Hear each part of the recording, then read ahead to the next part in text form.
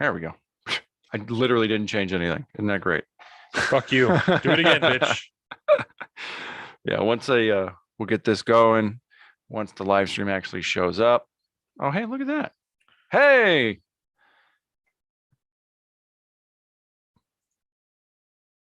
Okay, got it. We're live streaming. And I'm going to quiet down that YouTube thing because I'm not going to deal with that long ass delay. There we go. All right, that's going. Let's make sure we're here. Live stream. Boom. Okay. Yeah, it looks like we're running. All right, let's go ahead and let's fucking do this here, boys. I love this. I totally forgot about how like the sloppy opening of the Zooms are so good. Oh, this is awesome. So You're so professional. And just like a red, white, and blue phoenix rising from the ashes of political bipartisanship, we are back to Salt of the Streets podcast. This is Saturday, October 9th, 1:49 p.m., episode 115. And welcome back, everybody, to the Salt of the Streets podcast, your one and only source for social and political commentary on all the weekly news, pop culture, and sports that you can handle. And the best part about the whole deal, it's all built from the ground up for people like you and me, the everyday normal person. So come down and join us as we discuss life, liberty, and the pursuit of happiness, and continue our endless endeavor to bridge the gap between people and information. I'm kind of upset when I put my headphones on that I didn't create Crazy Hair again.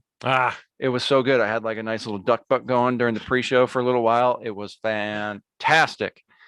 But anyways, yeah, we're out here today. We're going to be very soon. We're going to be joined by I'm Donovan. I am Colin. You are Donovan. Thank you. I jumped the gun on that one.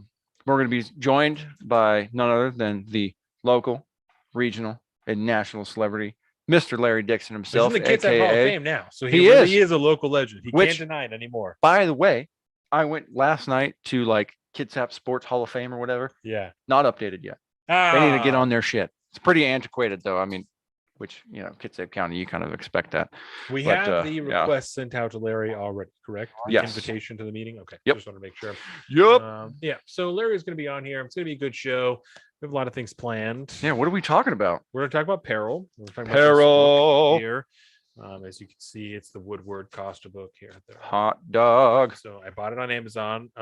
It says in the cover that it's $30, but I'm pretty sure that I paid like $24. So you can get a deal on it if you bought it on Amazon. Woo! Anyway. I love how like when those big political books come out, just like normal books, right? Yes. All the first releases are always in the hardback, right? Yes. Which are always like 20% more than the paperbacks when they come out. But everybody's got to get the shit right now. So everybody's buying the hardback. And so I prefer a hardcover anyway. Me too, to be honest. I mean, where's my bookshelf here? I'm going to take my headphones off because Larry's not here yet. So I'm not going to try to deal with that. But, wrong bookshelf. You buy the hardcover edition of like a Game of Thrones book. Yes. It's this size. Yes. But, like that thick. Yeah. The paperback is this high and that thick. It's like, that hurts my eyes, man. Like the text is so tiny. It's super small. I prefer the nice, big, fresh hardbacks, man. Yeah. They always have nice dust covers on them too. And I don't like the dust covers. Like I like a hardcover book, but I don't like the dust covers on them. That's like I like them for the bookmarking. Like it's easy to use it as a bookmark. I like that part about Jordan hates. I'm very notorious for taking the dust covers off my books and then putting them on my shelves, and she fucking hates it. Oh, she hates it. And I just don't. I don't like having on. They always get fucked up. They get all frayed and damaged on the edges, and so I just don't. I don't like having them on there. I want more hardcovers like this. Right. Yes. They printed on. Yes. It's really nice quality. Exactly. I love this type of stuff. This is a little manga that I'm working through right now. That's cool. It's fucking awesome. Manga. Can't say that. Otherwise it's America. It offends the weebs. So we're gonna talk about Peril. We talked a little about some COVID updates already in the pre-show. So if you want to go back and watch that, obviously when this is done, don't fucking stop watching the live stream. Epic pre-show, by the way. It's great pre-show. Some really great moments on there. Maybe some clips potentially. We both said some pretty inspiring things. We have some inspiring things to say. That's how we are. So I'm so close. Larry is updating things on his computer. We are going to be on here soon. No rush, Larry. Don't worry about it. Yeah. So we're going to talk about Peril, government shutdown that just earlier this week, they passed an extension to fund the government through December 3rd. And so we're going to talk about kind of some of the things that go into this, the budget reconciliation package, the debt ceiling, the votorama, some of these big terms that we've talked about before, but are still very confusing. I still have to look up articles and stuff like that on them. It doesn't make a lot of sense. So we're going to talk about those things, the path forward, the things that are holding them up, some progressive caucuses and some things like that. You're a progressive caucus. Whoa. We are going to talk about the idea of minting the coin. Woo! So we're going to explain that when Larry gets on here. It's going to be a whole deal. I'm really excited to talk about that for one, because I can't tell just from the very limited conversation we've had on that. We haven't really talked about that much between the two of us. Yeah. I don't know which side of the tilt you're on. I don't really know. So I'm really curious. I don't know if that, mint the coin. yeah, I don't know if maybe you're a fan of Crystal's plan or if you're anti minting the coin. I'm very interested. We will find out. We're going to have some updates on Larry, his life, some things that are happening there. Oh, yeah. We've talked about him a lot over the last few episodes, some things that he's dealing with. He's in the army, right? He's been out here before, so we know some of the ideologies that he carries, and policies and things like that he holds on to. So very interesting. Talk about that. It's going to be a great show. Oh, yeah. We can. I feel like I want to start with some personal stuff while we have the time waiting for Larry. Let's hear it. Because I've been remiss. We didn't talk about like my food intake on the pre-show like we usually do. Right. I want to talk about that epic fucking steak that I had. Steak, right? Oh my God. What is it, 43? It was a 43 ounce porterhouse. And good God, I mean, over 2 pounds. It was a pound steak. Massive, bro. Massive. I have not seen a piece of meat that large in my life, except for, no, I don't want to go there. It's except Italian. except for last night when I got to bed. But you should check it out. I put it up on the Instagram. It's out there. You could see that epic steak along on our Discord too, on the all about food section, which is a public section on the Salty Streets Discord. But it was massive. I decided I got a little bonusy stuff at work and in-laws were in town. So we're like, what's the best place in the county to go get like a really nice meal? Crabtree. Paulsville, 100%. Crabtree's and you know, it's not really a steakhouse, but it's also a steakhouse. Yeah, the steaks they throw down there are insane. Yeah, I mean, you pay steakhouse prices. Yes. And they are better than most of the chain steakhouses around. Like even going over to Seattle to like Ruth Chris or something like that. They're great, but this is better. And I don't understand how that happens. I'm fairly sure that most of the beef is raised locally here in Hansville, just down the road at the owner's father's ranch. He has a bunch of Black Angus cows. That's and they do their own dry aging. It's phenomenal. Yeah, it was wild, man. It was really cool to go into a restaurant like that, kind of high tier with multiple people and just be like, you know what? Don't pay attention to anything that's on the menu as far as cost. Get whatever you want. Let's get a bottle of wine. I had an amazing like double of just this top tier bourbon, which I kill myself. I don't remember the name of it now. No, you don't even know the name? I don't remember. Come on. I think it was Old Frontier. Paid all that money. Larry's here. Larry. But yeah, it was phenomenal. And then Larry's out there. Like I'm really bad at social media. Hi, Larry. Hi, Larry. What's up? How we doing? What are you laughing at, Larry? I'm laughing at you. About to talk about how you made me feel bad for thinking you were a vegan for a minute last night. Yeah, I felt terrible. I feel like I really offended a lot of people with my joke too. Defense, I love it. Larry is terrible at texting, technology communications. Yeah. So there's a reasonable miscommunication there. But just look at this man and think that he's a vegan. I was like, there's no way, but like crazier things have happened. It is 2021. I don't know what's going on in the world today. I did see, I watched a documentary and I feel terrible for saying it, but I watched it on Netflix and it's called like Game Changers, whatever. He was on Joe Rogan, but he was talking about being vegan and it really strongly made me consider plant-based. So I do eat a lot more plants than I used to. Since we're on this right now, actually, let's just talk about this for a minute. Yes. We backdoored it. What about that documentary did you find most like appealing? Was it like the horrendous nature of factory farming and shit? Or like most convincing to be more Yeah. plant-based. So he took it back, and once he brought the historical aspect to where like just kind of the thought process of just like the meat isn't as readily available. The big thing that I really enjoyed is the fact that like he was just like felt lighter after eating. And so like that was like the thing that made me rethink it. It was just like maybe I don't need to be vegan, but maybe I am eating too much meat on one setting, because like I was weighing it out. And like as I get better in my diet, obviously you wear stuff, and like 4 ounces of meat, especially like you eat a burger. I could eat a half-pound burger and I could crush it. Easy. Like that steak you did, probably like 10 to 16 ounces, and I would have crushed that without thinking. 10 But to then you 16 think, ounces.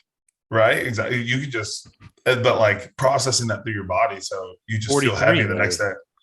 Was that 43 ounces? That was a 43 That ounce. was his steak was 43 ounces. But in your defense, I didn't eat for 24 hours. Damn near. No, 100% right. Like the thought of food, I got up because that was Thursday night. I got up Friday morning and was getting ready for work, and I was like, okay, should I grab something for breakfast? I was like, there's no way I am even going to consider eating after that night. And I didn't eat until last night at dinner. It was just the thought of food was just too much, man. All that, I mean, it's gonna take me like 2 weeks to process all that, I'm sure. That's a lot of food. That's one, it looked delicious, right? So like, again, don't believe me, my wife makes steak all the time for me, and I eat it all the time. Even when I was like in the middle of being vegan, after that week that I was like vegan before I moved into plant-based. And I say plant-based tongue in cheek. I always tell people on PB no V, like plant-based, not vegan. Yeah. So it's just absolutely just make fun of it. Like I just, again though, he made some good this guy. And then, but I will say, like when as I do it, I feel a lot better. Like the next morning, because like the Ironman, you just run a lot, obviously, and so like eating late, and then the next morning, I feel just a lot better running that long.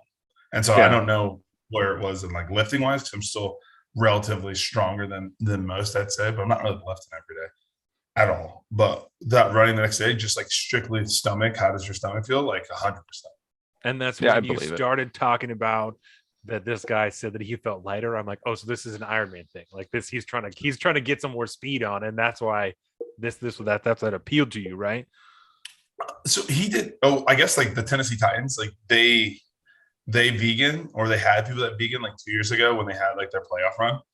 I did it for just Ironman, just like strictly like I don't know what it does for strength. I'm not good at this. What I will say again, it's not even like speed. I just feel, because like I would just run, and like you're like, hey, go run for 2 hours, and I just felt horrible. Yeah, like my stomach felt terrible. I was running slow, but like I just started eating like less, and like I was going as far. I was doing the work, but it feels bad, and I don't know about recovery or anything like that. I just felt better. Yeah, I like to like equivalate. Is it no? What's the word? I don't know. I like to think of it more of like right. I need a thesaurus around here. I like to think of it as like strapping on some extra fuel tanks to your body. It's like, you're going to feel heavier, sluggish, all that. It has a purpose. Like you can eat a ton of meat like that, and it'll help sustain you for a longer period of time. But bro, you just strapped on all those extra gas tanks. It's going to slow you down. You eat light and you eat clean, you're always going to be running at like a peak performance level. But then that is also different for every single human being out there too. 100%. How it works. I easily tell people I don't even know what to eat. I don't even make much of my food. I think my wife cooks like 97% of what I eat. So like, if we're really being honest, whatever she has out there, I'm gonna eat. I'm just gonna be completely honest. Whatever. Are you not a picky eater at all? Have you seen me? No. Never. I kind of feel like if you're in the military, you like can't really be a picky eater, right? No, I can't wait to bring you guys MREs, and I just really want you to just delve right into like the cuisine we get in the field. Like once you eat like 6 of those, like you remember. I'm familiar. I'm familiar. I had some guys some kids that used to work for me back a couple of years ago. They got on this tilt for a while where they didn't want to like pack their own lunches to work, and they didn't want to go spend a bunch of money at the gas station or something like that every day. So they bulk ordered a shit ton of MREs on the internet, and like would bring them into work, and would be their work lunch every day. And recently tried most of the menu options available in the MREs, and I'll take Mountain House any day over an MRE. We'll put it that way. It's absolutely disgusting. We have kids all the time eating for the first time. They're like, "This is so cool." I'm just like, "Yeah, give it time." And then by the end of the second, they're like, "I don't want to eat another one ever again." I'm like, Yeah. You spend 2 weeks straight eating. That's the only thing you eat. Yeah. Yeah, you'd rather eat dirt sometimes. When I Like, no, I'm good. started, when I started looking into like prepping and shit, I was like, oh, I like looks at food and stuff. And so I was just looking at different articles, and there's a bunch of people that are like, oh, just buy a bunch of MREs. And I was like, I've never heard anything good about MRE. Like, why would I buy that? Yeah. If I know that I'm not going to enjoy it. I know the survival, the point is to survive, but also I have a wife and a kid, and like, you has to be at least reasonably, you got to kind of want to eat it, or else they're There's a not going to balance eat that it. needs Yeah, to or be else they're sought going to there. die. So like, I'm not going to just No buy a bunch of balance. MREs because they're not going to eat it. Like, Listen, they're just going to die. that's another reason that being a vegan would have been great, because I could live off the land. Like I would not fiend for meat once the world's over and I'm completely just harvesting beans. I would be fine. I Maybe. could You'll be a subsist. legume man. I would just be ready to go. I'm glad to hear you guys. Are you guys both prepping? Please tell me you're both prepping. Yeah, Oh, of yeah. course. Yeah, 100%. Yeah, Yeah, I yeah, love it. I love it. Of course. Actually, I have a hunting trip next weekend. Just a little weekender. Yeah. And then a couple weeks after that, end of October, I got a big elk season to go do and a duck hunt in between there.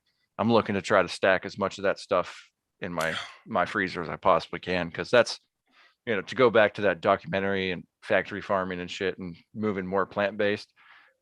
I'm on like a general tilt there, but I'm also a big meat eater. Yeah. But I'm not about to go to the store and buy a big T-bone or, a ribeye 100%. necessarily, because I Right. know how that is procured and I'm not down with that.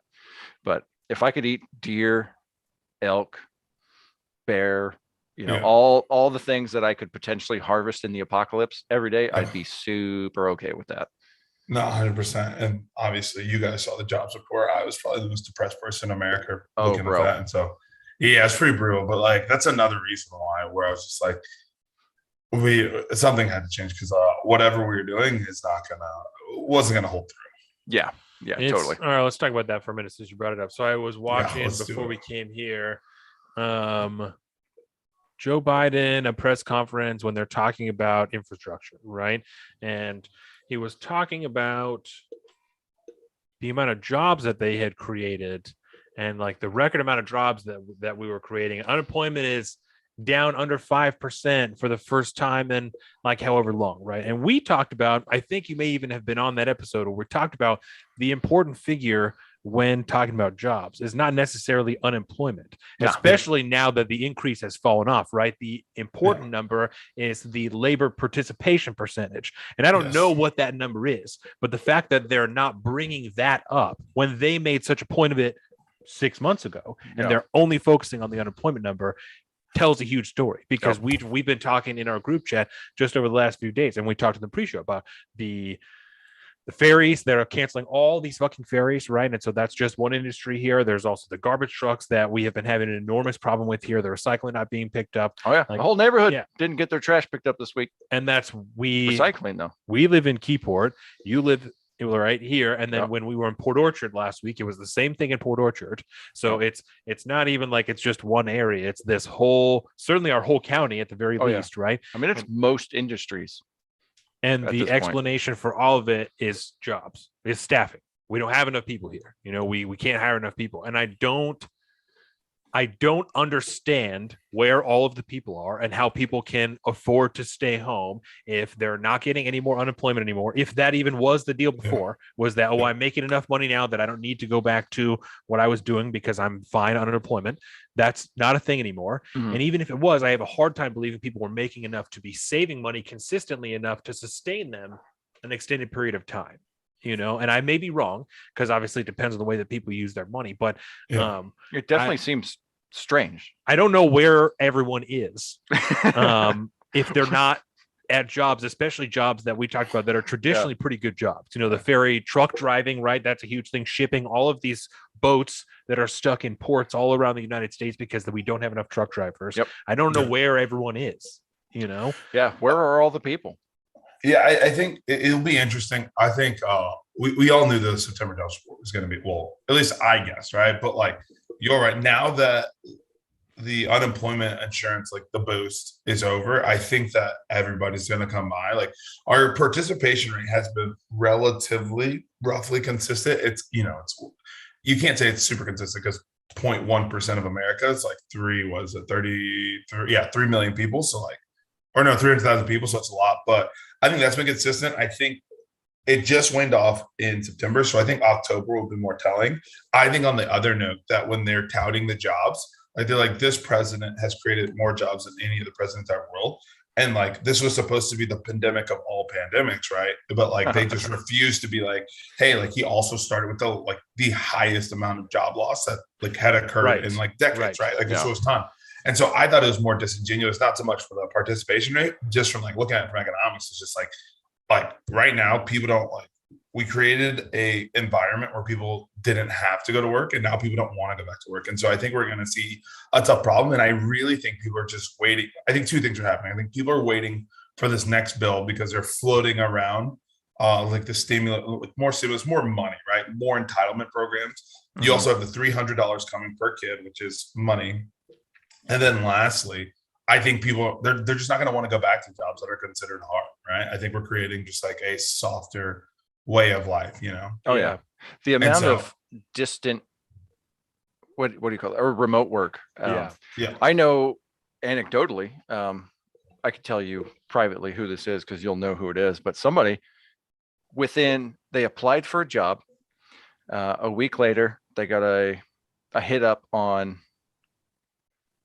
I don't remember I think it was just email at first, but they essentially were like, hey, download this app called Telegraph so that we can communicate there. They did a text on Telegraph interview for a day for about an hour.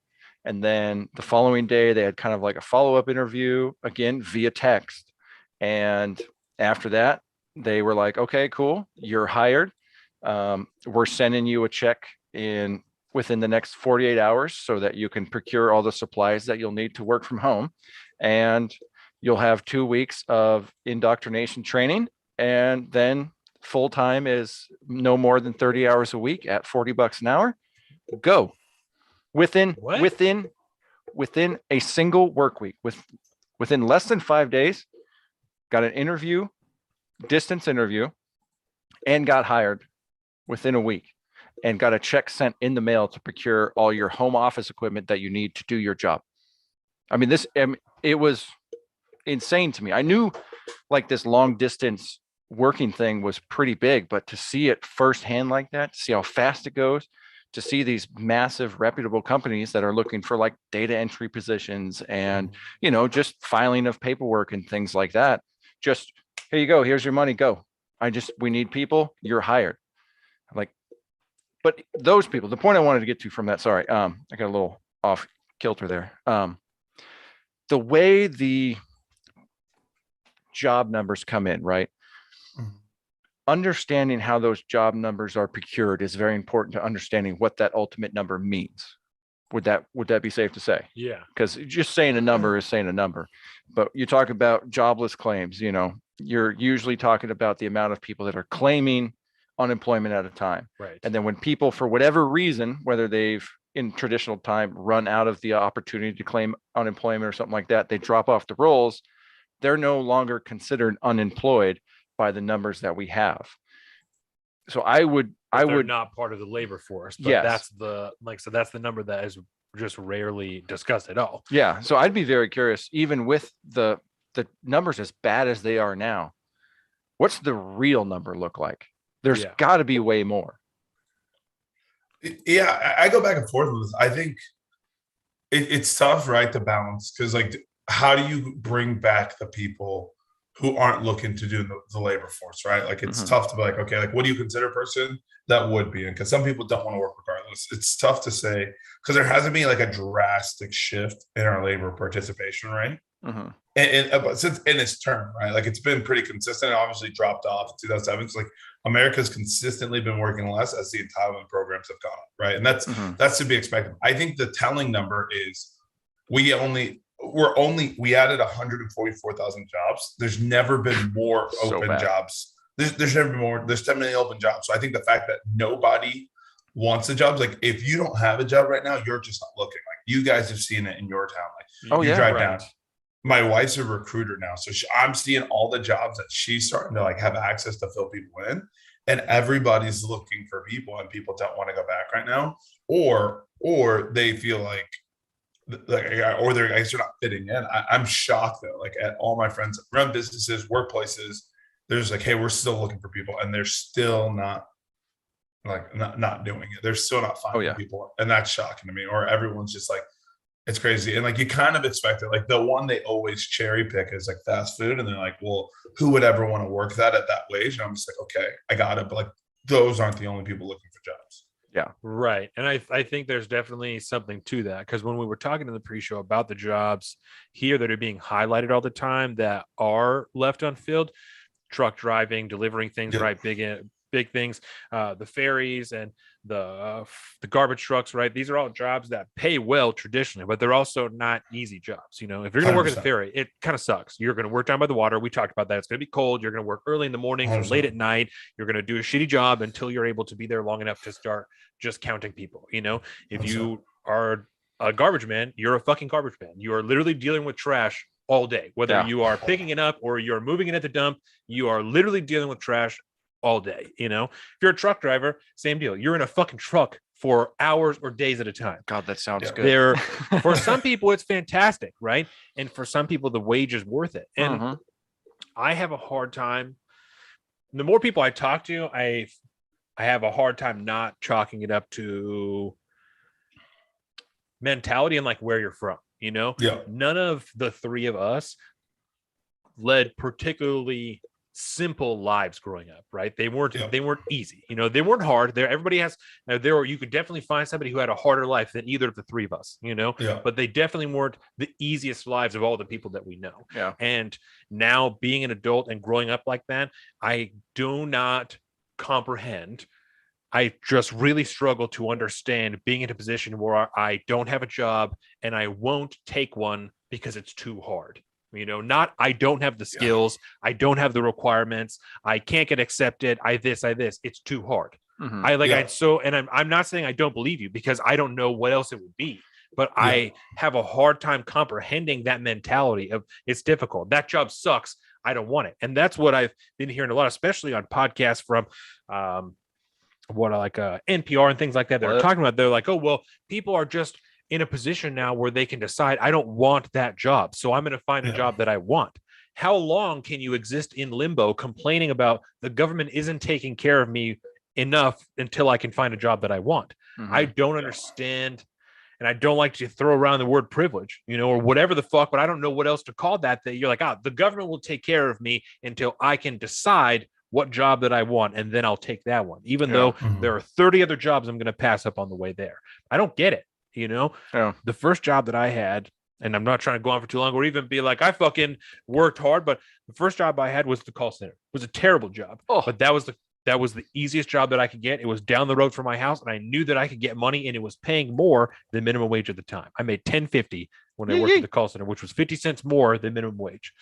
Why would I not go and get that job? It sucks. Everyone tells me it sucks, but I'm going to go and do that job because I need a fucking job. Yep. I'm going to go make some fucking money. And I worked construction the summer before that. After that, I worked at the mattress store because it was a better job for slightly more money that wasn't at the fucking call center. You know, this is the first job that I've had at Bennick that isn't just extremely difficult. And it took me several years of working here for it to not be extremely difficult. Yeah. It's very technically difficult, but so you'll learn it. It's a learned skill. So I feel lucky, and I have the whole time, that I got a job like this when I was that young, you know, that I didn't have to continue to work shitty jobs until that point. And so I just don't understand the unwillingness to work a job that's difficult, even though it will fucking pay you $22 an hour. You know, the last time I looked at being a garbage man, it paid you $20 an hour.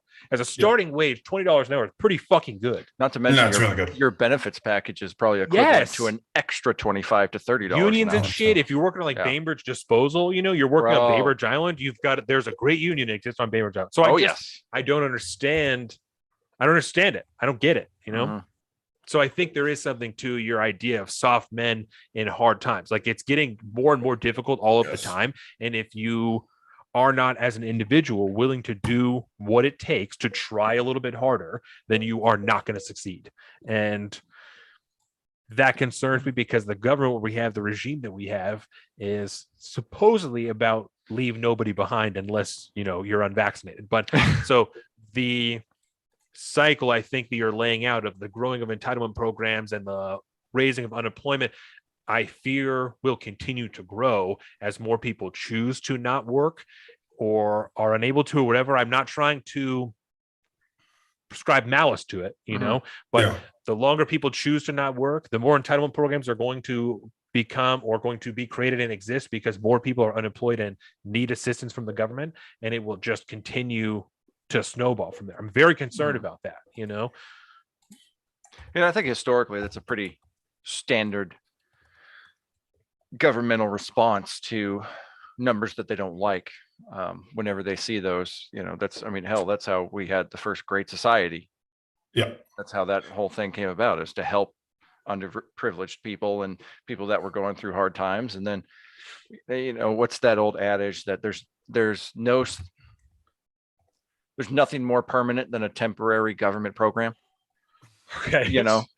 And that's funny. And that's the way it goes. Every Yeah. single entitlement, there's a Yes. reason they're called entitlements, because the Right. minute you implement them, people now become entitled to those things and they hold on to that. There's a reason we still have all the entitlement programs we have now.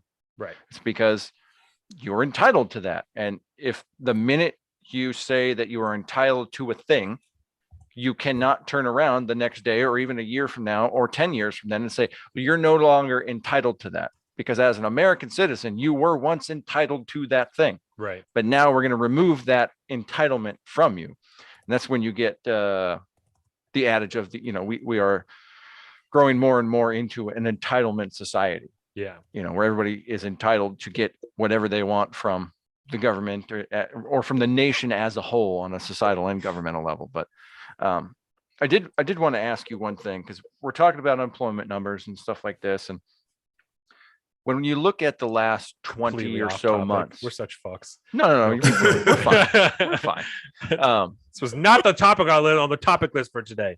But I I wanted to. apologize. No, Obviously, I don't give a absolutely fuck. not. It's We're beautiful. It's we're just fun. professionals. Whatever. So I'm going to direct this question at Larry first. But Yes.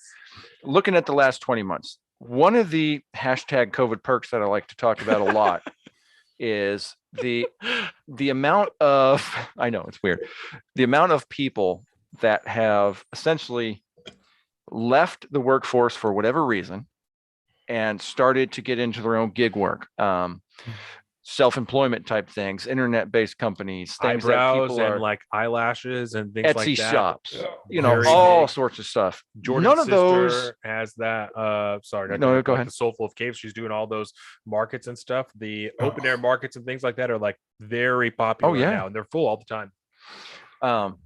So you take people like that, right? That maybe will not go back to a regular job now because maybe one person in their family has a regular gig and you got a steady income, and then the other person can make the ends meet or have the extra cash or be able to, offset the income required to maintain their standard of living by maybe taking a slight pay cut, working for themselves, making things on Etsy, doing gig work, doing whatever it is. Cakes. Do those people, do they become numbers in that jobless claims, in the labor force participation rate, because they are essentially non-typical, non-standard jobs? Are any of those people being factored into the numbers we're talking about now? I don't think the government is able to track those. No, so I don't know. The labor participation rate's kind of a misnomer, right? Because like how I used to think they did it was they sent like a form or some kind of thing, or like, are you looking for a job? But I don't understand how that census approach could like capture everybody. I don't know. I if it's a guess. believe that it's, I'm not trying to interrupt you, but I believe that the labor participation is the number of eligible adults, like eligible to work adults, and then the amount of them that are actually working. Okay. And so it's based off of that census data of how many people we have record of that should be able to work, minus the people who are on disability, minus this person, the people who aren't able to work. Because they could And see then the that amount of people through. who are reporting that they are employed actively. Because they could see that through like a cross Through reference the IRS. of Yeah. through like Social Security and federal income tax payments being taken out of checks, or those 100%. people aren't getting those things taken out of checks. I believe That that's would how make it's sense. done. In which It's- case, go ahead, Larry. No. On top of you, so you're part right. So it's basically everyone who is working and everyone who's seeking work over basically everyone who could be working, right, in the working age. The question I always have is, how do you define actively seeking? And I think that's something that even when I was back in the econ class, is like, how do you define someone who's actively seeking, right? Yes. And like there's no like solid program for that, but you're like 99% right. Like it's usually majority of people working, and like it's assumed like we're in a reasonable place, like we're dropping into a place that's not as good, right? I think I don't know. I was in comments. I think it was when we drop under 55%. I think that's when people get worried, because like you have some people who aren't working. And so you're like, because you obviously money for tax dollars and stuff to get out. So then you start looking at that question, but yeah. So check this, right? My mother works for WorkSource locally, and she deals with people. Do you know what WorkSource is? I don't know. I'm sure. Not at all. I was literally about to ask. So you guys definitely have some form of it in where you live, but I don't know what it's called.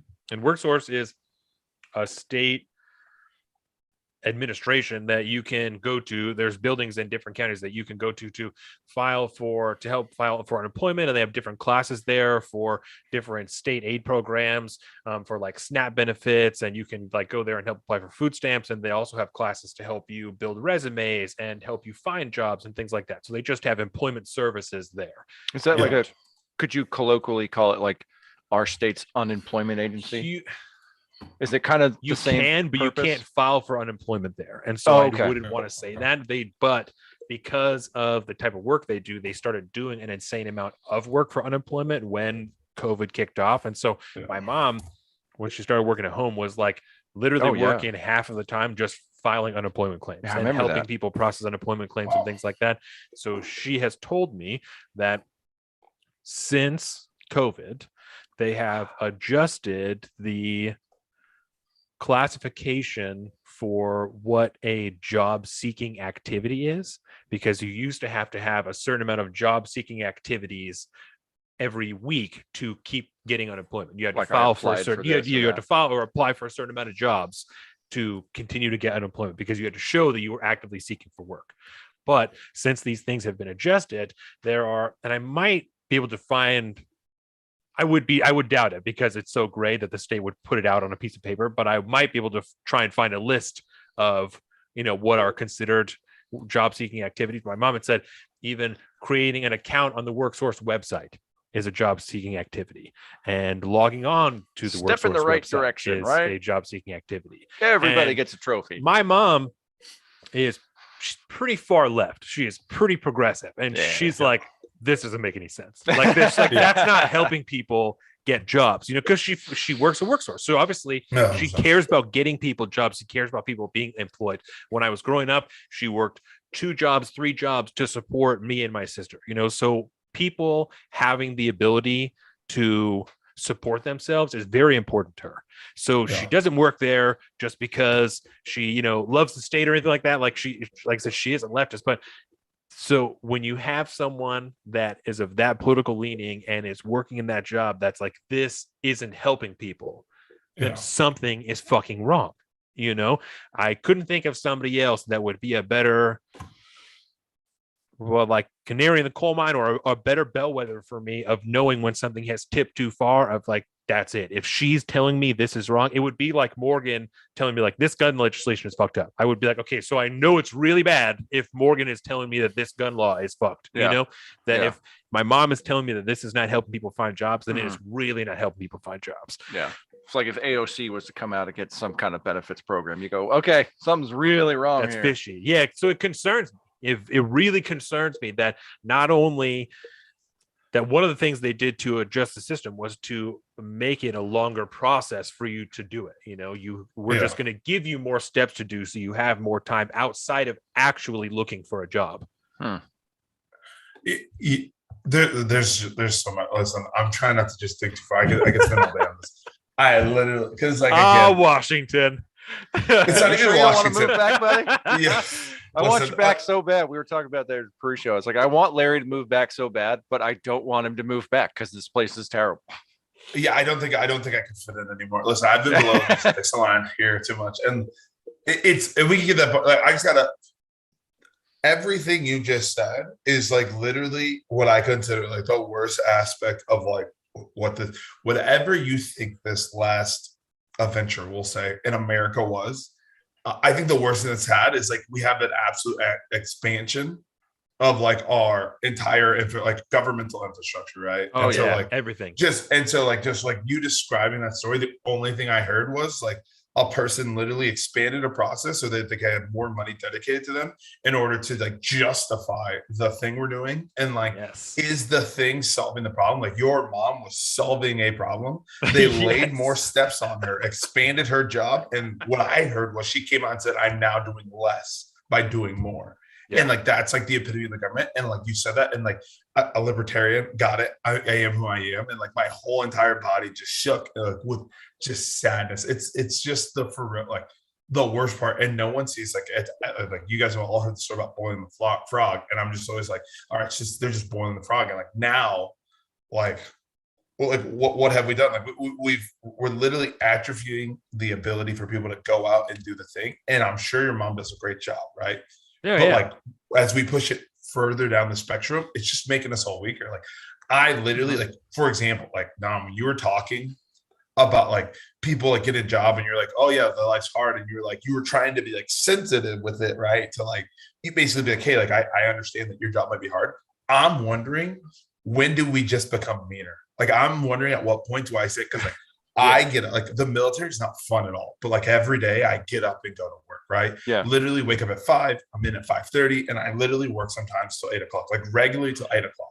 And you just work, right? And like I look at people like talking about unions and days, all of it, and I'm just like, at what point do you say like just put it together? And then just like on Colin, he was just like, the thing you like is everyone doing their gig, right? Their gig like lifestyle, like starting their side hustles. I like that program, but feeding back in, I don't like people doing that at the cost to the government. Like I want people to like you run a business, and if you don't perform, you're not doing X, right? You're not going to eat, you're not going to have your house, you're not going to do anything fun. Oh yeah, but like you're going to wear that on your chest. I don't think through this COVID period, like I think a lot of people were like, hey, I'm an unemployment, I'm running a business, but then going down and collecting unemployment. I think that's fraudulent. Oh yeah. And like, it's just so frustrating for me because like now that you have a business, but you can collect unemployment, like you have no incentive to go find a job because all you're doing is playing on your computer, pretending to take a picture and being like, oh, okay, this is my 9 to 5. And I'm just like, and it drives me insane because like, again, I start a side hustle, but again, I have a whole ass other W-2 in order to be sufficient enough to then run the business. Right. And so like, I just feel like we're taking away, and it's ultimately going to cost us in the end. Like, I don't think we're losing such a competitive edge. And we talk about like the whole participation trophy thing. I literally think we're extending that out to business, where like business is literally supposed, like, you don't have to change it because everything you do in business is literally like the feedback system's there. If no one wants to come work with me to do taxes, I'm a shitty tax person.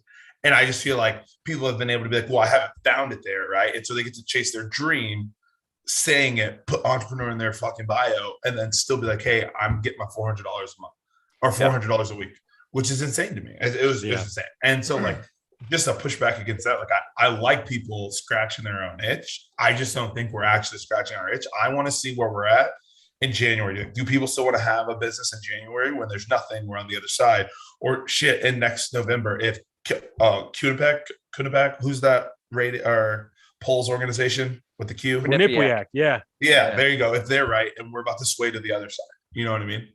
Like, it's still as fun there. And I just want people to then sacrifice, work that job, support yourself, then do the side hustle, not do the side hustle whilst having the government support you. Because then, like, we haven't cultivated anything. That's a very good point, because when I was talking about like, yeah, those side gigs and stuff like that, I didn't factor in the fact that, yeah, a lot of the people were being able to offset their income and take Yes. advantage of that opportunity to start the 100%. side gig, right? Yep. And that, After the first package. yeah, And and that's just to, I'm not trying to, Go ahead. just to frame what you're talking about, just so anybody's like, what the fuck are they talking about? oh yeah, During the first infrastructure package they did, or infrastructure, I keep fucking doing that. right. The During COVID the relief first COVID package. relief package, yeah, there was CARES an Act. adjustment to, yes, to the CARES Act. There was an adjustment to the unemployment system, unemployment insurance, so that if you were a gig worker or if you were self-employed, that's so they Mhm. came with like the $600 or $400 of the baseline of this is what you're going to get no matter what, and they raised that Yeah. up, and so you were able to receive unemployment if you were previously not in a classically employed job. Well, So, because yeah. it removes the incentive, right, from the classic way that a person would break into the gig market, if you will, because like you said, you work your ass off all day long and then you come home and you do your gig work, right? We both have full-time jobs that we work our asses off, and then we come home and then we do our gig work, right? 100%. And now we're actually making money off of that gig work, which is a beautiful thing, thanks to somebody over there. Hey, read that Support book in it. 9 days with the 2.5 9 days. 9 days yeah. read a book with a 2.5-year-old. And actually, let me just put this little insert into this here, a sidebar. I think, because we're going to talk about this a little bit, or we're going to talk about that book a lot today.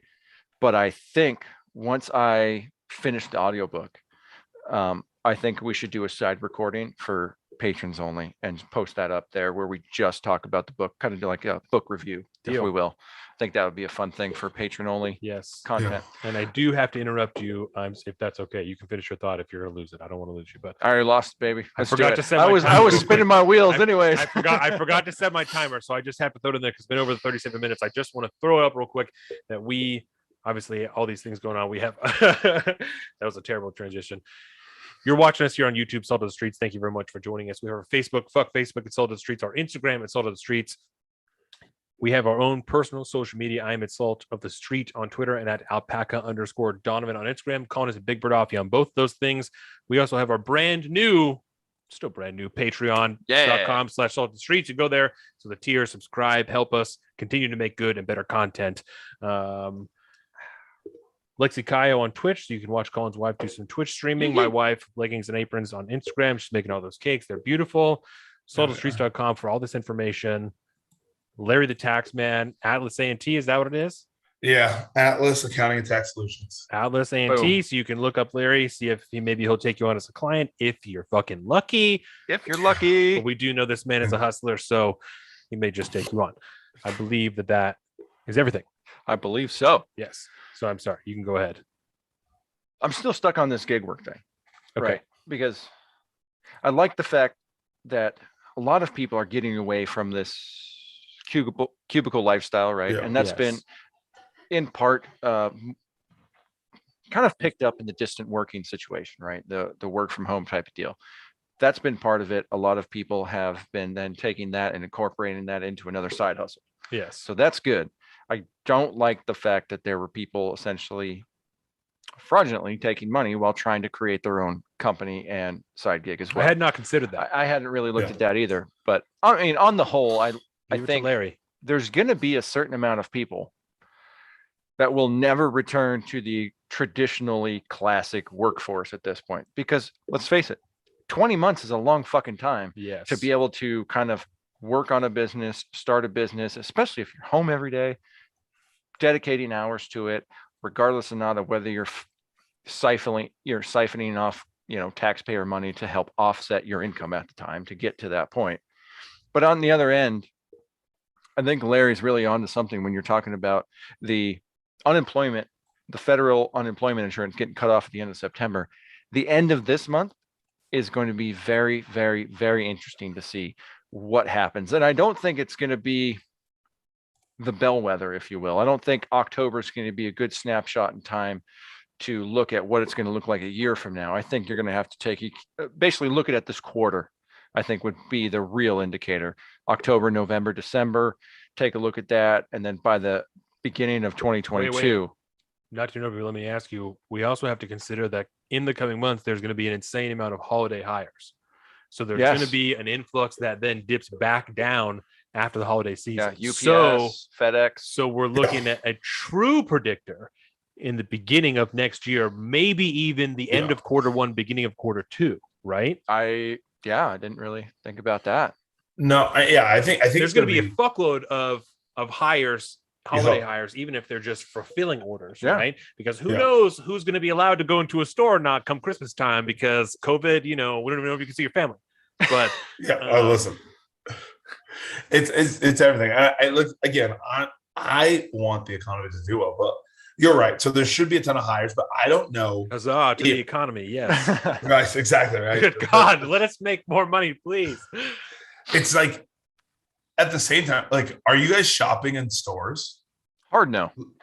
Like, are you guys going like because like I just want to like Only for groceries. 100%, right? And my Yep. wife, for the first time, because we have free delivery for like our little grocery store that we go to. It's like healthy. Like I said, she cooks her food. They God delivered damn it, this- everything. I gotta move there. This is every time we have you on, I'm like, man, I gotta get there. This sounds Listen, legit. I would love to have you guys out. I really feel like once you guys come down here, it's going to be it's going to be just It'll be a again, problem. Yeah, literally. For me too, man.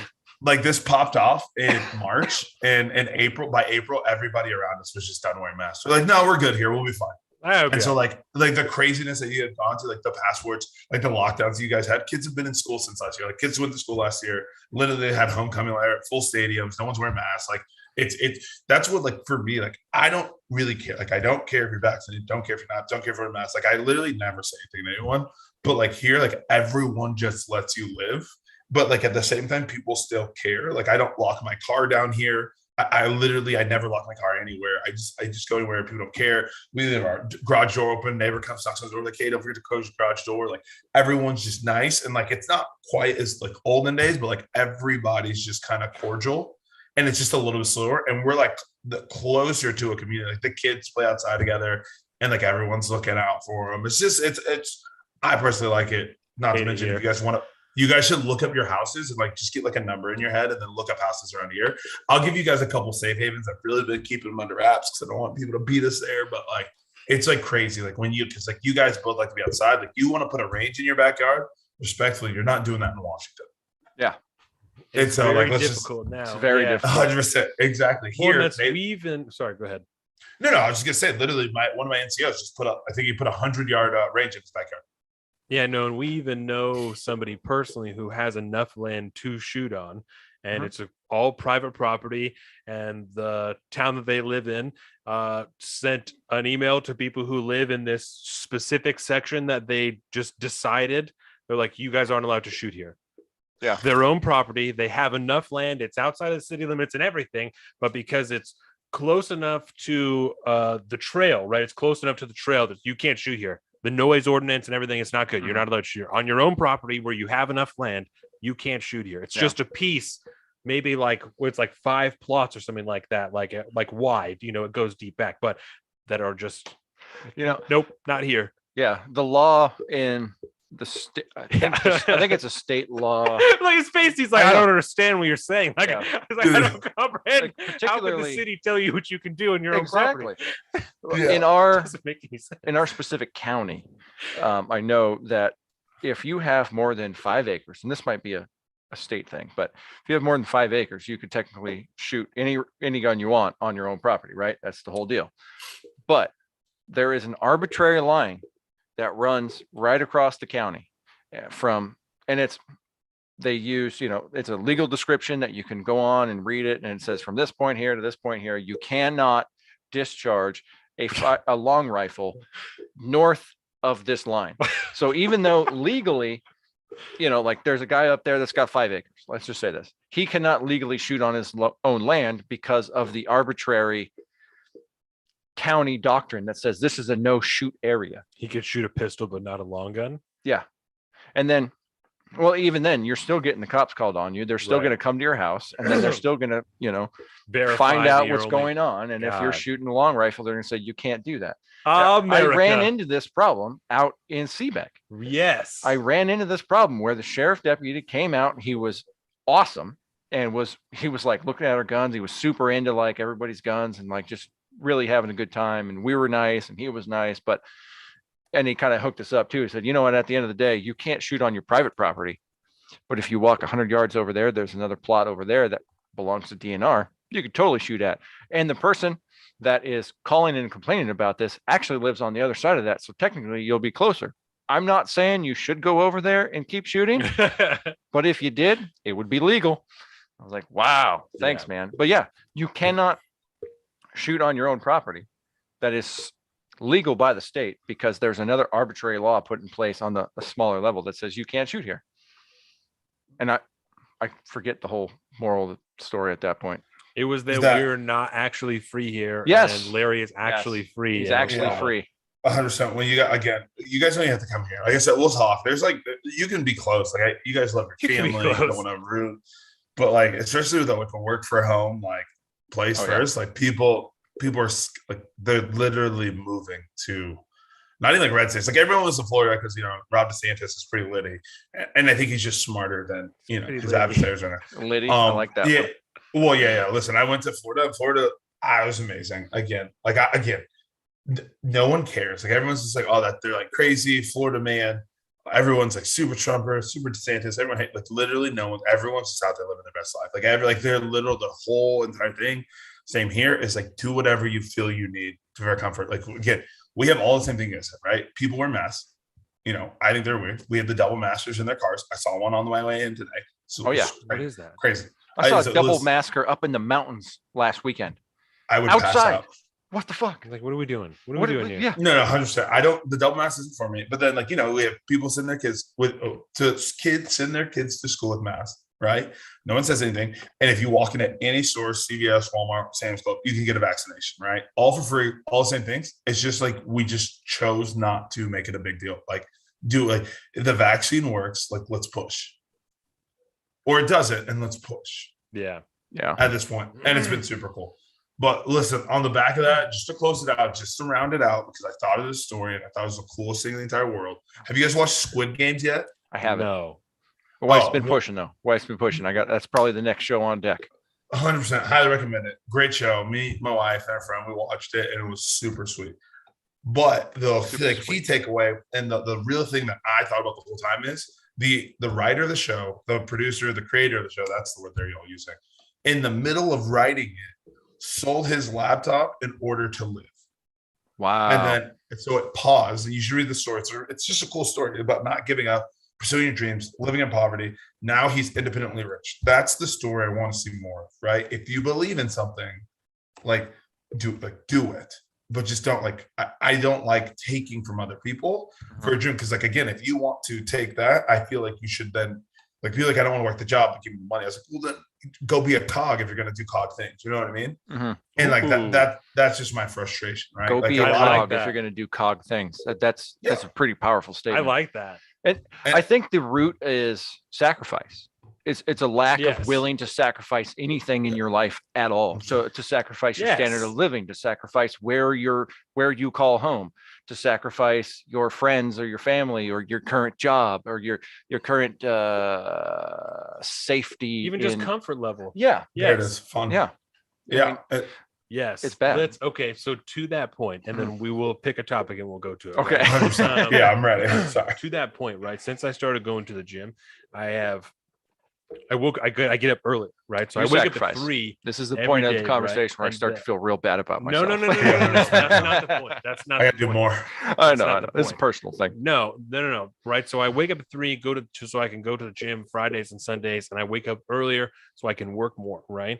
And when I was trying to decide how I was going to make more money so that we could pay off debt, so we could buy a house, so that I could go to the gym, I didn't want to miss time with Dax. Right. Mm-hmm. I didn't want to miss time with Jordan. I didn't want to do these things. So the easiest thing to do is I'm just going to wake up earlier. I'm going to sacrifice that hour of sleep and wake up earlier. And there's an insane amount of people that I have spoken to since I started going to the gym about like, oh, when do you go? Where do you go? And like, oh, I have to go to Snap Fitness because it has to be 24 hours so that I can go before work. And they're like, oh, I couldn't do that. I could never go like at 3 o'clock. And I don't mean you. You're your own deal. You're an exception to, like I said, it's a personal problem. I say, but any other person that I've spoken to that's saying that, like, I couldn't do that. Like, it's too early. I just feel like I can't do it.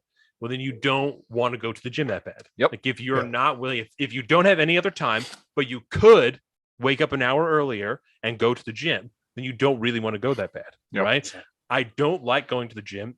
Almost every Tuesday, I'm on fucking Instagram posting at Larry like, I don't want to go to the gym right now, but I'm going to the gym right now because I'm fucking friends with Larry, and I know that he would be disappointed if I didn't go. So I'm gonna go, and I'm gonna savage myself because I don't want to go to the gym. Yep. And that's like, if you're not willing to even be uncomfortable or sacrifice comfort, then you don't want it, you know. And it is about sacrifice in one form or another. And comfort is the easiest thing to sacrifice, you know. And I think that's one of the things that speaks most to your soft men hard times thing, that we so many people in our society are unwilling to even sacrifice comfort, the easiest thing to give up. I'm going to make myself mildly less comfortable so that I can be healthier, so that I can do this, so that I can do whatever, and I don't sacrifice time with my kids, so that I don't miss time with my wife. You know what I'm saying? It's very difficult. It's very difficult what we do. You know, like you said, we spend our entire week working jobs and then also come here and do this and spend 4 hours now on average putting together a show that I would defend with my life. Hard, you know. It's uncomfortable. It's difficult. My wife and my son are at home right now. Your wife is off. She's doing things that are fun. You know what I'm saying? She's probably down at the gym right now. You could be doing other shit. That chick has gotten ripped. You could be. It's she wild, absolutely is. That's for sure. Wild. But the point is, we could be doing other shit. You know. But we would rather sacrifice those other things that we could be doing to the time that we haven't spent with our family. We haven't spent doing other things that we want because this matters. You know. Like on a very, and I don't want to make this like a pity thing, right? Because we're just talking about little sacrifices that we take on in our own personal life. I now sacrifice the first 2 hours or the first 2 hours of my post work day, right? Whenever that starts, whether that's at 4 o'clock or whether that's at 6 o'clock, you know, I come home now, and thanks to the inspiration of Larry, the newly dubbed Salty Shorts are a Monday through Thursday thing now. Because I decided that sacrifice of my own time is 100% worth it to me. And so I come home and I do that. And now I've learned to appreciate that time that I did sacrifice, that I used to think was like, well, I need some mental health time. I need to decompress when I come home. I got to take care of the chores, blah, blah, blah, you know? Yeah. Or I could come home and I could continue to hustle, and the payoff has been better for the struggle. You know, my sacrificing my time to do these things has benefited me mentally, and I think physically, and hopefully monetarily.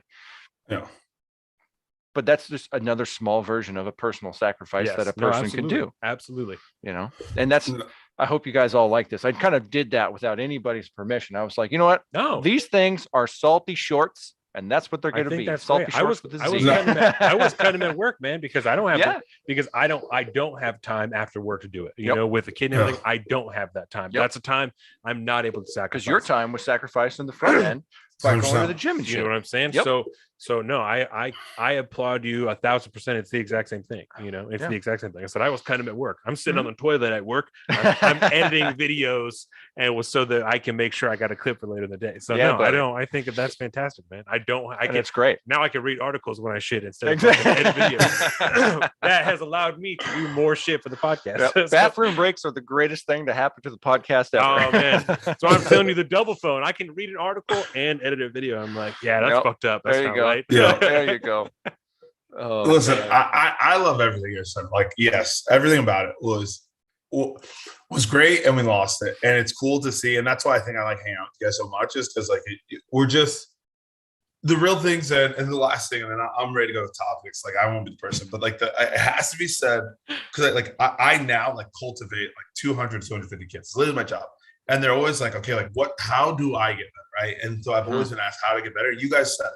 There is sacrifice, right? And they're always like, okay, I'm going to do X, Y, Z, something crazy, right? And the big thing that I think a lot of kids are missing, and what we don't talk about in schools, is they have no vision for the other side, right? Yeah.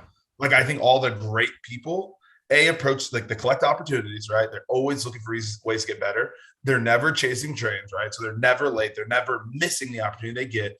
And the last thing is they have a vision of what the other side looks like. It's super easy for you guys to sacrifice when you guys are chasing the thing. And I think there's a lot of lost kids. And so like, it gets me amped for the sacrifice. But like what I heard there was you guys literally saying like, I know what it's going to look like on the other side. and all you're doing is shorten the time together. So I'm in. I'm in. Who's going to carry the boats? That's where I'm at. 100%. Fucking David Goggins. Exactly. You'd be hanging out with David Goggins too much, bro. You watch a bunch of his videos, you watch a little bit of Jocko Willink or something like that, and all of a sudden you're going to feel like a lazy piece of shit, and it's going to help push you to do something that you need to do in your life. Yeah. So I think right from the get-go, part of the reason Larry's here, and I think we should probably just lead off with this, Yes. is kind of getting an update on where you're at, what you're Yes. doing. You know, we've obviously been talking a lot. You've had some pretty, Almost every episode we talk about him, I think. yeah, you know, so I think it would be good, I think, for Larry to start talking about where you at, what you're doing, and why you're doing it. So let's see here. There is some big news. God, I'm still down in Oklahoma. I'm still a commander, basic training. Just that is what it is. So basically, every 10 weeks on, we get kids. We take them from like civilian to soldier. That's like the whole entire spiel there. And so Army That's basic your is- tagline. Is yeah, 10 yeah, weeks? 100%. 10 weeks. Yeah, 10 weeks now. It's soft. But It's it's South, cool. he says. Mine was only 8. It was nice. Yeah, see, like Coast Guard, you guys are even softer, but like the Marine Corps, like really the big kids. Yeah, Marines, what, 12? I think so, but they call theirs boot camps. Like ours is basic training. So like we're not Yeah. actually trying to be mean to them. Yeah, we're too woke to call it anything else. We got to call it basic training at this point. Oh, lordy. If you- like I know you guys the know. wokeness. It's getting aggressive. But yeah, so down here in Oklahoma, Oh, the tax and counting business, I officially can say 1 year from now, I'll be done with the military. And so I'll be completely out, and then I'll go to law school. So like, that's pretty much it. The new Ooh. thing I'm trying to do is training for an Ironman. Are you But I'll going to be run. SOS counsel, Larry? Yeah. You know we're going to get we're the gonna fuck need it. suit out of us Yeah, when we get 100%, big. You know it. It's You're going to be like, you can't say that about us. I can't wait. Like, I'm just waiting for the moment you guys get fact checked. That's how I'll know we would have made it. Like, once you're Yes. fact checked, yeah. Like, I just That'd think be that awesome. working. Can't wait. Can't We're going to be wait. celebrating. We're pop shit. Fucking fact check, bitch. God bless. I just got and so so law school, and then I'll be like the end states to be a JD CPA, and then there's like a whole bunch of other stuff I want to build. You guys would have to ask me questions. I'm terrible at talking about myself. I feel like there's nothing. I got inducted into the Kitsap County Hall of Fame. I guess that's like the new thing. Yeah. I was I have bitching to- because their website isn't up to date yet. Yeah. I was They pissed. haven't announced it yet. They just got a hold of me. They're like, "You're the hardest person in the world to get a hold of," and I said, "Yeah, I've heard that before.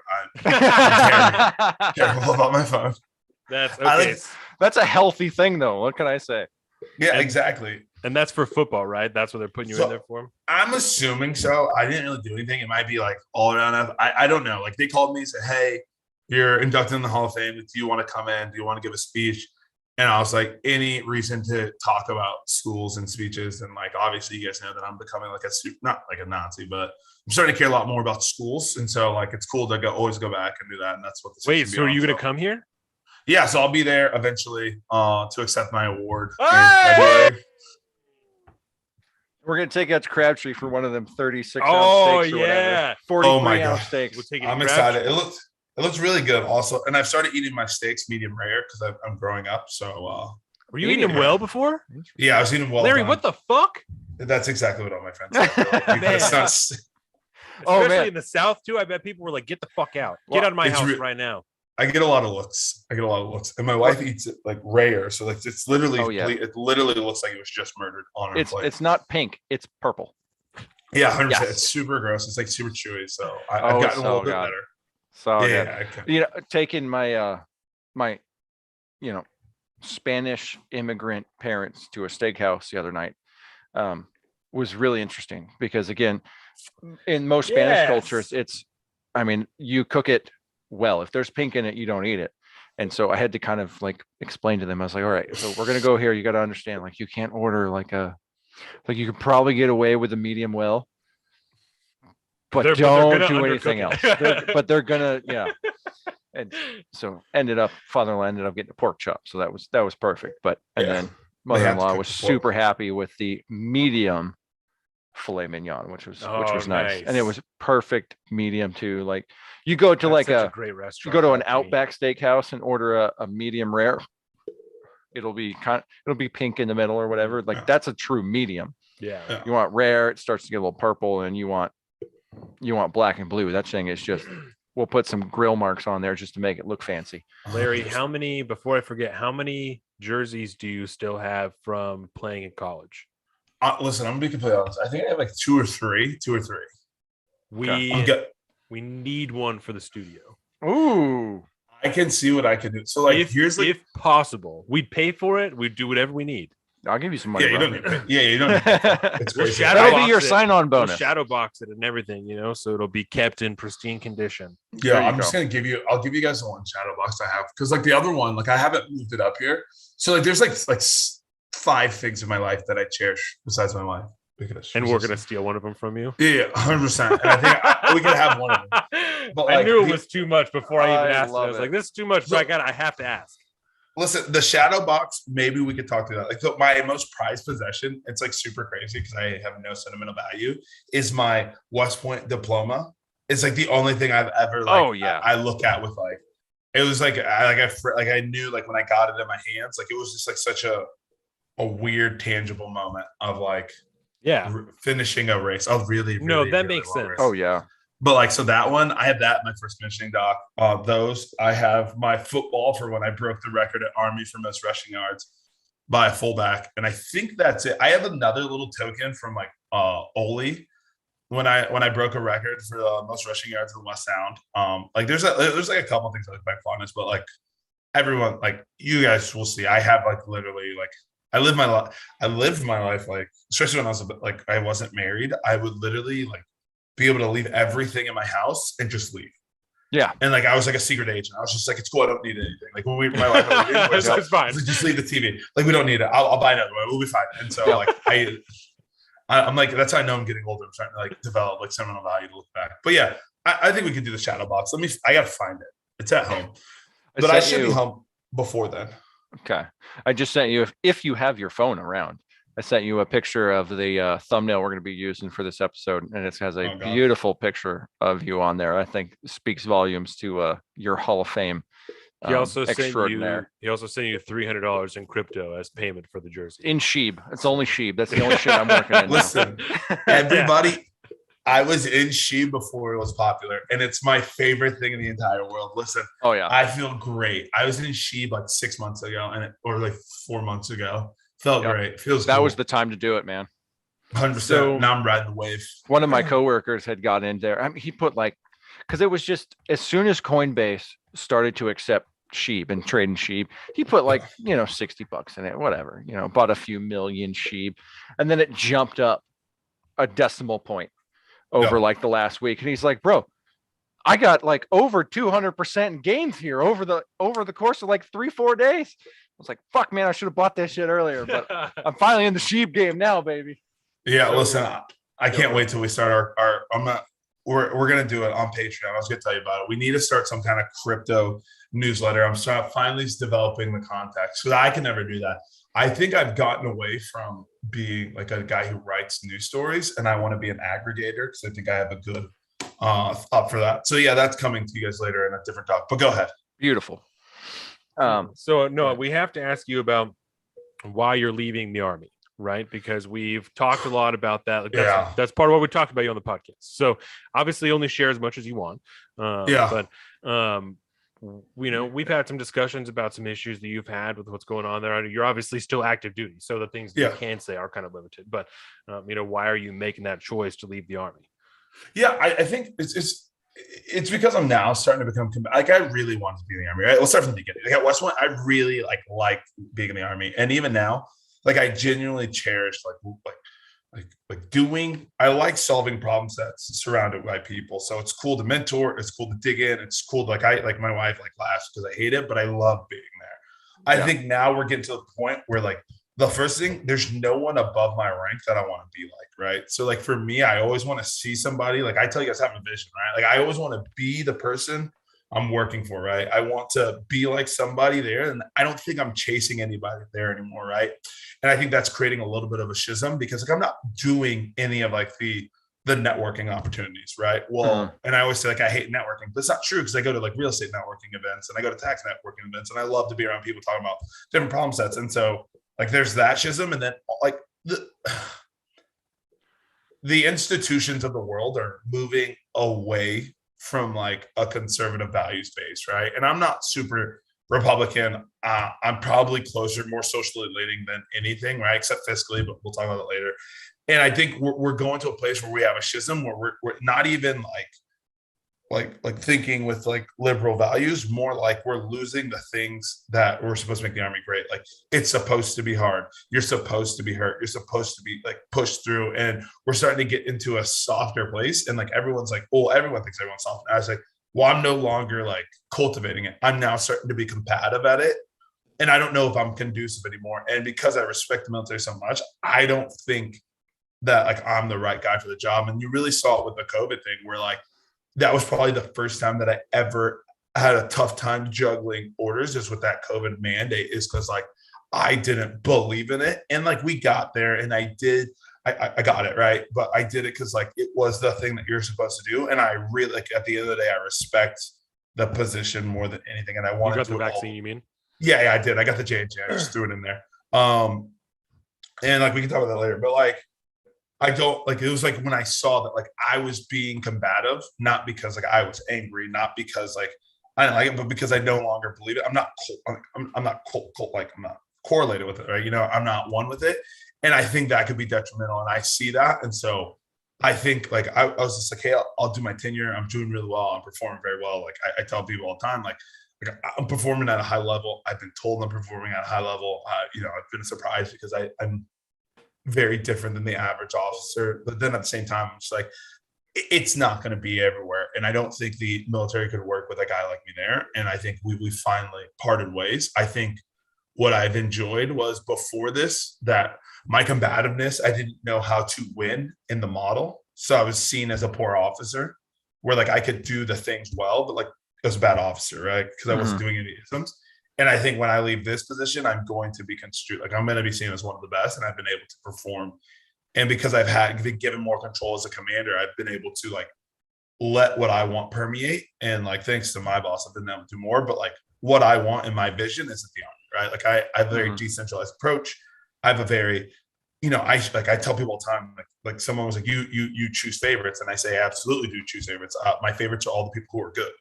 Yeah. And so like but like that's a pushback, right? Because you're supposed to treat everyone the same. And I tell you, treat everyone the same, but differently, right?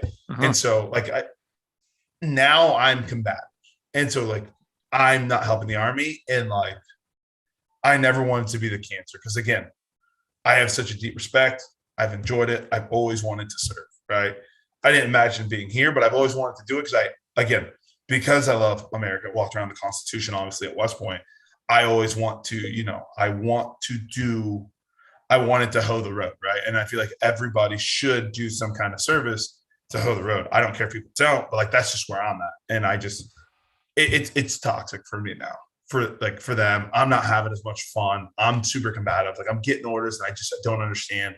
And then again, I really think, and this is the thing that it's going to be tough to go into now, but like we aren't cultivating hard people, and I think that's going to come back to bite us. And it used to be we're cultivating hard, right? Because like the dudes who jumped out, charged the beaches of Normandy, we're not breeding those anymore. And so like it's why we part ways. And like I said, I did it the right way. I'm not getting kicked out. I ran my race. I think I'm going to end up being, if not the number one commander, at least top 3 out of like 30 commanders. So that will be pretty cool too. And then I'm going to peace off into the distance. Yep. Yeah, I think that's I could totally relate to where you're coming from. Yeah. The service that I left was not the service that I joined. Not that I have any less respect for what the Coast Guard does. I love their mission. I still have, you know, really close contacts within, and they're 100% on the same tilt that I am. They just choose a different inflection point to make their decision to kind of walk away, because, you know, and respect to the military, because they do evolve and change as time goes on. And at one point, you know, you recognize that I don't belong here anymore. And it is so much better to do that, you know, to make the decision to leave at that time where you realize that you're not on the same paths anymore. And I'm not going to try to change the service. The service changed me for the better, and I'm taking that, and I walk away, and I will speak praises to the Coast Guard every day until the day I die.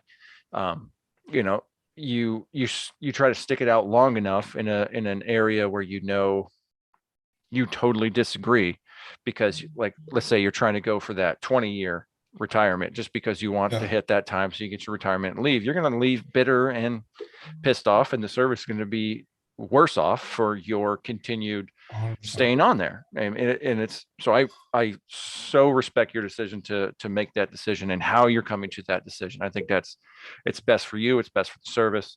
I think that's fantastic. I did want to ask you real quick, because you mentioned you always want to be in service, right? Yeah. When you were playing, because your entry into the service started from your West Point, you Yep. know, you got a scholarship to go play football in West Point, right? What were you looking at going into the service before you got your scholarship? Yeah. So it was something where Was it more ephemeral, just kind of like, I want to go serve? yeah, again, my mom, my dad both served, and my big thing was I never wanted to go into debt, right? So like, I would love to say like, all I ever wanted to do is serve. That's not entirely true, so I won't lie to you guys. My big thing came from, I don't want to go into debt for college, right? I didn't know what I wanted to do, so I knew that I could like pitch a tent in the Army, like have something that would keep me going, but then figure something out, right? And I've always felt like you should serve at some level, right? From a young kid, I would even go back to elementary schools to read to kids, talk to kids, and I would always try to get back, right? Like Miss Wallace, one of my favorite teachers, I would go back constantly and talk to the kids, meet with the kids. I would go back to Fairview, the football team, and I would run sprints with them after the team, and I would talk to them. Basically, I always wanted to be the guy who was paving the way, right, for the better, right? And I've always believed community is the best way to do that. And so the Army was like the further extension of community, right? Not even the Army. I probably would have tried to go to Marines, but like it was always something that was always in the top three, where like my family wanted me to go to college, but like I may have gone to college, but I always felt like I would backdoor into the Army in some way, or the military in some way, just because again, it's cool to say like you were a part of it, I guess you would say, for lack of a better word. At least I've always thought that. And so that's where I was. And like that's where like that's how I know like it's time too, because like I was about rowing the boat, for lack of a better word. It's one of my favorite sayings. I say to kids all the time. But like now it's just like the things that I see that need work are now contentious with like the Army. Like, right, for example, it's schools. You guys know that I love talking about schools. I've always wanted to talk about schools, but like now that's political in nature, right? And now I'm acting out by talking about schools, like, right? Like, for example, canceling the gifted program in New York. I'm like, oh my God. But I've been talking about that this morning. Eric Weinstein had a beautiful thread about that on Twitter. Yeah, 100%.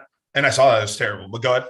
When I just thought about this. Because I just read about that, right? When I was in school, and I'm not even trying to like I was fucking anyway. When I was in school, in elementary school, you are. It's okay. I remember getting letters from from the gifted program, like, oh, you're eligible to like do this, fucking whatever, and my mom never allowed me in it because she was afraid that I would feel different from other people, which I think when I was a kid, I was like, oh yeah, that makes sense. I don't want to like go to a different school, whatever. But now as like an adult, I'm like, would I make the same choice for my son? It seems very odd. And like, if I know that you could do better, why wouldn't I help you make that decision to do better and try harder? And so it concerns me, obviously. I think much like it does you, what those kids are going to be missing out on, because I don't know what would have been different if I went to a gifted program. I struggled all through junior high and high school, and I'm obviously not stupid, but I had a very, very difficult time in school. And so I don't know if it would have been different or how different I would have been. So it concerns me to take those options away from people. But before we go any further, I do just have to thank everybody. Remind you, you're watching us on YouTube, so thank you. YouTube.com/SaltofTheStreets. Actually, that's not what it is, but Salt of the Streets on YouTube. Yep. You can find us there. We have obviously our Instagram at Salt of the Streets, and our patreon.com/Salt of the Streets. Discord, Salt of the Streets. You can also access that, and a couple of specific locked, what do they call them? Channels or Channels. threads, channels on Discord there through our Patreon.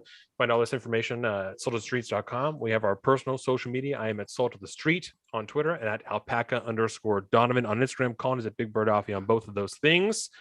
Leggings and aprons for some cakes on Instagram. Lexi Kayo on Twitch for some video games. I think that's everything. At Larry. At Larry, obviously. Atlas A&T, try and get your taxes done. Said like Larry the Tax Guy on Twitter and Larry the Tax Man, I think, on Instagram. He's gonna be tagged in all the things. So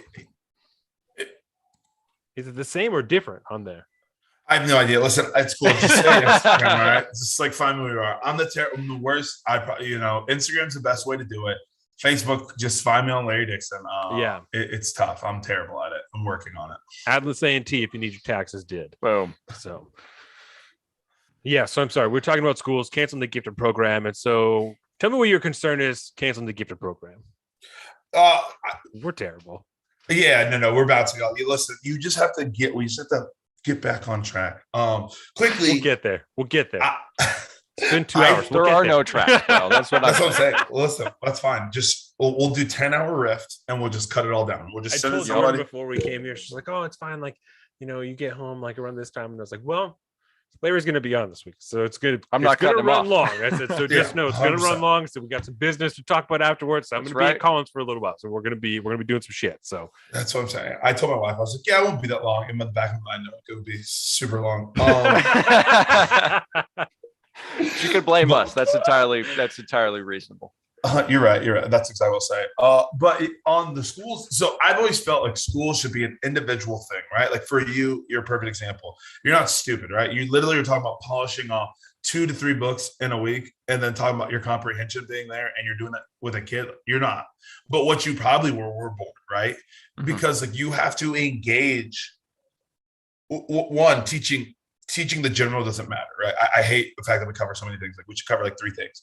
2, I feel like we have to be able to alter and change the pace of it, the curriculum, based off of how you do. And so what's happening is, one, I don't like because they canceled it because not enough Black people are in there, right? We can talk about how my feelings about race. That's what it is, because it's racist? Yeah, 100%. Oh, God. 100%. Yeah. We backed into racism, right? Yeah. At the same time, now there's people who would have benefited for it who are just going to be bored and they're going to be like you. Like, I feel like a lot of your school, if you went back and really thought about it, you were probably just bored because you were doing something stupid. And it's not fun to do boring things. So you're going to do something that's fun. When you're a kid, most of the things you think are fun are immature, right? You're going to do silly things in the back. And I saw mainly in math class when I took easy math and I was never engaged, or I did it in reading because I hate reading. Like, I don't care what a person in 1902 wrote a book about. Like, it's not interesting. Exactly. Animal Farm. And that's a little before that. 100%. It's like, I've never cared. Like, I've read like 1 fiction book since I graduated high school. Interesting.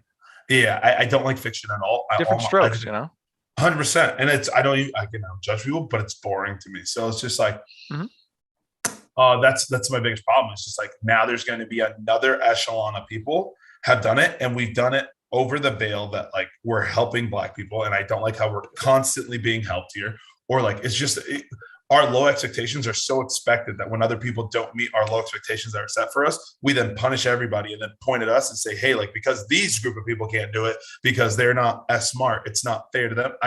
We've never built anything that's ever been important off of that basis. And so that's like my problem, right? Like, my basis is it should be an individual endeavor, which is why, again, if you look at the homeschool numbers, what I tell you, homeschool pods are going to be the thing of the future.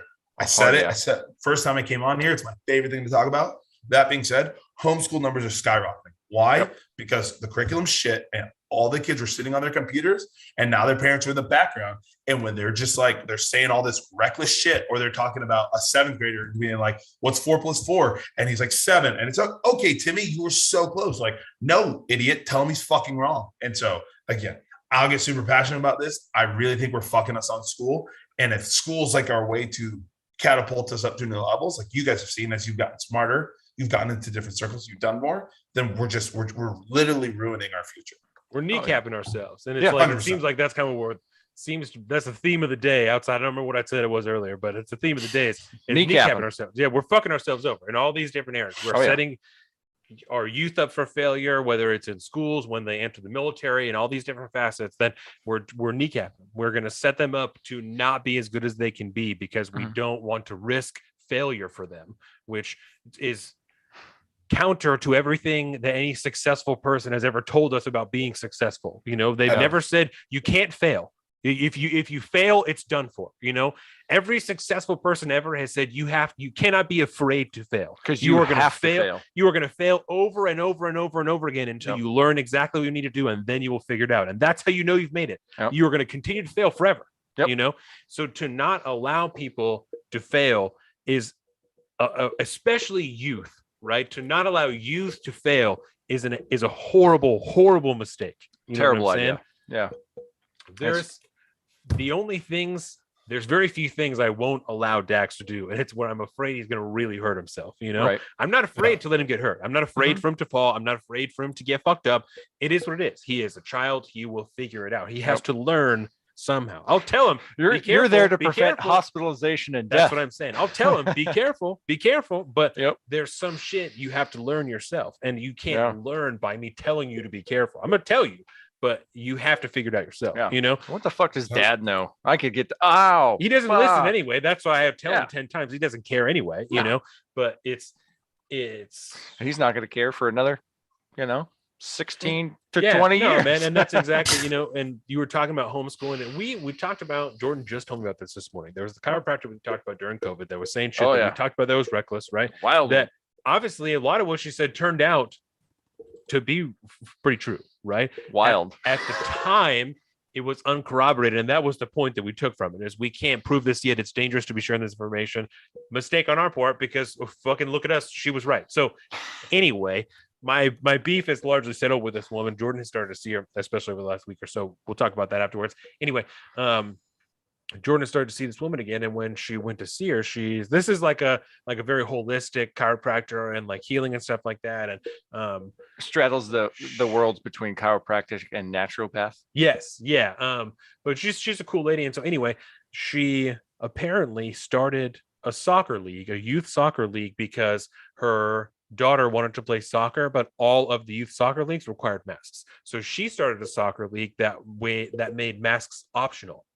Right? Yeah. Because she's a doctor, she was able to procure exemptions for all these kids, so that anybody who didn't need to wear a mask didn't have to wear a mask. Right? She's a doctor, so all still these lines, has to get the exemption. The state opened up an investigation into her business, into her everything, because she's trying to do this. Right? She's also started a school where they have a youth program, a elementary school program, and then like that they bought a barn, they renovated it, they have teachers for Montessori schools that they hired and brought over here. They're already looking to expand because so many people have brought their kids into this school. Right? I think we've talked about that's one of my major bugaboos is I want to essentially down the road start a street school, because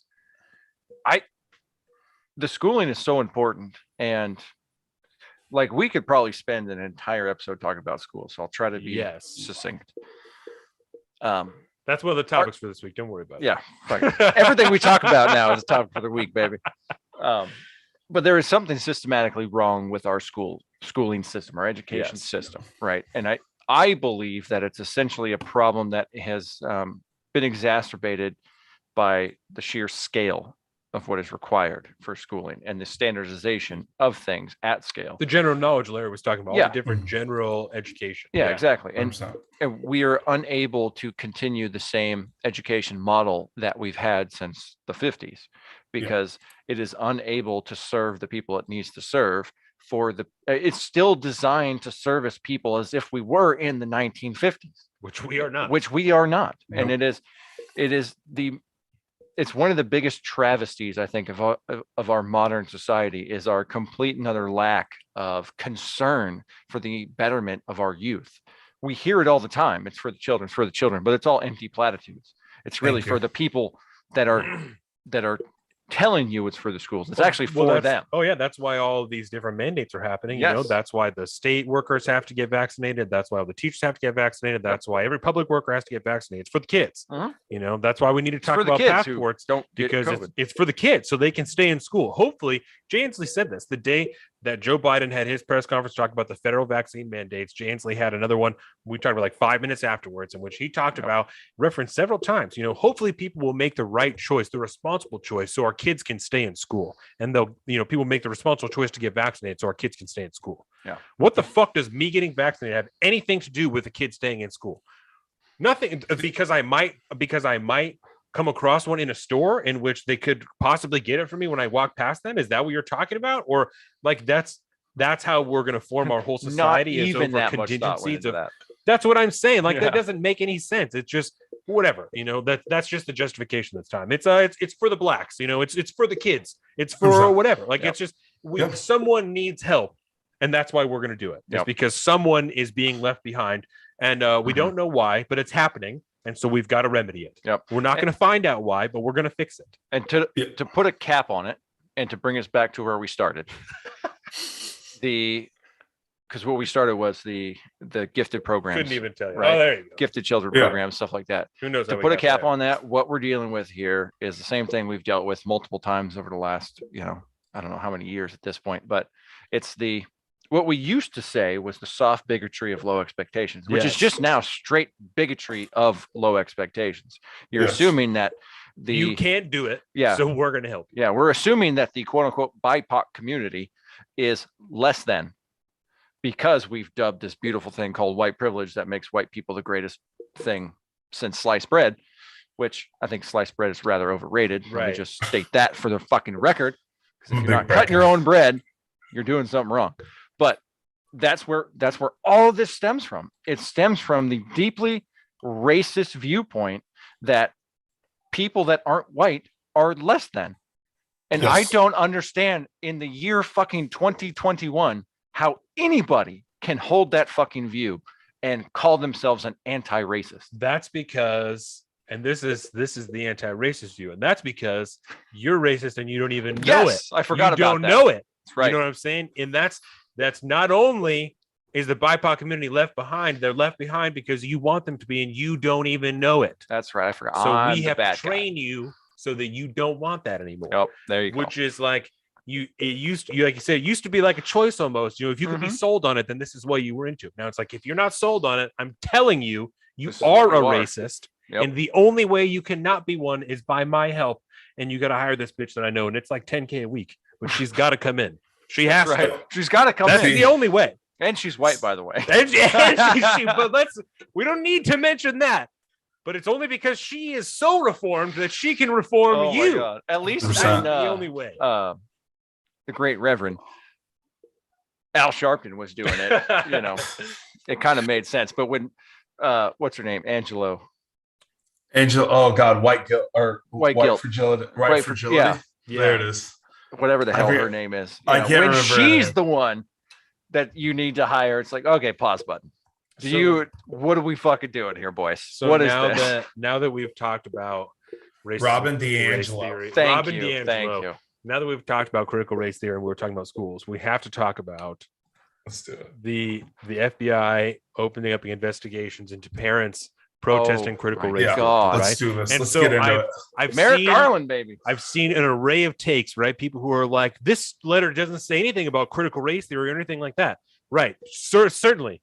This letter does not say we are going to investigate parents who are protesting critical race theory at school board meetings. Because critical Certainly- race theory is not being taught. Certainly that's right. Apparently, what did Jordan tell me it was called? Because it's happening in Kitsap County, and it's like it's Go like fucked. If It's like critical race fact, or like theory is not involved. It's No. like this is like what it is. because God there is- damn it! Oh it's- fuck! it's a praxis, critical race praxis, critical Yes, praxis. It's already applied in there, principles, right? So yeah, okay. So the Because to FBI. say it was critical race theory would indicate that you're actually studying the critical race theory literature, which there is actual critical race literature. Yep. But to take that ideology and turn it into curriculi and practices through things like math problems, word problems that focus around like, okay, it takes, let's say Jose gets 5 apples and then George gets 6 apples. How many I'm not going to be able to draw a good analogy here, but that's what we're talking about, is essentially the practices that are taught in critical race theory being Mhm. implemented throughout the entire curriculum, kind of spread out throughout the whole deal. That way you're not actually studying critical race theory. You're studying mathematics, you're studying literature, you're studying 100%. writing and critical thinking under the guidelines that are built behind critical race theory. So yeah, So this is happening all over the place. all over the And place. parents are protesting it fucking all over the place. We were talking about this Black shit right parents before. too, not just white parents, Yeah. black parents too, right? All All over parents. the place. Yep. Videos Yes. all the time. Parents of all colors, right? Regardless, it doesn't matter because racism is fucking racism, right? So Yep. some of these have some people have obviously gotten very emotional, right? Very emotional. It's a very emotional topic. We've already decided. My kid is not 3 years old. We've already decided through very emotional conversations he's not going to public school because I'm not going to deprogram my son who's taught that I'm a racist because I don't believe in the 1619 project and I want everyone around him to be treated the same. Yep. You know what I'm saying? Because that'll I'm- turn him into a racist. Exactly. I'm not going to So- combat with that, Yep. right? I've already decided I'm not going to compete with that, right? So obviously it makes people very emotional. Yep. And I Again, told why we need Jordan, a school. I said, I can 1,000% see a situation in which in a school board meeting, I have made my public comment and I have then been called a racist, in which I tell someone to go fuck themselves or something very inappropriate. So I Mhm. can definitely see a world in which that happens, right? Yep. That's what we're talking about. here. Happening now. We are talking about people getting, and I'm not defending threats of people because you shouldn't be doing that Yeah. shit, right? What I'm saying is that it's an extremely emotional topic, and this is happening frequently, or in the extreme emotion is happening infrequently, but the Mhm. protests are happening all the time. Yep. So the National School Board something, right? This group that represents an amalgamation of school boards across the country wrote a letter to the Justice Department requesting that they investigate parents that are protesting critical race or protesting, staging protest at schools. And the response letter from the FBI compared these protests and the threats that have been coming out of some of them to domestic terrorism, Yep. which started this spur, obviously, of emotion. And like I said, the debate on Twitter of like, oh, well, this FBI letter doesn't say anything about critical race theory. And it's like, no, but it stemmed from protests that are about critical race theory ideologies being put into schools, Mhm. And there have now been requests from that same school board. So Loudoun County. I might have a clip on it. I don't know, but they have requested that the FBI consider using the Patriot Act Mhm. against some of these parents that are protesting at Yep. these schools. The fucking Patriot Act. Mhm. For if anybody who doesn't remember, right? For anyone who doesn't remember, was put into place after 9/11 to find out and try and investigate That's 20 years terrorism ago. around the globe 20 years ago. And now we're talking about using it against parents who are protesting critical racism being installed in the curriculum of their children's public schools that are being paid for by their tax dollars. Yep. What the fuck are we talking about right now? But I should definitely put my kid in public school, right? Oh yeah. I definitely need to put him in You're a public bad school. person if you I'm a don't. piece of shit if I don't. If I educated 100%. myself, I'm fucking ignorant. Yeah, there's a what's that movie called? I'll find it. We'll bring it up later. Listen, I agree with everything you said. Like Tell one me where thing. you're at. Listen. Well, I can go in on this all day. I literally was screaming at this. The first thing I want to say is the last thing that you said. What program are they using? The Patriot Act. What did we just say was our problem with all these entitlement programs? They never go away. The Patriot Act was slid in under our feet when there was another crisis. Granted, 9/11, crazy. Obviously, tragedy. Obviously, one of the worst things that ever happened. But they slid in one of the most important things. And we didn't want to we never got rid of it. And now we can use it again, right? Secondly, my biggest thing with CRT or CRP or the practice, or whatever they're saying, is they're basically saying to black kids, right? And I look at it from the other way. You're just like, I don't want my son to think I'm a racist. I would never want my kid to ever think that the culmination of his life are the tragedies that ever happened to him. We're not learning about Yes. any of the great scholars that are doing, right? We don't look about the triumph of it. Everyone says, oh my God, you went through slavery. Where I try to tell kids, it's like, look at everything your ancestors did. And you think they did all that shit, went through all that shit so you could bitch on the other side because someone doesn't cultivate or understand your feelings. It's stupid. It's softness and it's not leading us anywhere. Again, my biggest thing with CRT was almost the entire agenda is what does it look like when it's done? And if what it looks like on the other side, which is what the black guy said it, he said the only way to stop racist is to be anti-racist. Well, to be like racist against the racist. Well, we're still Ibram cultivating. Kendi. Yeah, Ibram Kennedy said that the only way to stop racism would be anti-racist, which if you look at anti-racist, is really just racist against the person that was racist to you. That's another flaw, right? And the last thing I'll say and sum up, and it's the reason why, again, I shifted away. I don't think I'm a Republican, but I'm definitely not a Democrat. Booker T. Washington said there is literally a class of colored people that would not seek to change because they're profiting from it. So like, why would any of these people stop when they're profiting from it? Why? How come when the teachers union tells something to the president, it actually gets directly done? Because the teachers union is one of the biggest lobbyists for the president. We've expanded the thing. There's more cog in the wheels. No one's thinking. Everyone's just doing cog things. I don't know why people send their kids to public school. It's a service that's ran its course. On the back of all of that, right? Getting away from politics, no one thinks that public school is going well. Everybody has a problem.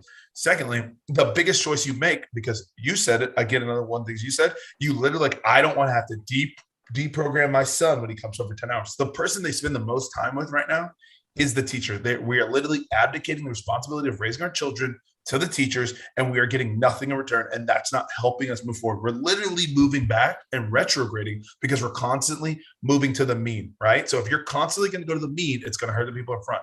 Simultaneously, we're dropping the expectations of our mean. So if we're moving to the mean and dropping the expectations, we're just raising shit. And I hate it. I can do this all day. I swear, I fucking hate it. I could do this all The day. math literally is secular. So you could sit there Yes. and you could literally talk about it all day because there is no endpoint. It's a continual circle from where we're at today to back to where we were in the 60s and even further than that, and then back and forth and back and forth. And that is a bad place for the state of education to be at. No, 100%. And like, Yep. what is the change? You guys said you want to do school. I've wanted to do school. I've wanted to get, again, another reason I'm getting out, I'll have way more time to get back to the community. And I could just go do more programs to Big Brother, Big Sister. Because again, I don't think the voice out there is like it's there, right? Like we're not even getting to college yet. I could go in on college too. Oh yeah, college that's a whole nother level too. Yeah. Especially 100%. because that is 100% optional, and what's the right word? Like you need to want to go do it. Mhm. Like you It's need elective. to actually, it's elective. You have to go pursue that goal. And then, whereas public school is more or less mandated. I mean, you have to go to public school. Otherwise, you have to say that your kid's homeschooling. Like there's no like not putting your kid in the system at some point. They're known to the system. Yes. Oh, well, this has been highly uplifting. Let me just say, gentlemen.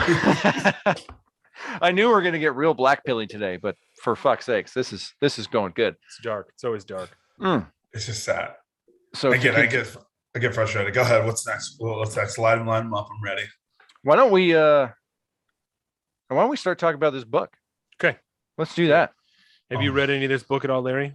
Peril. No, I've heard excerpts. I have not read it yet. I've gathered from there, which was one of the most disheartening facts, and we can start there and expound, was General Milley. Yeah. Yeah. His response and what he did. I think the fact that that was very disheartening. Again, as a person who I do a lot of things because my boss tells me, right? Anyone tells me, and you're supposed to execute with violence. And literally, like, we talk constantly about a coup, and I don't know if we've properly compartmentalized that. And so, like, that was the thing that I've heard. I haven't got the book, I haven't read it, but that was the thing I've been chewing on for a long time. And like, what does that look like? On the heels of us literally removing thousands of soldiers here in the next 6 to 8 months because they won't get a COVID shot, we have a person that was literally talking to what was supposed to be our worst enemy. And he was like, I'm trying to prevent the World War III, but like, what does that look like? Like, I don't know. So we can start there. And that's perfect because that's literally the part that was reported on when this book first started to go into like pre-sale was the prologue. As the book came out, and we found out the only thing people were actually getting previews of or whatever, however they got the source of reporting, it was the prologue to this book, which is pretty hilarious because I turned on the audiobook and I was like, oh, hey, this is the thing that I heard CNN talking about the other day. So funny and then it drastically shifts after the prologue to more talking about like Biden central type stuff in the election and whatnot. But I'm going to let Don kind of lead this off because he just ran through the whole deal in 9 days. 9 days. So he's got a great big picture view of it. I'm only about a third of the way through the book at this point. Audiobook, I should state. Yeah. So there are two main things that you're referring to, right? Because in the prologue, they kind of run over two different scenarios. One of them is when General Milley called his counterpart in China after the election, before the inauguration, to talk about, to address concerns that were apparently raising in China that Donald Trump was going to try and what they call it a wag the dog scenario, was going to try and pop something off between China right before he leaves office in a last minute attempt to bolster control of the nation. I struggle to see a scenario in America in which that happens, just because just something militarily happens after you've already lost the election that he would then get to stay on after he's already lost. That's neither here nor there. The main point is that General Milley took it upon himself to create a back channel, to use an existing back channel to speak with his counterpart in China, to not only tell him that we had no plan to attack, but that if there was going to be an attack, that he would give him prior knowledge. We'll tell you about it. Yes. And so this is the quote that I actually highlighted here is, and this is from an excerpt of a transcript that exists of the conversation. So that's supposedly all these conversations that are in quotes are from transcripts that exist or from first person accounts or very reputable accounts. I don't know why else they would be in quotes in a book like this, but that's what it says in the beginning. So, and this is General Milley. He says, generally, you and I have known each other now for 5 years. If we're going to attack, I'm going to call you ahead of time. It's not going to be a surprise. It's not going to be a bolt out of the blue. At the very least, it's extremely inappropriate, right? Yeah. And there's been a lot of conversation. A lot of people threw around the word treason, right? And at the end of the day, it was kind of stomped out because treason is like a wartime activity, right? We don't go to war yet. But I think this is probably anymore. the closest thing to that, because if there's a military action going to be carried out against China, that's already happening, right? That's the only way that General Milley is going to know that it's happening, is if it's either right about to happen or it's happening, which would mean that we are,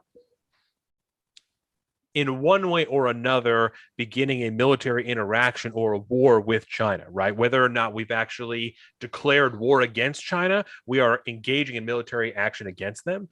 I feel like this, at the very least, at that point, would border on treason, right? And I don't know where it sits if we're not actively in a war with those people, but if we're engaged in like military activity, it's the Vietnam problem.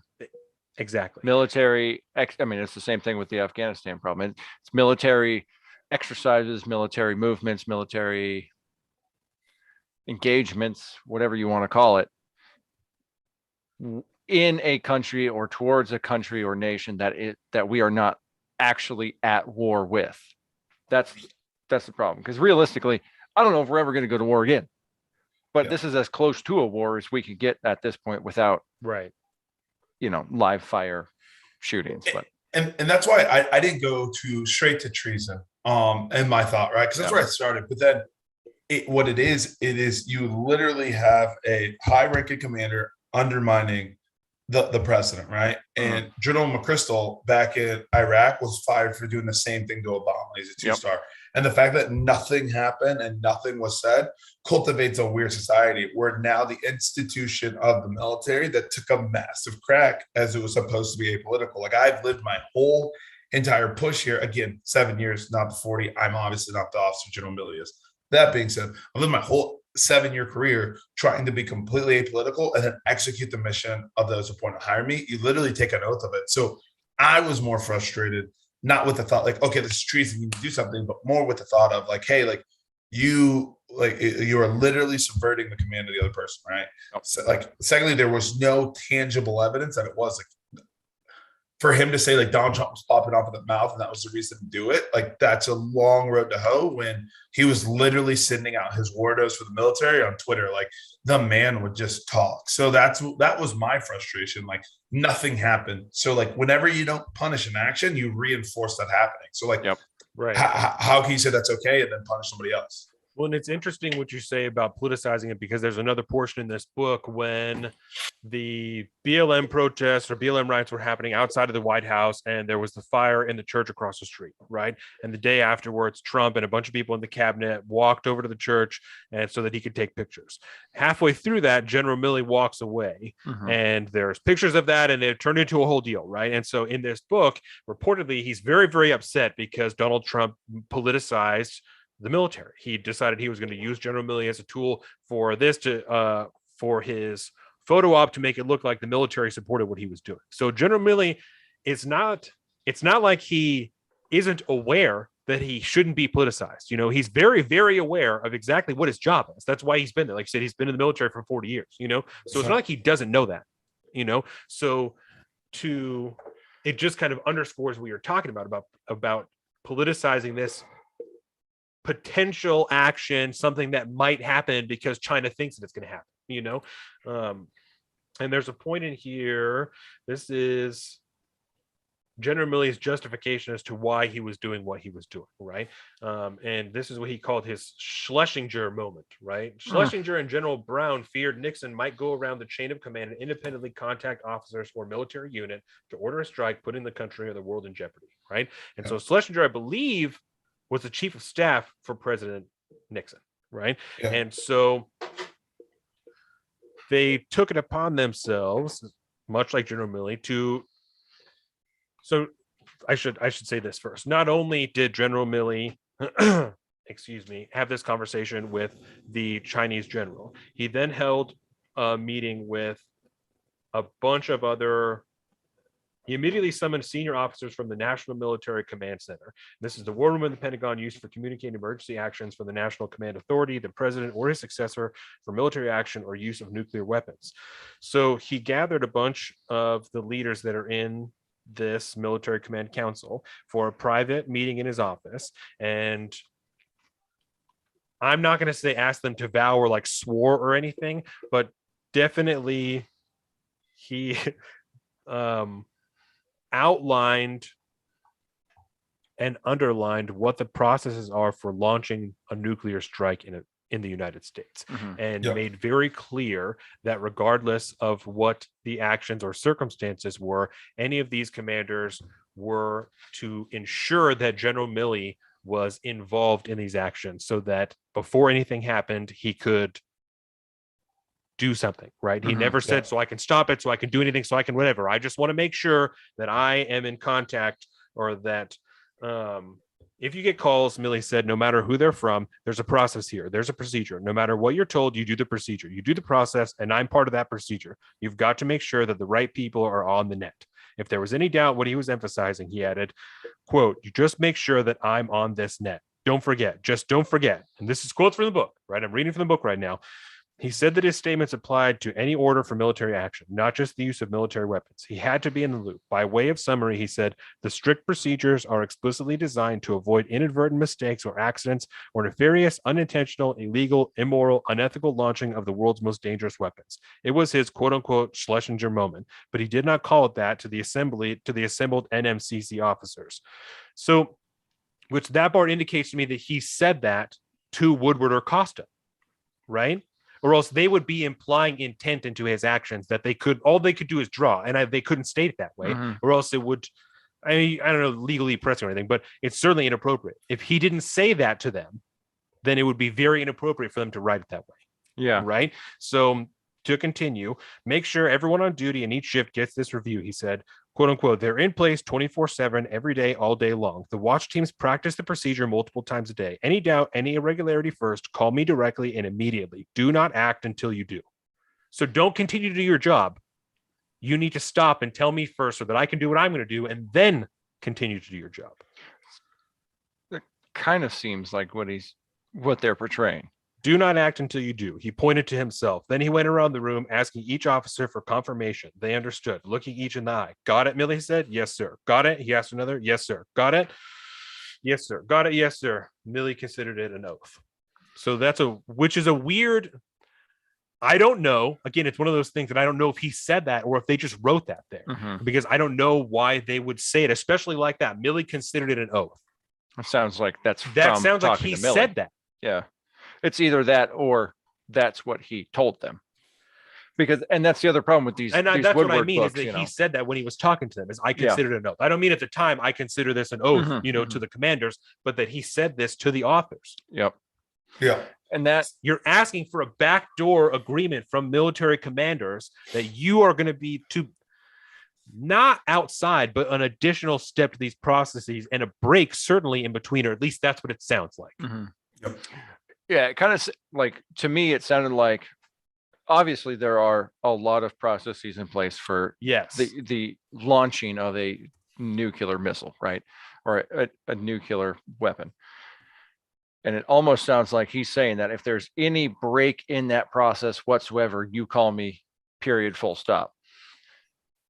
And I have a hard time understanding why he would think that. Because if there are processes that are in the military being, let's say you're on part of the duty crew for, you're actually going to be the guy that turns the key and presses the button at whatever point of, the stage that is, right? Whatever stage at the process that is. Like, it almost sounds like he's expecting there to be people on the other end who would just do it regardless of processy if the president called him. If the president calls, let's just, I don't know, pick a place where there's a silo. He calls that room and says, hey, I need you to launch the missile. This target, go. It almost sounds like he's just saying, like, if the president calls you, that there are processes in place and that's not how this works. You call me if somebody does that to you, because that's breaking the current chain of command, which by nature, and that's like when this first story broke, I was like, geez, this sounds like treason, full stop. But then the more I think about it, it sounds as if he's just subverting the chain of command. Before we ask Larry what he thinks, I have to remind everybody and thank everybody for watching us on YouTube. You know that you love it, Larry. I have to thank everybody for watching us on YouTube, Salt of the Streets. Obviously, thank you. We have our Facebook, fuck Facebook at Salt of the Streets, our Instagram at Salt of the Streets, our Patreon, patreon.com/Salt of the Streets, all the tiers. Go ahead and sign up there, become a patron, help us make more, better content. We have our Discord, discord.com/Salt of the Streets. We have our own personal social media. I am at Salt of the Street on Twitter and at alpaca_Donovan on Instagram. Colin is at Big Bird Offie on both of those things. Jordan's at Leggings and Aprons on Instagram for some cakes. Lexi Kyle on Twitch for some video games. Atlas A&T if you need your taxes done. Larry the Tax Man. We're here. I believe that's everything. About as solid as I've ever heard for all this information. I don't know if I said that already, but that's the last one that wraps it up. It is all there. Okay, so Larry, what is your take on what I just said here? This backdoor or backroom agreement with the National Military Command Center, or commanders from the National Military Command Center, senior officers, excuse me. I mean, it is what, listen, I don't know what to say. I have a terrible habit of making everything sound like the end of the world.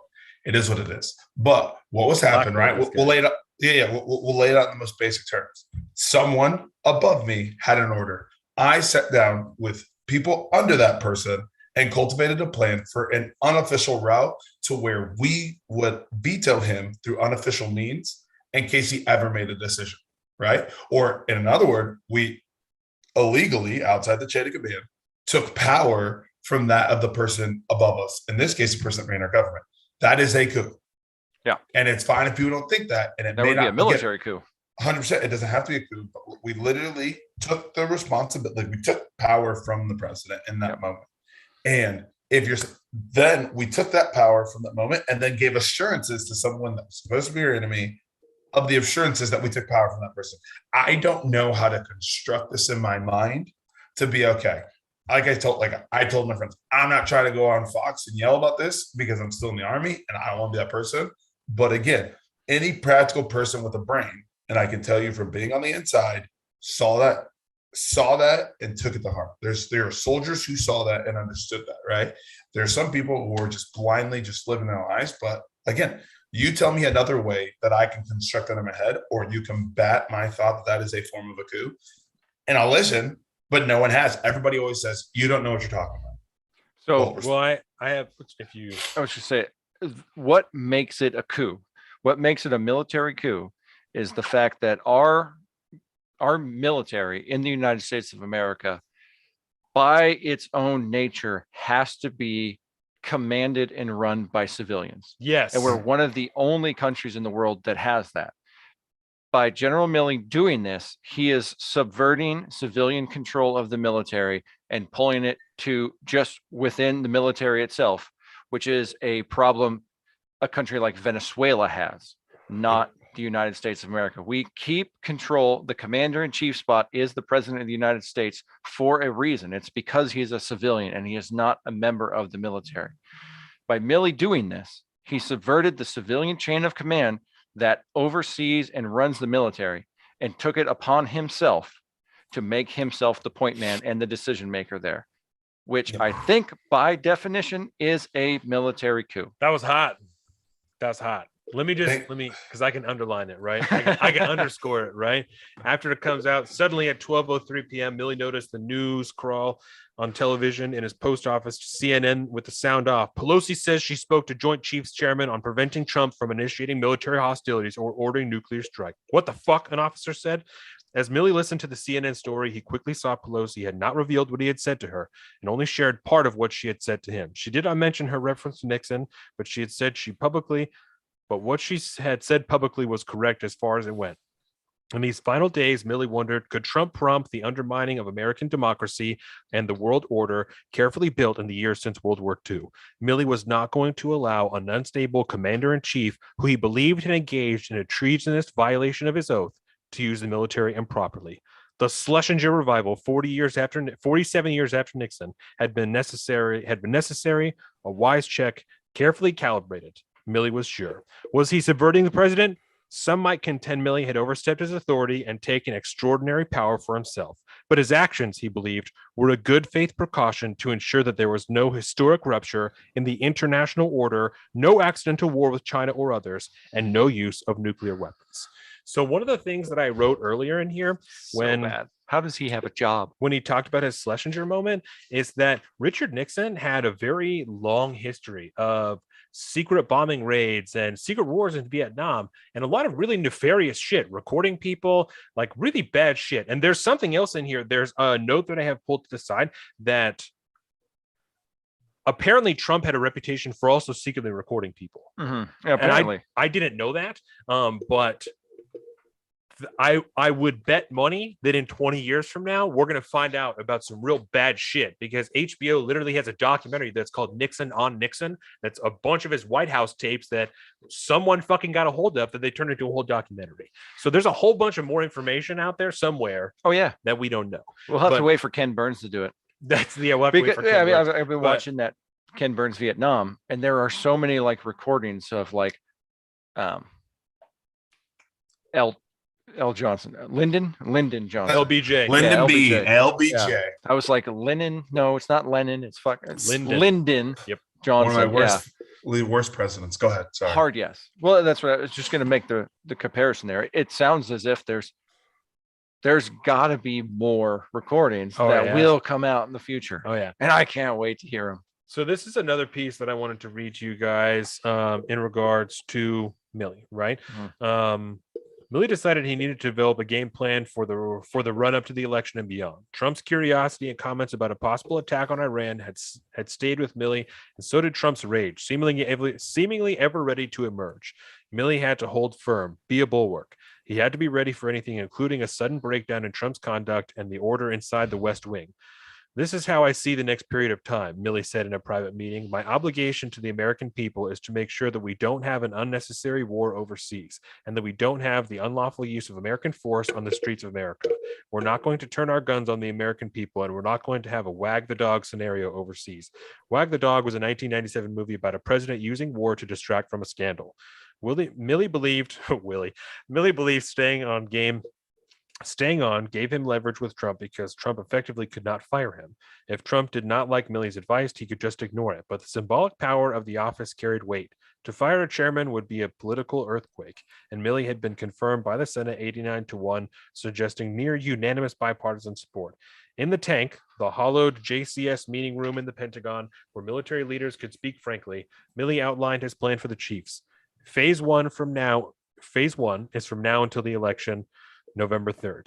Milley said, phase 2 is the night of the election through certification, when Congress formally certified the election on January 6, 2021. Phase 3 is certification through the inauguration on January 20th. And phase 4 is the first 100 days of whoever wins the election. We're going to take it step by step. We're going to be in constant contact. We're going to work our way through this. I'll be on point. JCS, you guys, I just need you to stand shoulder to shoulder, everybody. And the watchword of the day is steady in the saddle. We're going to keep our eye on the horizon, and we're going to do what's right for the country, no matter what the cost is to ourselves. So not only has he had these secret meetings, right, that no one knows about besides the commanding or the officers that he has here and himself. Not only has apparently Bob Woodward and apparently Bob Woodward a few months later, not only has he taken what he considers an oath from these officers, he has then laid out a very particular plan with timelines about what they are to do if anything pops off until stage 4 is over. If you took it and you made this happen in Vietnam, we would be like, that's just another coup. That's fucked up. Yep. So I'll put it in Zeke's words. So why doesn't Milley face consequences? Don't we have rules in the UCMJ that would stop things like this? It's kind of like I don't know, because Joe, I'm sorry, but Joe Biden, or at least Jen Psaki, has said they have full and complete trust in General Milley. They have no reason to fire him, because the question even exactly was, what does Joe Biden have faith that General Milley will not betray him like he did to Donald Trump? Yeah. So no, of course I don't. Why would we have anything but faith in General Milley? I don't know, because he staged a fucking coup that just didn't need to happen. Yep. Like it did. It ended up not happening. That's the only reason that anybody can try and argue that it wasn't a coup, is because it didn't happen. Like it's because what he was trying to prevent never played out. Even though this whole book is filled with Donald Trump is unhinged, and we knew it the whole time. He's crazy. He's been crazy this whole time. I even have. Okay, this is another. We'll add this to the list, right, of his conversation. The fact that you know which. So it's one thing to have color coordinated tabs, but when they're throughout the entire book, you know the exact tab to go to, bro. These tabs are fucking impressive by the 4 main points that I took away from this book, right? And so that's how it's organized. And I even have like a little spiel of the things that I took from it, right? So the 4 main things, number 1 is no morals. If Trump was this bad, right? Because this whole book is just, everyone knows that he's crazy. He's crazy. This is even Nancy Pelosi. They put up this fraudulent, he says he doesn't have anything to do with it video yesterday because they know he's in trouble. This is right after the January 6th riots, right? This is the conversation between Nancy Pelosi and General Milley right after the riots, or maybe even during the riots when they're happening, right? So this is bad, but who knows what he might do? He's crazy. You know he's crazy. He's been crazy for a long time. So don't say you don't know what his state of mind is. He's crazy. What he did yesterday is further evidence of his craziness. But anyway, I appreciate what you said. Madam Speaker, Milley said, I agree with you on everything. Yep. Okay, so if you believe, right, if everyone in the White House believes that Donald Trump is unhinged and unable to execute his duties in office, why the fuck is he still there? Yep. Why the fuck did he make it 4 years? Why? Because it's only in this conversation that they now start to talk to Milley about the 25th Amendment. Yeah. And then they formally sign a letter and send it to Pence in those last 2 weeks to ask him to execute the 25th Amendment when it doesn't fucking matter anymore. Yeah. So riddle me this, right? If he's so fucking bad, why did he stay there? So that's my point, right? There's no morals here.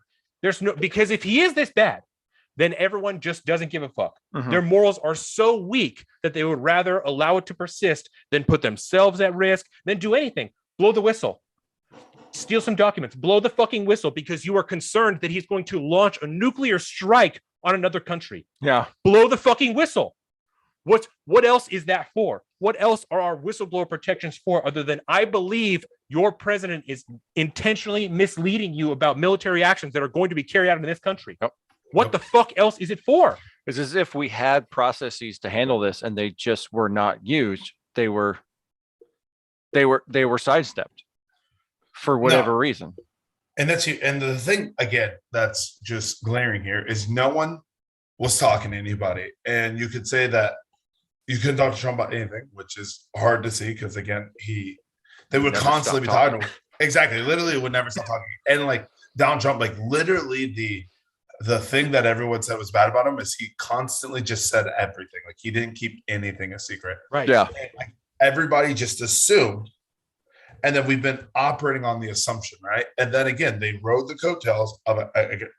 You could say he was bad, but you would have to point at the specific thing he was doing bad. And if the specific thing you're doing bad is, I don't like the way he's talking to me, well, then again, back to our first point, at least when I jumped on, grow up. Grow up. It's not like who cares? Yep. And so everything seemed to be at least trending upward, and at least there was a plan and a mission to go through, right? And that's why I don't know how someone was just like, I was afraid to go to war with China. What about Donald Trump's, like, there's no actionable detail, and if there is, no one has said it. When he was questioned about it, nothing was said. He was just said, okay, we randomly thought in the last 2 weeks, or month and a half, that he was no longer fit to do it, right? Because you can't say it was the whole time. Mm-hmm. Right. The whole time until this book comes out, because now this book is out, people are ready to put their names on it and say, no, I knew the whole time. He was fucked up the whole time. He was popping off. He's saying crazy shit. There's the other book, Fear, or whatever that it's about too. That's just all about Fear crazy shit that he did. Rage. Yeah, just all about horrible shit that he did when he was president. Yep. Right. So the one thing that I could maybe the third of a point I could give is there's all these leaks during the Trump administration, right? All these leaks, but the leaks don't come out through any type of reputable source. They come out through a horrible, shitty fucking mainstream media that no one can believe anyway. Yeah. So all the reporting through a media that lies constantly is done from a source with knowledge of the matter. So no one believes you. No one believes you. And a bunch of it is found out to be fucking false anyway, or people lying when they say it. Yeah. Right. There are a shitload of different things that I highlighted in here that are extremely inappropriate, very inappropriate for the president to say. Telling people to fuck off. He's calling Angela Merkel a crowd, and my dad is the biggest crowd of all this shit that people are saying. Oh, I can't believe they would say anything like that. First of all, and I'm not fucking, I'm gonna halfway defend him, right? Woo! He's not a politician. Yeah. Donald Trump, maybe now is a third of a politician, maybe because he was president for one term, right? Until then, he was a businessman from fucking New York. To expect that he's going to come in and follow every political norm is ridiculous, right? And if he's not doing that, and you think that he should be, it's your job as members of his cabinet to steer him in that direction. Mm-hmm. That's your job. That is your fucking job, is to get him to do that. Yeah. I don't know what to tell you. If you can't do it, then fuck off. Then get a better job. Find someone else who's tougher than you to do it, because that's the job, right? If you think he's compromising his administration, if you think he's compromising you and your morals, fix it or get the fuck out. Yeah. Because that's your job. The 25th Amendment it requires the cabinet to be on board. And so Congress can't do it. That's why Congress can impeach. Cabinet. But the cabinet has to do it. So if you all think he's so fucking terrible, yeah, right, and you can't fix him, and that's why there's all this turnover, because none of us can do it, and it's all so horrible, then get fucking rid of him. Yep. Right. And if you can't, it's the same deal. If you don't want to wake up to go to the gym, you don't want to go that bad. If you don't want to put the work in to get him out, then he's not that bad. Mm-hmm. He's not that fucking bad. He can't be that dangerous if you don't want to actually get rid of him. Yep. You won't put the work in. All you're going to do is leak little fucking bullshit stories. Like you said, he hurt my feelings. He's fucking screaming at this person. This is really inappropriate. He's trying to do shit that he's not allowed to do. Do you think that Donald Trump spent even 1 hour reading a book about the powers of the presidency? Absolutely fucking not. Nope. Absolutely fucking not. He was like, I can't believe I won this shit. Let's do this. Let's go. They'll stop me if I'm doing something I'm not supposed to. When he was in the limousine with Obama going from the White House to the Capitol, they had very brief conversations. According to this book, one of the things Donald Trump says, what's your biggest mistake? And Barack Obama says, I can't think of anything. Kind of shitty, right? I love Larry's face right now. That's the best thing ever. That's just a screen cap of, like, I can't believe it, right? Oh my God. I thought the same thing. I don't know, maybe all the civilians I killed in an accident with all those drone strikes, that's a pretty fucking easy one, right? That's very easy. Very easy. Watching the recovery of the recession, but go ahead. So yeah, extremely easy. So says he can't think of one, and then immediately Donald Trump says, is this the car that you ride in all the time? Do you think that the man is a politician? I'm not making excuses for him, but what's the same deal as like affirmative action? You're moving the door. You're not moving the bar. You're holding everything right here. It doesn't make any sense. You know what I'm saying? It's ridiculous to not adjust your expectations based off of a Donald fucking Trump. when he's not been there. Understand this is going to be tough work. We are going to have to put in the work to ensure that this is what it is. Instead, we let him pop off of the mouth and do whatever the fuck he wanted for 4 years. And then now that he's gone, we're going to talk about how dangerous it was and how, it was 4 years of mounting to an insurrection that was unavoidable and we couldn't do anything about it, even though we denied any extra services there. Almost as if we are a nation of cowards. Back to our first point. Yep. And again, I think it's super interesting to think we were so excited. Donald Trump's gone. Great. No more mean tweets. I missed the mean tweets. Damn. Now you do. I do because my gas filling up my tank Right. as an MFer. That being said, think about your life right now and be like, hey, what is getting better? Everything's getting worse. And then again, we're like, hey, it's COVID. At what point does it become Joe Biden's responses? Because, listen, the economy's bad, inflation's rising, and it's officially outpacing wage growth. People aren't going back to jobs, but there's a ton of jobs. Our borders in shambles. We literally, France is mad at us. Taiwan doesn't think we're going to stick up for us. EU doesn't take us seriously. China told us not to talk to them like that. What are we doing well? And if the only thing that's going well is the people on Twitter and MSNBC and CNN are now not as angry, what have we accomplished? Literally, the people that were he was supposed to come protect Joe Biden, what he said when he came in, he had the great agenda. The whole reason I wasn't going to vote for him, it wasn't because what he said wasn't great, because it sounded great. It just wasn't going to be executed. Mm-hmm. We literally spent $6 trillion. We're about to spend $3.5 trillion more. And if you told him, hey, what is your specific vision for America in your next 3 years? He has nothing. But again, we go back and we get a ton of books like Peril, right? Which is just really bashing what was and cutting the man down. Because again, what it seems like is they don't like the way he talk, because very few people are talking about what political move, what actual policy move he made that didn't work. Or you can't talk about policy because the policies were solid for the most part. Right. I mean, there's some questionable things, but nobody's talking about policy. No, it's conduct is the only thing that you can really hit him on. And there's a lot of legitimate places to do that, and that's why you had legitimate politicians, legitimate administrators like Bill Barr. There's a bunch of pieces in here where Bill Barr is checking the president. He's like, we can't do that. You're asking the Department of Justice to do things that we don't have the power to do. I'm not going to do that. There was very few people in this book. You asked me what type of hope I had for the government. There's very few people that gave me any type of hope for the government at all. One of them was Bill Barr in the slightest, because he actually was willing to check the president. So you can't do that. I'm not going to find a way to do that because you can't do that. That's not my job. It's not your responsibility. I'm not going to do it. Because at least, even if I disagree with the ultimate decision behind Bill Barr's check, yes, at least that there is a check happening on the governmental level. He's doing it, right? So I want to I'm just going to put this out there. We can fit it in wherever we can, but Zeke wants us to talk a little bit about the innocent family that was drone striked in Afghanistan. And I feel like we might have touched on it a little bit last episode. Yeah. But especially because Larry's here, I'd like to hear his take on that. Yes. So we don't have to force it now. We can get it. The second point is about Biden being a puppet leader. So hey, there we go. Really easy way to put that in there. So, so as we remember, we'll just briefly touch on it and clarify what happened. We had the drone strike on a supposed individual that was a terrorist collaborator of some kind after he was bombing at Bagram, or not Bagram, but the HKIA.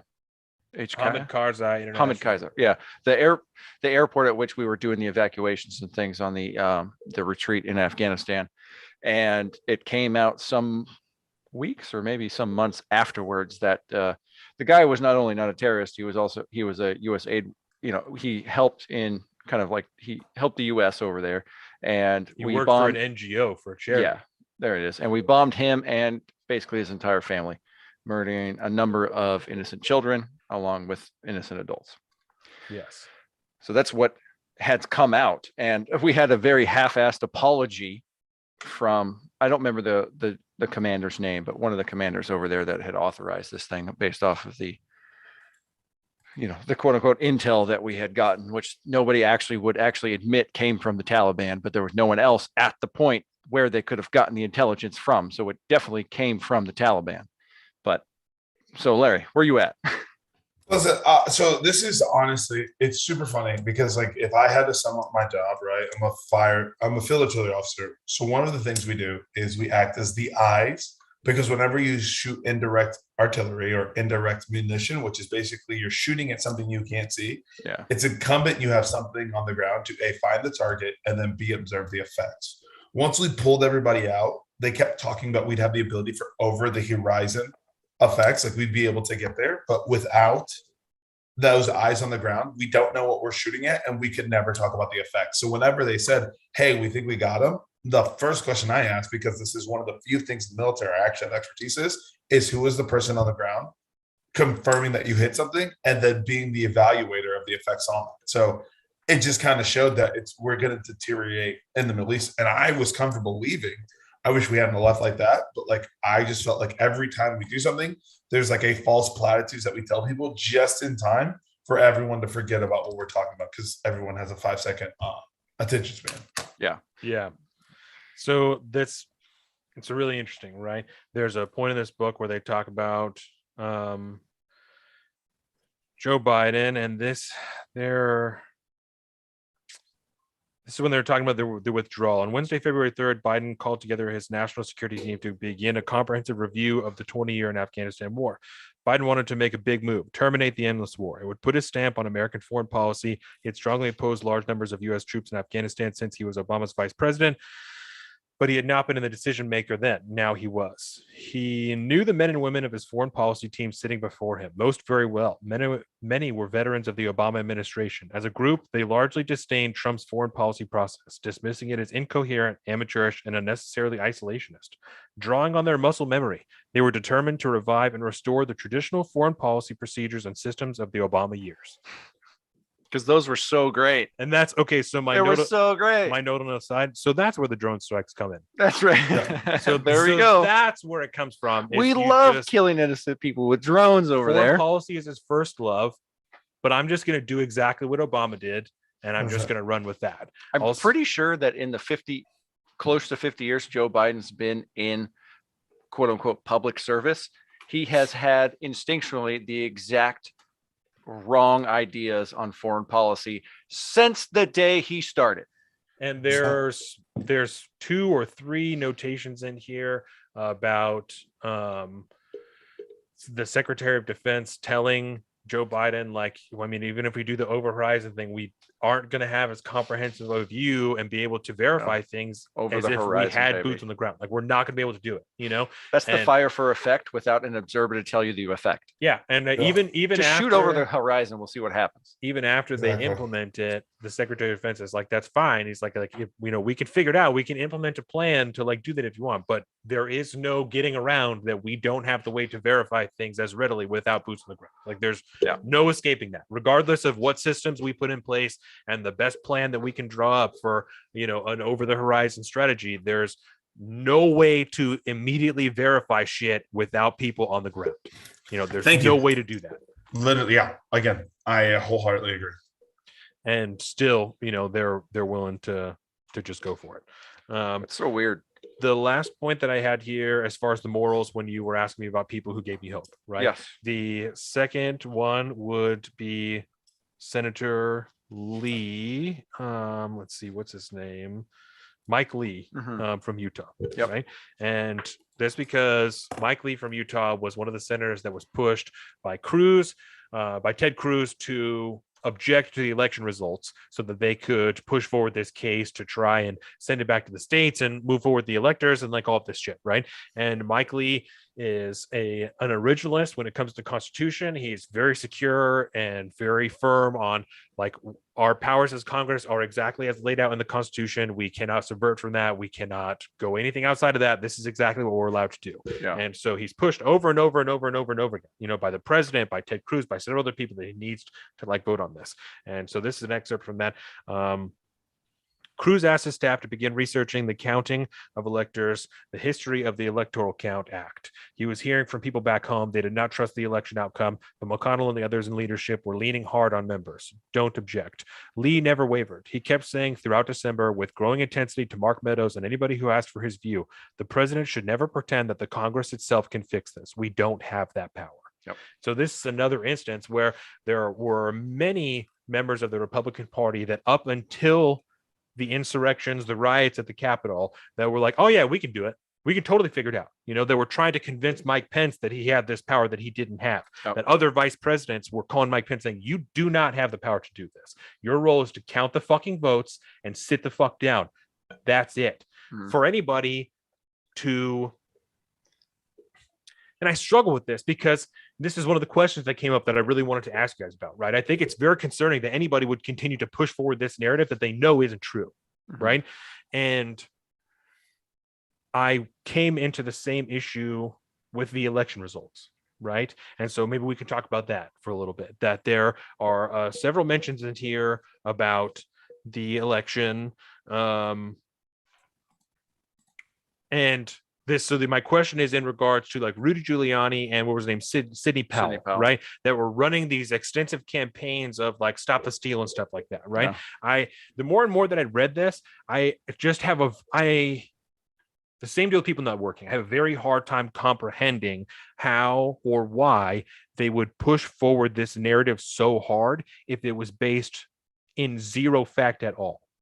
If there's no true, and I'm definitely not saying stop the steal. I'm not like renewing the stop the steal, right? My question is these grown ass adults. Rudy Giuliani is kind of a crazy person. Sidney Powell, a little bit of a crazy person. Either way, grown ass adults with law degrees that have full careers, all of this shit. How do they get so convinced of something that is based in zero fact at all? I don't know. I don't understand it, right? And it could be because they're crazy people. I'm not saying there's no way that there's no fact to it at all. It's a genuine question of like, I don't understand how that happens if there's no fact to it at all, right? And that's when I started to watch those documentaries, when I told you it's called Kill Chain. That's what it's called. Kill Chain and Hacking Democracy, right? So this is a quote from the book. Rove had lengthy experience crusading against voter fraud. It just did not apply here. The machines were reliable and safe, he repeated to others as questions mounted. They're not connected on the internet. They tabulate the votes by taking a thumb drive, encoding to a specific machine in a specific precinct, taking that to a central location to transfer the votes and count them. Okay, so I told Colin, maybe even off the podcast, that I watched a documentary this week that is on HBO right now. You can go and watch it right now. I mean, not yet. Just give it like an hour or two. But it's very important to highlight that. It's available right now. I watched it this week. It's called Kill Chain, right? Kill Chain that is made by HBO. Okay. It's not some fucking random, documentary like an indie movie, that you don't know the sources. This is made by HBO. Okay. And it outlines how many of the machines that were used in the 2020 election have backdoor capabilities that they can be hacked, that they can be remotely turned to access the internet. The votes can be changed inside of them with simple installments of software on the very cards that you insert into them. If you were able to gain access to this whole set of cards, you could download the software on them that would change the votes or that would connect them to the internet and do all these things. And the people running the machines would never know. Mm-hmm. The people who were in this conference, I told Colin, Larry, that there was literally a conference held inside of a hotel conference room in which they just invited a whole fuckload of hackers. And they bought a bunch of voting machines off of eBay that are the same style that are being used now in American elections. You can purchase them on eBay, right? So they got a plethora, I think 12 or 15 different kinds of voting machines that were all in active use in the 2020 election, and asked these hackers, do your worst. Figure it out, hack into them, do what you can so that we can know how you did it, right? And all of them every single machine was hacked into. Every single machine. One of them, while being fucked with, was hacked remotely from a laptop on the other side of the room. Want a beer down? That would be great. It was hacked remotely from the other side of the room. Thanks, baby. Yep. All those machines were used in 2020. Mm-hmm. So to tell me for this book, for anybody, like I'm almost getting emotional right now because it's like I'm being gaslit. You talk about it all the time. Like we're being gaslit, Yep. For anybody to tell me that this was the most safe and secure election that has ever been carried out is a lie. You are That's high. not true. Yep. That is a lie. There's a movie, there's a documentary on HBO right now. You can go and watch it. That shows you that it's a lie. It shows you that that isn't real. So I don't understand. And the how- same people that have been trying to just brush this aside as if it's a wild conspiracy theory were the same exact people that were fighting to say that these machines shouldn't be in use like 4 to 8 years ago. In The that same documentary, exact people. in the documentary, Amy Klobuchar and Ron Wyden are in the documentary. Yes, yep. Those were So I were don't. people. We have an administration based in an ideology that is inherently false, and I don't understand it. I don't get it, and Yeah. that's why one of the takeaways that I have from this is this might be the very first piece of verifiable propaganda of the new age that I've read personally, because Yeah. there are lies in here. There are things in here that are factually incorrect. And this is being sold because Bob Woodward and Robert Costa, they're reporters. They're fucking reporters, so of course you can trust it. Oh yeah. They're reporters. There are lies in here. The blue tabs in here, Larry, are literal verifiable lies. It's not Those are the ones you knew off the top of your head. that without That's- researching. Exactly. So there's It's probably another, stuff we've all talked about already just in the few years we've been doing this. And you're like, oh, that's bullshit. Oh, that's bullshit. Oh, that's bullshit. yeah. And people read this stuff as if it's gospel and then they act on it and then they turn around and report the same shit. So, and that's Said, yeah, and that's the problem I have with big government is because like as the institution becomes bigger, like they don't care if you know, right? And I haven't read the book, so I won't pretend that, right? But I've been gaslit on lies too, and it's where I've been with CRT, right? Like I've literally been gaslit into an oblivion. But like they don't care if we know, we don't care if we have the conversation. They're literally like, and you can see it, they're literally creating so big that they'll have the control to sway the institutions, right? So now everyone in the government, but they're not reading the same things you're doing, right? Everybody in the military, they're not reading the same things that you're doing, right? They're literally dumbing down the population and then just shoving down shit till they'll take it. mhm. And no one's doing any kind of verifiable research. I think you'd agree, like you have to be looking right now, You have to. unfortunately, yeah. right? In order to understand, and you have to do an assortment of your own research for everything, right? On both sides. Yep. And I think the final thing on that, again, is the dangerous thing is that you're starting to see all these censorship things. It seems, I don't know if it's top down. I don't like to be into the conspiracy realm. What I'll say is there's a lot of linear thinking across multiple institutions. So like that's why they can do something like this, because again, you know them because you guys have been researching, talking about digging for more, and the average person would. But I think what we saw like in the election, I don't think the election was rigged. I think it was there, but I think what was disturbing for me is when I saw how many people like did not know or thought Hunter Biden story where they thought that was straight propaganda. And that's Oh, when yeah. I realized it is when people, it's like, how could you do that? Like that was fake. And I'm looking at them, I'm just like, wait, didn't they have their receipt? They're like, no, it's fake. And now here we are on the other side of it, knowing it's completely real, but it was shut down on social media Yeah. for 48 hours. It's so real, Larry, and we talked about this, that in this book, it describes how the Biden family staged an intervention for Hunter Biden during the presidential campaign. They staged an intervention for his crack cocaine addiction during the presidential campaign. It's written in this book. His children were there. His new wife was there, his brother's other wife. So yeah, they were all there. His dad, they were screaming at each other. His dad chased him down the driveway. It was a whole deal. Like a very emotional scene happened during the campaign. Yeah. Could have happened on an episode of Cops. But he's definitely not addicted to any type of crack cocaine at all.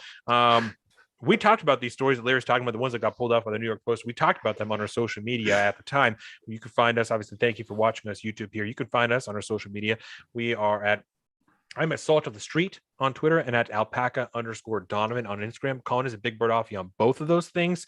Obviously, thank you for watching us on YouTube, Salt of the Streets. We have an Instagram, Salt of the Streets, Facebook, fuck Facebook at Salt of the Streets. You can find all this, saltofthestreets.com, Salt of the Streets, patreon.com/Salt of the Streets. Go there, sign up, become a patron, help us make more, better content all the time. The more you pay us, the more free time we have, the better content we can make more often. It's going to be fantastic. It's a circle. Yeah, it's a just a circle. circle. Exactly. So if you want to watch some video games, go on to Twitch, Lexi Kaio. If you need some cakes, you're in the local area, go to leggings and aprons or on Instagram, saltedstreets.com for all this information. Discord, you can get that too. It's also on our Patreon for some secret stuff. Atlas A&T if you need your taxes done. That's everything. We're out of here. So what the fuck were we talking about? Lying and being gaslit. Yes. Okay. So here's another point that I have here on the election. A week earlier, on November 16th, Barr said he and the FBI director, Chris Wray, set up a meeting with computer experts at the FBI and Department of Homeland Security. They had 2 meetings, with the experts walking them through the operations of the machine and how microchips and methods made cheating all but impossible. It's all bullshit, Barr said. The allegations were not panning out. Did you see what they did in Detroit and Milwaukee? Trump said. So I also told Colin that I also don't think that the election was stolen, especially not in the way that it's outlined in Stop the Steal. I do not think that mail-in ballots was the problem. There were some problems with them, and we saw that at the very least with Project Veritas. We saw verifiable accounts of nefarious activity in mail-in voting. I definitely would not say it was enough to sway the election, but that did happen, right? What I'm saying is that this is another lie that's saying that the operation of the machines and how microchips and methods made cheating all but impossible is a lie, because there's a fucking documentary on HBO that if you have $11 a month or even a fucking free trial for 30 days, Get in there. you can go and watch it, and it will show you that the machines used in the 2020 election can be hacked by motherfuckers who sleep on their mom's couch. Yep. What the fuck are we talking about? What are we talking about? This is a lie. This is a verifiable lie, because you can watch a fucking movie about it.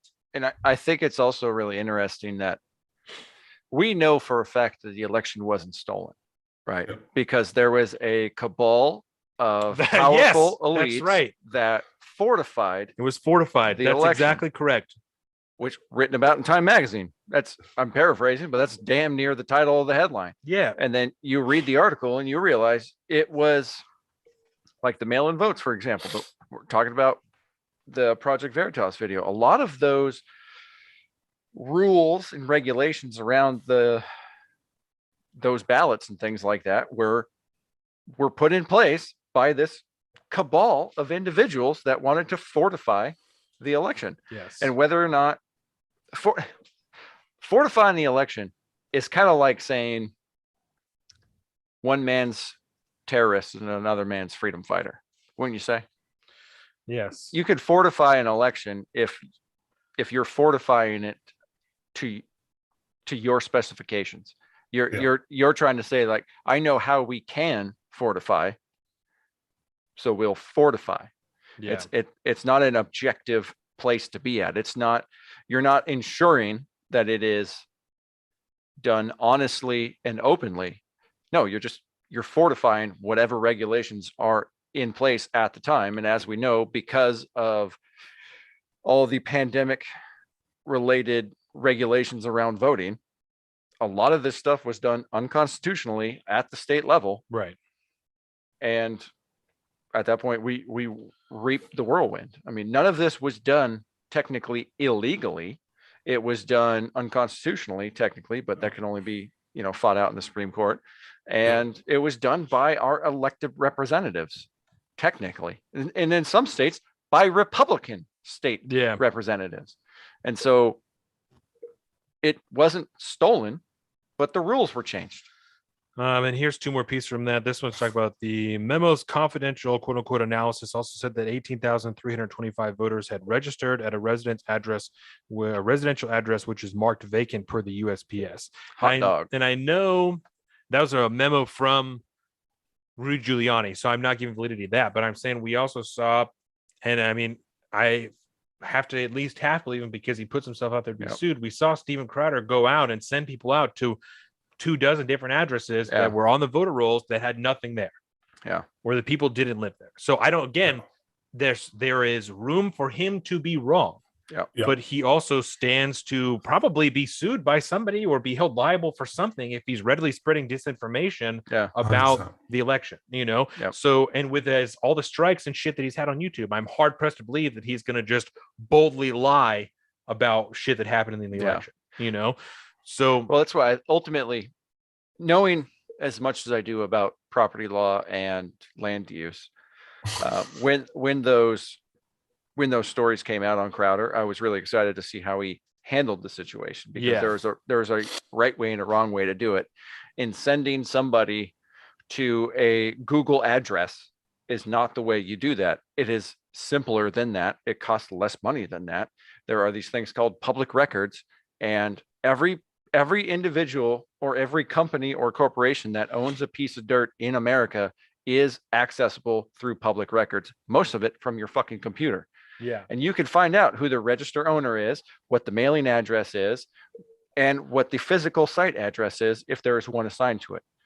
It's that simple. It's a few fucking clicks. Depending on any state in the union, you can do that. You could go down to the, let's say the city town hall or the county hall or whatever. They have those records on file. They Yes. literally have to.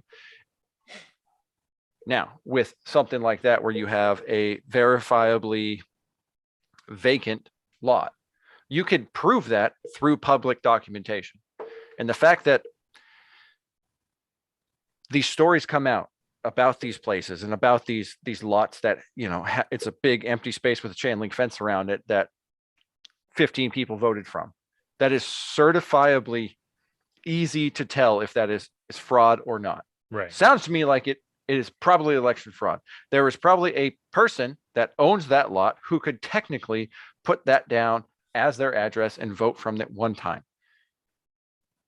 But that investigation never really took hold. Right. And I don't know, it might be 75, it might be 150, it might be 75,000 throughout the country. It might be hundreds of thousands throughout the country. I don't know. It could be any number, because we're not going to verify that.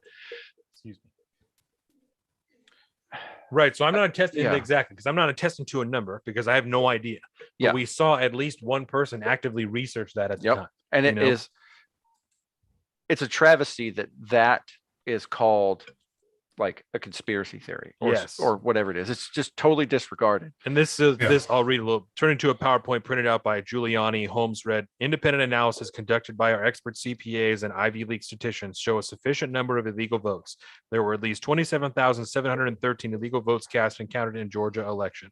Holmes wondered, who were these unnamed brainiac experts? The total was more than twice the 11,779 vote margin that gave Biden the state.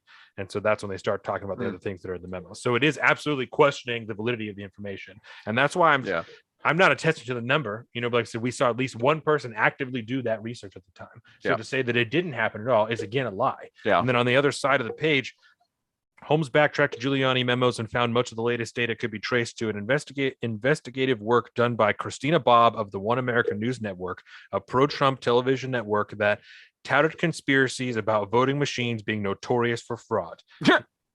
Okay, so what the fuck did I just say? There's a fucking HBO documentary about it. Like, I'm so floored by that. Like, when I was reading this, I'm just so floored by it. Like, that's a lie. This is a lie that you're saying here. This is a verifiable lie, because HBO has a fucking movie about it. Like, I don't understand. It's Like you said, it's not like some fucking YouTube guy that I found, got his hands on a machine and said that he hacked it. I am like, this is the second movie that guy had made about hacking election machines, and you're telling me that it doesn't exist. I don't understand it. That's why I like what you said when you first talked about like your overall take on the book, is it might be the very first piece of literal propaganda that you have come across at this New point. age propaganda. New age propaganda, because Yeah. that's, like I said, you don't think that, mind you, it takes, the network's a while to read this book, but Yeah. I'm surprised there's not more stories on it already. Shouldn't take any more than 9 days. Right? Shouldn't take any more than 9 I've days. set the standard. I've set the Yeah, standard. 9 days Yep. is the standard of full-time work. Exactly. 9 days. Read the fucking book. I'm kind of surprised there's not more stories about it coming out now. I mean, shit. When That's what I'm when saying. Rage came out, and This when, is what was the other propaganda. one, And- it's total propaganda, and people are going to buy it and they're going to read it because Bob Woodward and Robert Costa. Robert Costa. I always Oh, get. Costa. Yeah, I always I'll think. tell you why Acosta. they're not covering Jim it Acosta, is there it is. because it's not all about Trump. Half of this is about Biden. Yeah. Right. So that's the last, I think, big point that I want to make on this, and then I want to talk about minting the coin, and then we can talk about sports a little bit and get the fuck out of here. Mint So the it's going to coin. take us a while to get there. So the last big point is that Biden is a puppet. This book solidified for me, along with the press briefings that I viewed on these days, solidified for me 100% that our president is a puppet for a growing, small but growing, deeply committed, youth-filled progressive caucus that exists in this country. And I have a couple of different things that I'll lay out here and that I'll let you guys kind of pitch in on. And the other part of that is that he was fooled, I say, because he doesn't actually hold any of these views, fooled in supporting progressive ideology for the promise of a legacy. Right? And we talked about this a little bit before the show. And so these pink marks here are things here that made me think of a puppet leader. And let's see. This is in discussions. No puppet. No puppet. No puppet. Oh, God, I missed Trump up on the debate stage during the presidential debates. Those were so wild. Oh, this is during the discussion between Pelosi and General Milley. Well, she said, I hope you can prevail in the insane snake pit of the Oval Office and the crazy family as well. You'd think there'd be an intervention by now. The Republicans have blood on their hands, and everybody who enables him to do what he does has blood on their hands and the traumatic effect of our country. And our young people who are idealistic and work here. I will tell you, the people on both sides of the aisle have been traumatized to the nth degree because this man is a nut and everybody knows it. Nobody will act upon it. So that's one of the things. It's all little details, right? And so the specific mention of the idealistic youth who work here, right? And so I know that at first you might be like, that doesn't mean anything at all, but it's a compilation of small details that I picked up that I'm fucking sold on this, that I don't believe it anymore. And so the explicit mention of Nancy Pelosi, because as we all remember, right, during the 2020 elections, she then had to fucking fight to become the House Speaker. Right. She had to fight with the progressive caucuses, AOC, the squad, to ensure that she could secure the votes to be the Speaker. Right. So that's priority right there, because that's how she got here. Okay. 6 fucking people. And this is Jim Clyburn. Jim Clyburn was instrumental in ensuring that Joe Biden became the candidate for the Democratic Party, right? So there was a lot of different meetings that Jim Clyburn had. Jim Clyburn, very progressive. So let's see here. On Sunday, February 23rd. Oh, that's Jordan's birthday. The Congressional Black Caucus had a gathering of the USS Yorktown, a massive decommissioned aircraft carrier docked in Charleston. It was 6 days until the South Carolina primary. Biden needed Clyburn to get off the fence now and endorse him. He arrived at the ship late at night. In a tucked away room, Clyburn was waiting. Okay, so this is just to set the scene, in case anybody missed it, this is on a decommissioned aircraft carrier in South Carolina. The Progressive Caucus is meeting with Joe Biden to discuss his potential run for the Democratic nominee. What a weird fucking venue, first of all. That's what we're talking about. And I was just going to say Jim Clyburn. Yes. Yeah. And I was just going to say Jim Clyburn is a House representative from South Carolina. And very progressive. Very much so. Clyburn got right to the point. This meeting was about hard politics. Clyburn were going to play savior. He wanted a political guarantee in exchange. Biden would make black voters his priority in the campaign and in the White House. Clyburn also thought Biden was rusty and needed a kick in the ass. There are 3 things I'd like for you to do that I think would really make this endorsement work, Clyburn told Biden. I'm listening, Biden said. The first thing is you should really shorten your speeches and get more to the point. Biden stayed mum. My advice is the advice my dad gave me, Clyburn said, recalling his minister father. Keep it simple, keep it short. He would tell me, just remember when you speak, the Father, the Son, and the Holy Ghost. Don't go beyond those 3. My second point is 10, 20, 30, Clyburn said. Know the reference. It was Clyburn's signature anti-poverty plan for federal spending, allocating at least 10% of funding for any given federal program to counties where 20% of the population has lived below 30% of the poverty or below the poverty line for 30 years or more. You need to adopt 10, 20, 30, Clyburn said. Now it's in your platform, but you've got to run on it. Finally, the third thing is I've got 3 daughters. I'm very proud of my 3 daughters. It's a little bit disconcerting for us to be at this particular juncture in our history, and there has never been an African-American woman on the Supreme Court. 4 women, no African Americans. There's something wrong with that. I played a role in having the first Latina on the Supreme Court, and I look forward to doing the same with an African American woman, Biden said. Biden and Clyburn shook hands. So, while none of these are like deeply progressive things, right? There are progressive ideologies steeped throughout them, especially the critical race theory. And and I'm not even going to qualify because Larry's black. You don't believe in critical race theory. The critical race theory of like we need to have an African American on the Supreme Court, an African American woman on the Supreme Court. It was the same thing with him vowing to pick Kamala Harris as his VP. Yep. When you qualify this to any logical or reasonable person, you are telling me this person might not be the best choice for the job, but they fit this particular thing and they're good enough. So I'm going to put them, right? And that's 100%. even if that's not true, you can easily draw that from that situation. There's a phrase for that. It's called tokenism. Yep. And it's So, disgusting. Man, there have been a couple instances. This is during one of the debates, during one of the breaks. Jim Clyburn went and talked to Joe Biden and said, man, there have been a couple instances up there tonight where you could have mentioned having a black woman on the Supreme Court. Clyburn said, you can't leave the stage without doing that. You just got to do that. Of course, Biden said, you got to hit that mark. In his final answer, Biden hit the mark. So Wow. I'm to the point that they're controlling his verbiage. You need to say this when you're up there if you want my endorsement. And not that that's not how politics is played, right? There are hoops to jump through during politics. So I'm not trying to lay out that this is like a very But which unique, hoops are being put up matter. exactly. So I'm not laying out that this is a very unique process. Yeah. But yeah, the things that are happening.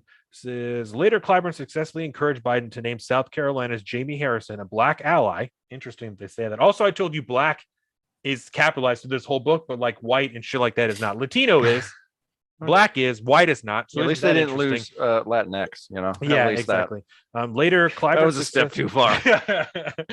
Later, Clyburn successfully encouraged Biden to name South Carolina's Jamie Harrison a black ally chairman of the Democratic National Committee. Harrison had lost his Senate race to Lindsey Graham by 10 points, but spent a record $130 million and built a national profile.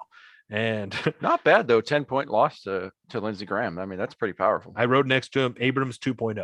Abrams 2.0. You lost this race, and now you're going to put him in a different position. And then there was this weird conversation about ensuring that that Jamie Harrison didn't make any less money than the currently sitting Hispanic chairman of the Democratic National Committee. Why would he start making less money? Yeah, right. You'd think maybe Like, the DNC out of for what all reason? organizations would have a transparent and static salary situation. That Yes. everybody could We know. do. Yeah. Just Everybody like the else in the military. government does. Yeah, Yeah. exactly. But you know, the DNC isn't the government, so that's where they get away with this shit. And Exactly. it's important to say that this kind of politicking, this is what politicking is, right? This kind of stuff happens all the time, and it's fine. The problem, like I said before, is like what you're politicking with matters, Yep. because ultimately that tells you what the party wants at the end of the day. Right. It shows their true colors, their ideology, what they're after. And that's like these kind of deals were happening. Like shit, you watch the movie Lincoln, right? Yes. You know, when there was That's a great the movie. push to get the 13th Amendment passed, there was all these, you know, essentially Southern Democrats that were swayable, but they had lost their election. They were about to lose their seat in Congress. And do you want to stay in the government? Vote for 13, and I'll make sure you get a job here on the cabinet or something like that. Yeah. Like that kind of politicking happens all the time. And it's one thing when you're talking about the 13th Amendment. It's another thing when you're talking about some critical race praxis type of shit being enshrined in government. Yes. It's what you're politicking with matters. The hoops you jump through matter. Yep. So this is from around the time that the first budget reconciliation package was being renewed, and this is a quote from McConnell. And this is when I was talking to you guys about him being tricked into a legacy. Yeah. Right. This is kind of what that leads to. Reconciliation package picked up momentum. Mitch McConnell told senators and his aides he believed Biden was not going to coast. He was playing for history. He has a vision of what he wants America to look like, and I do too, McConnell said, and it's different. And the reason we haven't been having any conversations this year is he's doing what every Democrat president wants to do, which is to push the country as far left as possible, as rapidly as possible. They all want to be the next FDR, McConnell said, referring to the line of Democratic presidents. They know they can't have 3 terms, but they're hoping there will be a monument.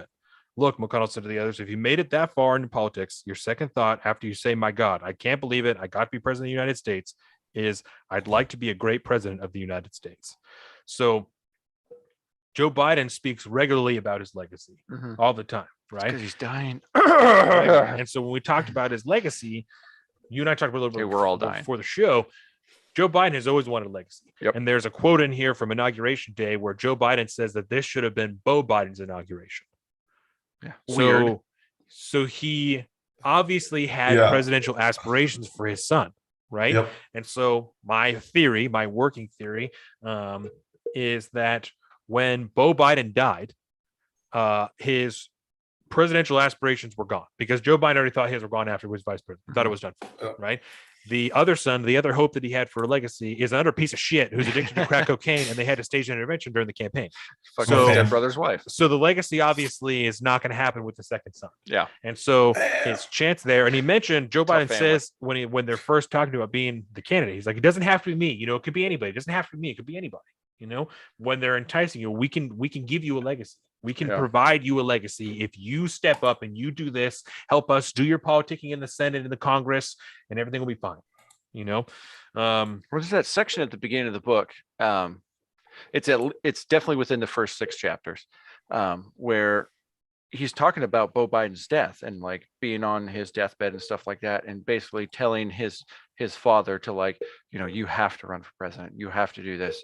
You know, don't let me down, Dad, type of thing. yeah. It's like the narrative that he was supposed to have some kind of legacy through Beau is pretty Very heavy. underlined throughout. Yeah. So this is from the time of the first reconciliation package, and this speaks to the progressive caucus of the party being not even of the party, but largely the White House, that there are the large amount of the control of Joe Biden is with the progressive youth that exist in the White House. Yeah. And Those Jen- idealistic ones. like I said, Jen Psaki has talked about that there are a lot of progressive, very progressive people in the White House. So this is It's so bad. Nancy Pelosi. She knew her members. She kept close tabs on the House Progressive Caucus. They loved a big fight, especially with her, especially the squad of younger female progressives, such as Representative Ocasio-Cortez, who had broken ranks with Pelosi on an immigration bill she had backed. If told she had to take $300 benefit down from $400 without any new incentives, she knew they could rebel. Every change is a cut to the majority of my caucus, she said. If you want them to swallow the bill, you have to give us something. A majority of the caucus. Yeah. And this is a quote from a conversation. So this is supposed to be from a transcript. Yep. So you're telling me that you believe that a majority of your caucus is progressive, right? Or else why would you be saying that? And which caucus are we talking about, by the way? Nancy Pelosi's caucus? Or, you know, the progressive caucus, which is not the same as like the squad. You know, Right. they're like ultra progressives, but Right. there is a pretty substantially large progressive caucus that probably is looking to the squad as their rudder for which direction to go, because the nature of being a progressive changes the minute they came into power. Because it's puppet, bro. Yeah. This is a point for me that underlined that Joe Biden doesn't give a shit, right? That these things are not important to him. He's running on progressive ideologies. When Biden had supported $15 an hour minimum wage during the 2020 campaign, he and his top aides were not eager to go to war against the parliamentarian, but Pelosi knew that her members wanted it, so she kept it in. Senate Democrats would have to strip it out. So Yep. they knew it. They're Yeah. putting it anyway, just as just a tip. You're like, Hey, you're not gonna be able we to do it. tried. Exactly. And that's happened over and over and over again. Yeah. So Which again isn't necessarily unpolitical. I mean, that's kind of like a standard operating procedure. Right. It's just, like I said, whatever is put into that bill that's trying to get snuck by, or trying to get the amendment in the bill, or the section in the bill that is there to be the martyr.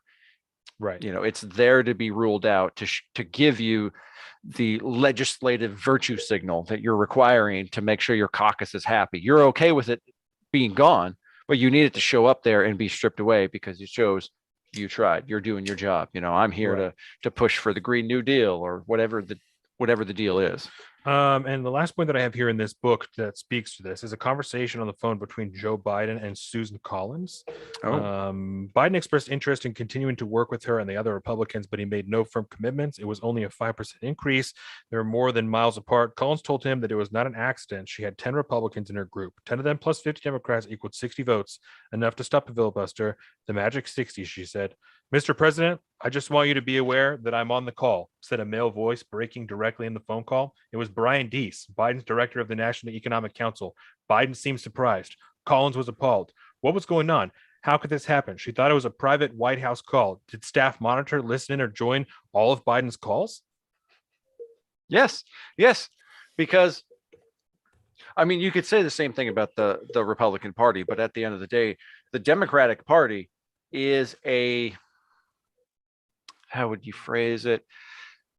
The party, when they're in charge, like the president is put there by the party. All saying of he's a puppet, dude. all of the legislation that gets pushed comes from the party. Yeah. Right. I don't think it's necessarily that way with the Republicans. It is, but it's a different monster. Right. But this is absolutely, if you are a Democrat, you are chosen because you could win the popularity contest to become president. It doesn't matter. We're not running you as the individual. We are running to make sure that we win. So we put up this guy or this gal because we know this is our best bet at taking power. And then the DNC gains the power. They control everything that happens within the party from the president down. That's how the DNC has operated for a very long time. Yeah. And it just becomes more and more transparent now that Joe Biden's not in charge. The party is in charge, whether that comes from the powerful players in the party like Nancy Pelosi or Chuck Schumer, or the civilians in the party that aren't in, I mean, they're all civilians, but they're not in public office. And that's exactly the same deal. That's exactly what I think it is, because Joe Manchin brought up a point this week, and this will move us into talks about minting the coin and stuff like that. So Larry can get reinterested in the show. So Joe Manchin, when he was asked about why he wasn't shifting his top line, right? Why he wasn't moving. He asked the 1.5 trillion is his top line. He asked one of the reporters, said, if the progressive ideology is so popular, why aren't there more progressives in Congress? Why is their caucus so small? Yeah. If it's so important. And that came off the back of Jen Psaki being asked, like, why are you continually asking Joe Manchin to shift his number and not the progressives? And I think that I definitely have a note here for it somewhere, but she also got asked if Joe Biden had told the progressives not to look at the American Family Plan and the American Jobs Plan together, right? The reconciliation plan and the infrastructure plan. And Biden, obviously, when he announced them, said he wanted them passed in tandem. He put a statement out shortly after that saying, like, oh, no, that was just a thing that I said, like, don't worry about it. Just words. Yeah, it's just words. And she said the president has said publicly and privately he wants to pass them together. And then she said the progressives want an understanding on the path forward for the reconciliation package, and we want, and they want the historic legislation to pass, the infrastructure pack or the budget reconciliation package. And so there's this continuing narrative of, well, the progressives just want, and it's always the progressives, like she's very adamant about their standpoint, and that's another thing, is like she's always talking about, well, the progressives want this. Well, there's fucking 10 of them. Why does that matter? If there's a whole other side of people that you can convince with something in this bill, why the fuck are you talking about 10 people in the House? For the same reason we're talking about 2 people in the Senate. What is the fucking point? Fuck those people. Convince somebody else. I have a game changer for you. So let's hear it. Because we're sitting here talking about the Progressive Caucus and all this, and we assume it's pretty small. Yeah. Well, there are 435 voting representatives in the House of Congress. Yes. Okay. There are 95 members of the House of Representatives and 1 senator. Oh shit! That belong. Oh shit! So you think roughly? Oh shit!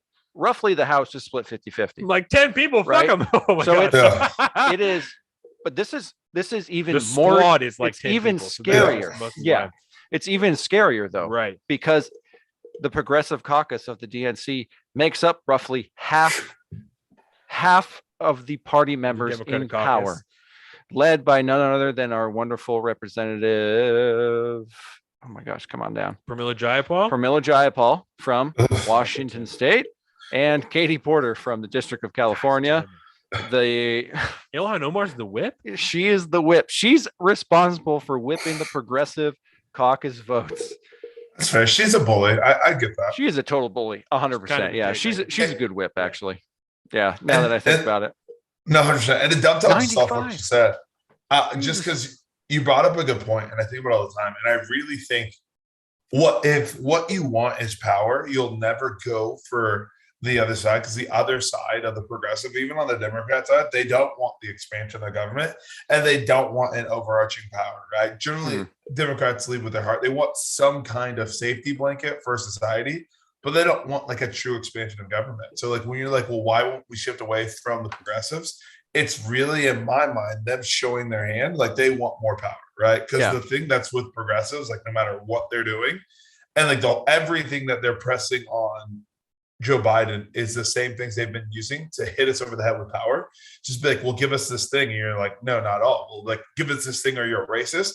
And they're literally beating people over the head. Give us this things or you hate kids. Give us this thing or you hate women's sexual reproductive rights. Yes. And everything's getting bashed over your head, right? The progressives are always just punching you in the mouth. And literally what you were talking about Joe Biden and Peril, again, did read the book, so I had to soak that all in. But what I'm seeing is this rhythmic thing of them using the hurt person or the person of that moment to beat them to beat the people over the head into submission, right? And I think that's fascinating. I think that's what's happening. I think that's why they want to move it, because I think Joe Biden, Jen Psaki, the executive branch knows on the other side of the progressive agenda is more power for them, right? And so whoever holds the helm of government, like is in charge, and that's what I think the conservative, especially for me as a libertarian, I want the government to be super small. The government's supposed to handle literally just our military and our court system, and we're good. We're supposed to be good, and it's expanded into an oblivion. Yeah. That's funny. I love I used to consider myself a libertarian. And at this point, the military is the only thing that I'm having a problem squaring away with my Yeah, more and more anarchist views. Because that's the only hurdle I can't get around is national defense. Because if America was in total anarchy, and let's just say we devolved down to 50 states, which were 50 nations, China's rolling in real quick. China and Russia are just going to take over right then and there. It's done. So that's the only problem I'm having squaring away. But other than that, I'm 1,000% on board. I think the smallest government we could possibly have, except for military, because I think we've proven at this point that what George Washington and the founders feared about political parties is coming to fruition 110%. And we're at a point in time now where if we allow this to continue much further, it's over. The clock is ticking. And if parties become ideological cults, as they have become today, the Republicans are a little bit more of an exception because they don't really do anything except just say, stop, slow the fuck down, whatever. They don't have any real ideological bent on them, but literally nothing. Yeah, they just don't do anything. But the DNC has essentially usurped as much power as they possibly can from our republic democratic process and taken it on their own to just lead by dictate. And if we allow the progressives to continue this process, I say it all the time, but the republic is dead at that point. If the political party, which is, a lot of power players aren't necessarily in elected office, control what the elected officers do, which I think is pretty clear that Joe Biden is, when he's up there on the stand every other day saying, well, I'm not supposed to talk about this. Oh, they're going to get mad at me. You're a puppet of the party. Yeah. You are not a real person, dude. There's a reason that I think it was Vox wrote that article that says, Joe Biden, stay alive. All we need is your corporeal form. All we need is the dude in the chair who will just say whatever he's done or whatever he's told to say, do whatever he's told to do, and then just shut up about the rest and take your money and power and go the fuck home to Delaware. Through the White House. We don't even necessarily need a breathing president, just someone sitting in the chair that we can say, this came from the White House. And it's probably better that Joe Biden's in charge for them compared to Kamala, because at least Kamala is young enough to have some form of cognitive ability to semi-think for herself. But she's literally the worst politician I've ever seen. But sorry, go ahead. She's so bad. Always think I want to play with Like, it Tupac. doesn't matter that everything she thinks about is the absolute worst thing a human being could think about, 100%. but she's dangerous because she can think. Joe Biden can't think. Yes. No, And I think that's very, very, very clear for anybody to see that has two fucking eyes and is willing to watch 30 seconds of a video. You give completely agree. any of his speeches over especially like the last month. Oh my God, I feel so bad. Yeah. Like this is elder abuse, bro. This is not okay. And yeah, we laugh, but God, I feel bad for the dude. He should not be doing this. He needs to go. He needs to retire and be chilling the fuck out and enjoying whatever golden years he wants to talk about with Hunter and blah, blah, blah, blah. He does not need to be president of the goddamn United States. When he fell that time, he got up pretty quick. Yep. Yeah, that's true. He When was fell very up the spry. stairs, you know, That's right. he got up like 3 times. pretty Caught quick. it 3 times. Yeah. Pretty quick. So Listen, he did it to himself, though, honestly. Like, He did. He it's did. not- Yeah. 100%. Like, Yep. that's He where was I'm at desperate here. enough to. He was desperate enough for a legacy, Yes. or, you know, I don't. Yeah, that's got to be the only thing. It's got to be the only reason. Because why the fuck would anybody want to do that? He referenced again in the same. I'm sorry, I didn't mean to interrupt No, no, you, it's too. He referenced again in the infrastructure talk I was listening to today, when he was talking about the renewal of the green energy programs, and he said, "I want a conservation corps just like FDR had, but a green conservation corps." So he's laying it out himself. Like he's laying these things out himself. He wants to be You know the what I'm next saying? FDR. He wants No, he 100%. wants it. He Yeah. wants it. We've been talking about this all the time on our social media. Obviously, thank you guys for watching us on YouTube, youtube.com/salt, or YouTube, Salt of the Streets, the live videos, the pre-shows, for everything. We have our Instagram at Salt of the Streets, our Facebook, fuck Facebook at Salt of the Streets. Fuck Facebook. We have our personal social media. I am at Salt of the Street on Twitter and at alpaca_Donovan on Instagram. Colin is at Big Bird Offie on both of those things. We also have our Patreon, patreon.com/Salt of the Streets. Go there, become a patron, help us make more and better content. You get free shit. Discord, You get cool shit yeah, that free nobody else shit, can. cool shit. Exclusive club. Exactly. Discounts, all kinds of cool stuff. Discord, Salt of the Streets, twitch.com, LexiKO, Instagram.com, Leggings and aprons. saltofthestreets.com for all this information. A&T, Atlas A&T taxes. I think it's Atlas accounting and taxes, right? That's what. Yeah, Atlas and accounting taxes. tax. I'm about to overhaul it all. Like literally, it's the worst thing in the world. Like I can't tell you how many times I tell people, they're just like, "What the?" Well, freak before you do, Yeah. I Right now, need- appreciate it because the flood of calls will be coming. Yeah. Yeah, Before you 100%. do, I need some Atlas gear. I Oh, need yeah. Atlas gear. We actually have some. I just hide the link because when I did it, it was just like, oh, I'm doing this for me, and then other people were like, well, can I have some too? And I was just like, yeah, let me see what's going on here. Yeah. So yeah, we do have gear. I can send that too. Don't Let's worry. organize a jersey swap, bro. Let's There do you it. go. I've asked this guy for his address like 5 times. I was like, yeah, for sure. I'll send it to you right now. And I literally Listen, don't. I have it. never. That's the bother you. level of down he is. I love it. Listen, long as you know that I always give it to you. I'm terrible at a lot of things, but I always remember that, and I'm just like, you know what? Don't bother. They got a lot going on right The Dixons remember their deaths. So let's talk about this real quick. Let's- I think we could just talk about minting the coin. Yeah. And we could talk about the overarching budget thing later. We can give kind of a preview of it. Obviously, in the last few weeks, there was concern about a government shutdown. Just this week, there was legislation passed to expand or increase the debt ceiling to allow the country to go on until it's like December 3rd, I think, is the estimated date because it's kind of a rough thing. But now, you know, now. It's the Treasury- December. Is it December? I heard December. I Yeah, think it's December December. 3rd. What did I say? Okay, just no. You said December 3rd. I Okay. didn't hear you. I don't wanna Yeah, mess- early December. I think It's it's December 3rd, I at this think, point. is like the Okay. rough Yeah. date that they gave. And so obviously plus or minus a few days. And McConnell has come out since then and said, "This is it. Yes. Yeah. At December 3rd, Right. this is your ball game. This We've given you enough field. yes. This is yours now." This required Republican cooperation for 60 votes, 61 votes to get past the Mhm. filibuster there. And so there's been this weird conversation over the last few days that I really didn't understand until I was reading articles right before we got here. That Jen Psaki has started talking about, like, well, now we're not even asking the Republicans before this happened. We're not even asking the Republicans to take part. All we're asking them to do is get out of the way.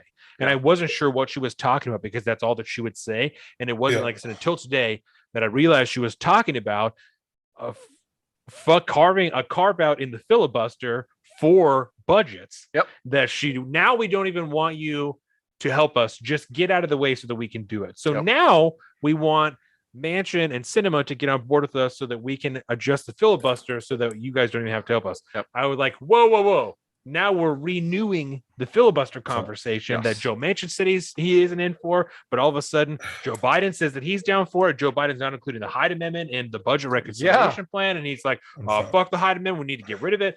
Throwing all these extra wrenches in a thing that they're like, "We just want Republicans to get out of the way." Yeah, because Then that's why are you doing shit that you know that they're going to fight you on?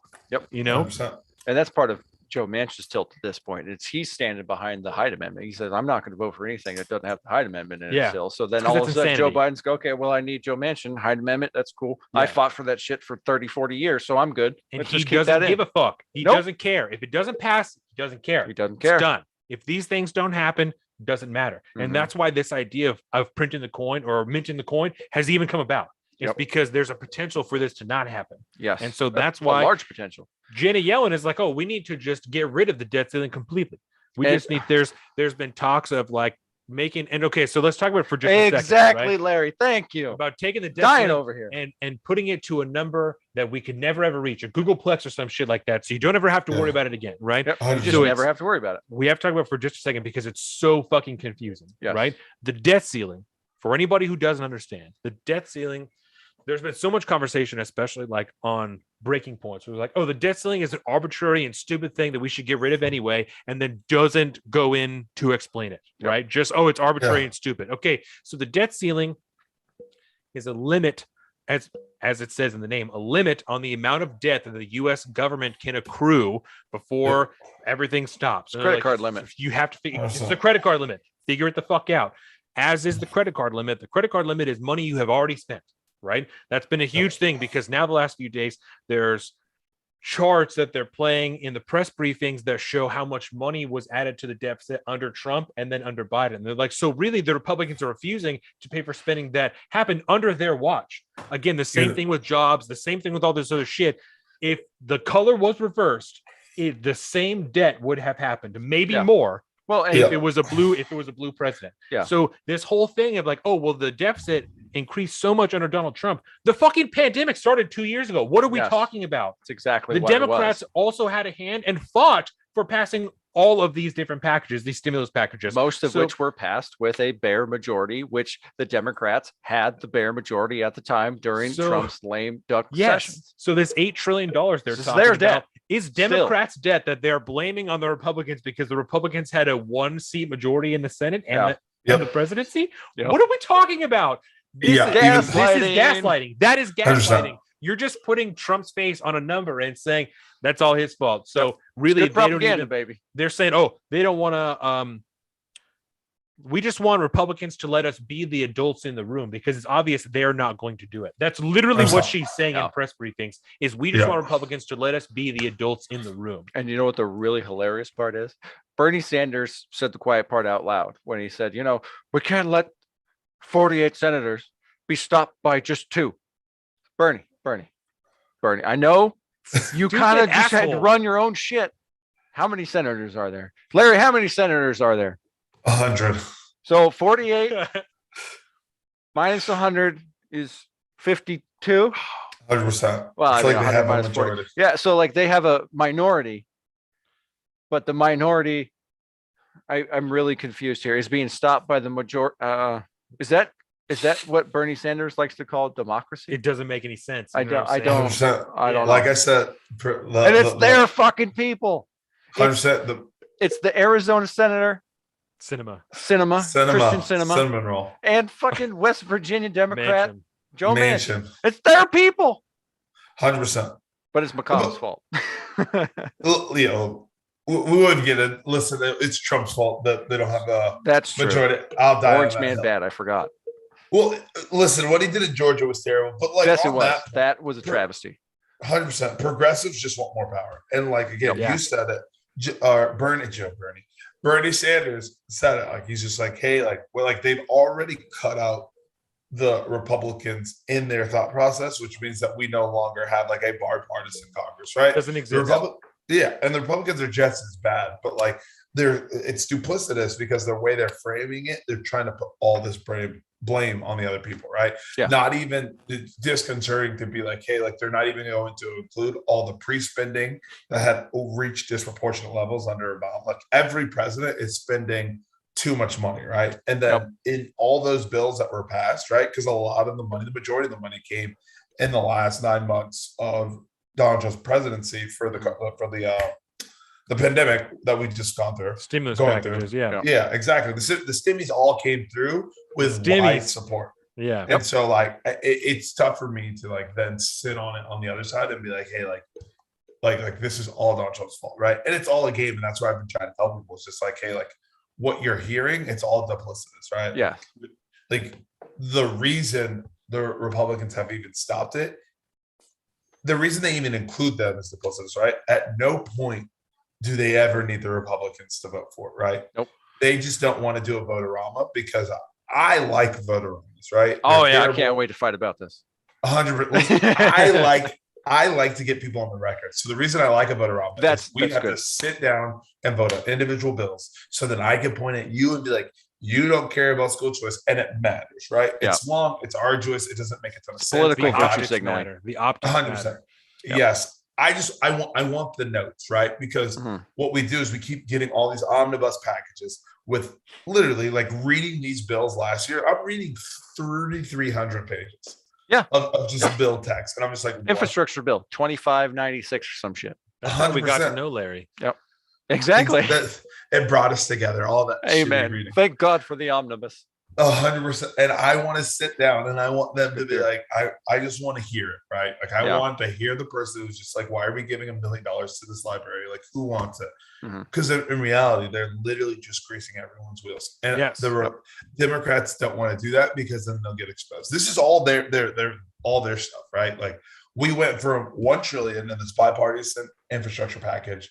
And I swear to God, I woke up the next day and we we're at 4.6 trillion. And I literally was confused how we got there. It's we lined out how there's all the secret spending too of like, oh, and this much when this much runs out, that like 100%. the 3 trillion really had a top number of like 8 trillion. Yeah. You know, that we're like, well, why is no one talking about that? Like there's all this extra funding you have in here that is just, oh, well, when this runs out, and it all ended up being spent or at least distributed, not spent, because there's still how many billions sitting in the States, right? That haven't been handed out to people who own houses and rent their houses. But so there was a point I wanted to make real quick before we dive too deep into this. yes, we got to talk about minting the coin. We will real quick. Mint the coin. Mint the coin. So because minting the coin is obviously based around government spending, right? Yes. I'm going to have to fact check myself on this, but I'm fairly sure. When was the last time the US government didn't have a deficit? We ran a surplus. It was like 1990. That's not long ago. No, and that you could stop right there because it was Bill Clinton. It was sometime in the 90s. Clinton, Yeah. But it was not that long ago. How much debt are we in now? Oh, Trillions? 20 some trillion plus dollars. I mean, we're Yeah. In fucking less than 40 years? and it's breached the threshold of GDP, right? Yeah. We no longer even make enough money to pay off our like the interest and shit for our debt. We now owe more money than we even make in a year. Yeah, which is also why one note on the debt ceiling real quick before we move, but like why do we have a debt ceiling? It's so that irresponsible borrowing behavior can be discouraged because money isn't real. but money isn't real, so it doesn't matter what we don't need a debt ceiling because the US government can have a American Express black card or whatever that is, the one that has It's zero a platinum spending eagle, limit. Colin. Exactly. That's what it is. The platinum eagle. The platinum eagle with Joe Biden's face on. Yeah. Are they that's- really going to put his face on it? I don't know. They I don't think they're they're going gonna- to geez, because they oh take my the God. eagle and they put a new face on it. So Yeah. I'm not sure. Yeah, 100%. The one little like picture I saw of somebody like conceptualizing this thing was a picture of Joe Biden on it with 1 trillion around the platinum coin. Let's take another shot before we talk about middle. Yeah, let's take a shot because Daddy needs a shot before we. You guys are mint taking $1 trillion. shots. What out was here. your last point? Yeah, bro, this is my house. I don't have to go anywhere, so we're good. Yeah, Donovan's got to I be weigh- conservative. I weigh 200 plus pounds. So I'm doing Exactly. okay. Exactly. Yeah, Oh wait, I okay. need to pour the shots. I've lost 3 pounds this week, Larry. Well, That's what I like to hear. Time Making to cuts- change that making with some cuts right brown now. sugar bourbon. For the last couple weeks, and then I'm trying to put on some more muscle. Yeah, just get after it. Yeah. I can't believe you guys are drinking whiskey. I can't drink whiskey. I I'm a mean, it's soft. kind of whiskey. It's brown sugar bourbon. I'm It's Irish, basically bro. like it's the dessert of the whiskey world. Yeah. I could never do it. It's It's not like for those beginners. churros I got last night. I'll hit Buffalo Trace. I don't give a fuck. Drink whiskey. You need Buffalo the Trace is tequila. legit. fuck with Oh tequila, yeah, bro. I'll I fuck do with do tequila that, all yeah. day. Yeah, You said you had one 100%. point you want to make before we mint the coin. What do you want to mint the coin? Spending, debt ceiling. Yeah, that's all right. We'll just move on. Mint the coin. So Mint the coin. I Mint the just want to coin. know. We're talking about the U.S. Mint minting a $1 trillion platinum coin, which obviously isn't going to be worth $1 trillion. not in platinum. No. No. No. So, right from the top, before we get into the explanations, Larry, are you for minting the coin, or no, or is it complicated? It's super complicated, right? Because it's just they're just taking out the debt instead of raising Crypto? the debt. It's Yeah, not it's- crypto, Zeke. It's not crypto, Zeke. This will explain. No, 100%, right? And like, so this is my whole thought, right? Constitutionalists love the constitutional. Thomas Jefferson said it's incumbent upon every generation to pay off their debt as it goes. We have Amen. not done that, right? We should be Lannisters. 100%. That's just it. And so minting the coin is literally just taking out debt. The only reason we need, okay, let's start from the beginning. Do it, Why baby. do we need to raise the debt ceiling? We literally need to raise the debt ceiling in order to pay off our debt. The We don't government will raise shut the- down. 100%. It'll shut down. They say that all the time, but again, We'll default on our. It'll on our shut loans. down unless you work for COVID. Then it doesn't shut down. Jen Psaki was very clear about that. So Fauci's still going to get paid. Dear God, no one worry about Thank God. that. Fauci's still going to 100%. get paid. It's okay. Oh my god. they'll always find the money, right? And so basically they're arguing. So they said they'll mint the coin. The coin comes out of the treasury as opposed to out of the Fed, right? So we're not borrowing any money. We're Mhm. creating it in our treasury. Yes. I don't like it for this reason, this specific reason. There are two kind of policies surrounding money. Monetary policy, right? Monetary policy is where the money flows, or how does it come out of the economy? How does it flow within the economy? Fiscal policy is how do we use the money inside the government to then reach our to accomplish our government objectives, right?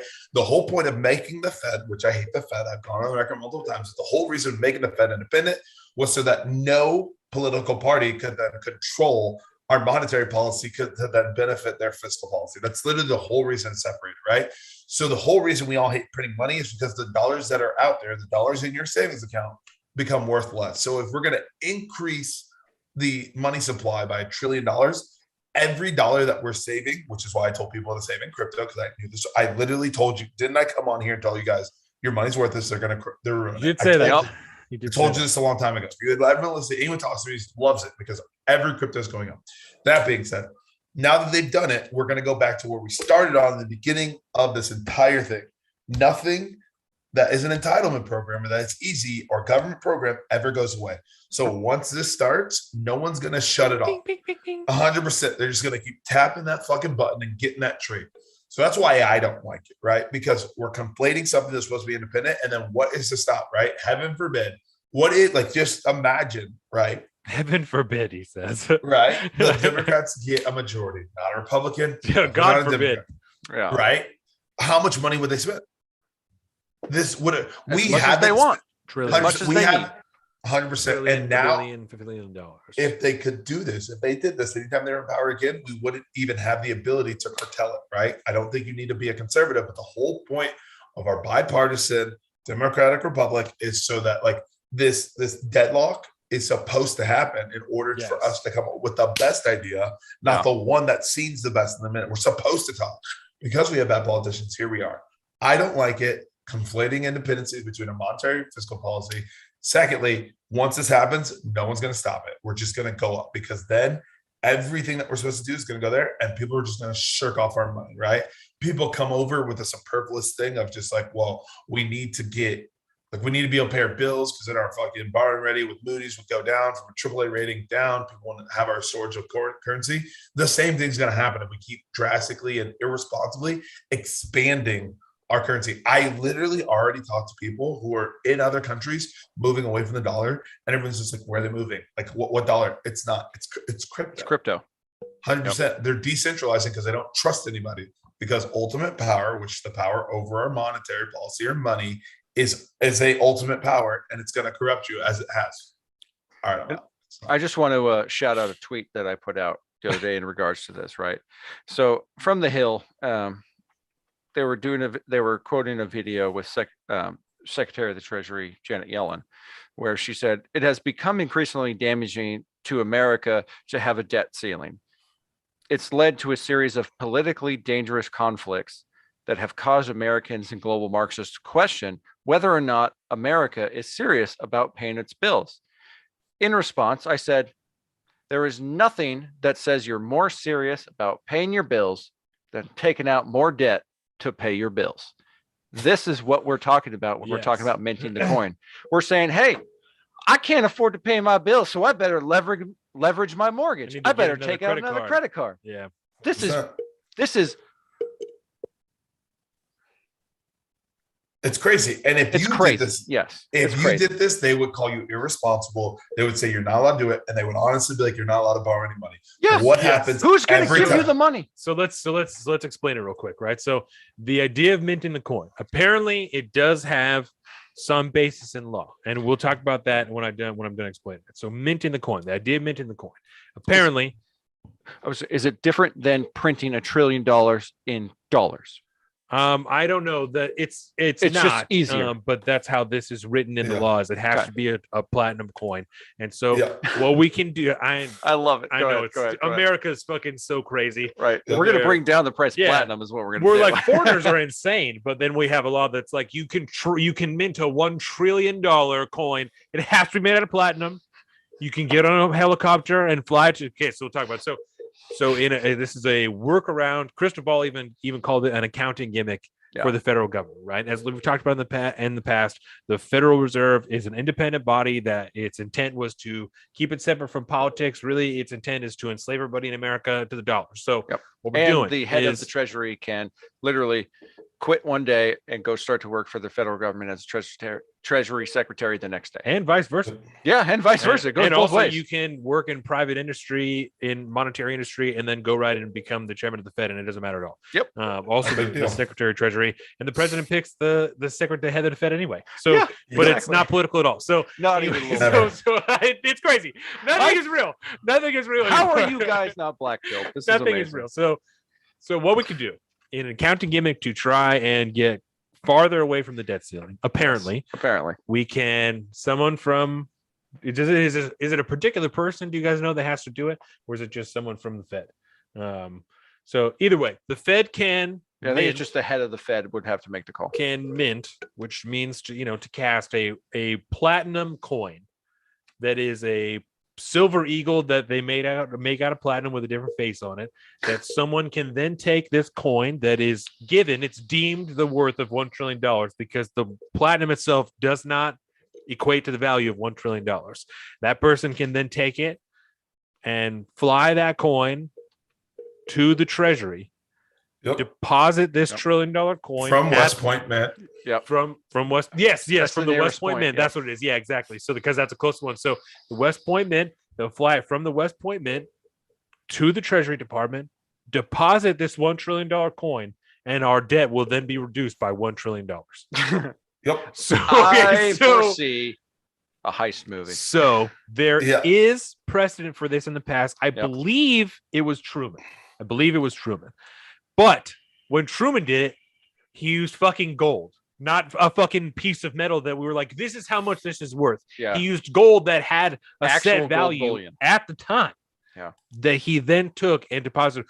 Probably questionable then too, but at least the gold had value that was sitting at the time, not a coin that we said this is how much this is worth. Yeah. And he paid off that much debt with this much gold. Yep. Right. Yep. Again, still kind of a gimmick, but at least there's value to the gold at the time Mhm. in the amount that you have there. Yeah, and there's the volume in the platinum, but it's But not $1 trillion.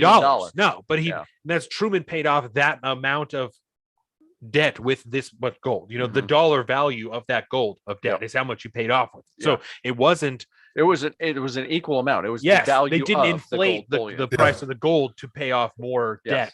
debt. That's why I said we're just going to bring down the Yes. price of platinum, Yeah, baby. there's But apparently, according to, Crystal Ball and Sauger, who's supposed to be a conservative, but every time they bring it up, do you watch Breaking Points, Larry?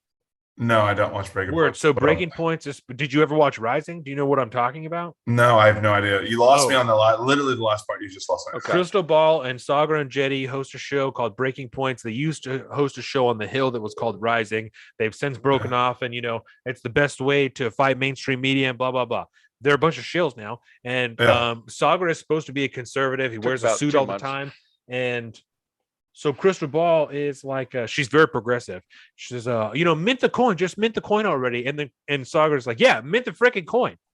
What kind of conservative are you if your immediate reaction is, yeah, print the fucking coin? A thirsty one. In what world is that conservative in any way at all? Right? Not at all. It's literally not. No person who's conservative about a fiscal policy is going to matter. No. Because again, I get the law, right? Like we have to use platinum because every denomination is like tied to something, right? Yeah. Except for platinum. But again, this is any conservative is going to look at this. It's a direct expansion, and the problem I always have is why no one's looking at this. Like no one has a fix, right? To go back to our earlier conversation, I like to back. I like to be sick or repetitive in my talk. There's no vision. Back. Yeah. What? Sorry, I had to. There's no vision for it, right? Nope. So like we literally are using a short-term fix to not solve any problems because they haven't said, hey, maybe we should control our spending. If you looked at your debt and you're like, man, I'm $800,000 in debt, you'd be like, I need to do something to figure it out. We're not figuring it out. We are literally developing outstanding strategies to then fix a problem that's going to do the same thing no matter what, which is expand our inflation.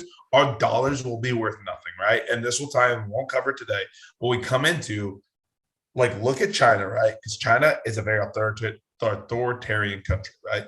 They're going through similar problems. The way they're fixing it is they're pushing out other cryptos. And mark my words, America and other big countries will have a centralized coin. They're already looking at it. The government's already looking at it. Yep. Too easy. And they're going to use that to control, and then again, control inflation and deflation of the currency. They want to inflate the currency because it cheapens the debt they have to pay. Yep. If at any point we start to deflate the currency, they're going to have to pay more on their debt. This is what they want. And so every dollar we save is going to continually be worth less. Like everyone's just like, we have this new fix, and I'm just screaming. I literally went to Facebook and got made fun of for I still get made fun of right now. They're like, oh, you still have all your money in crypto? Yes.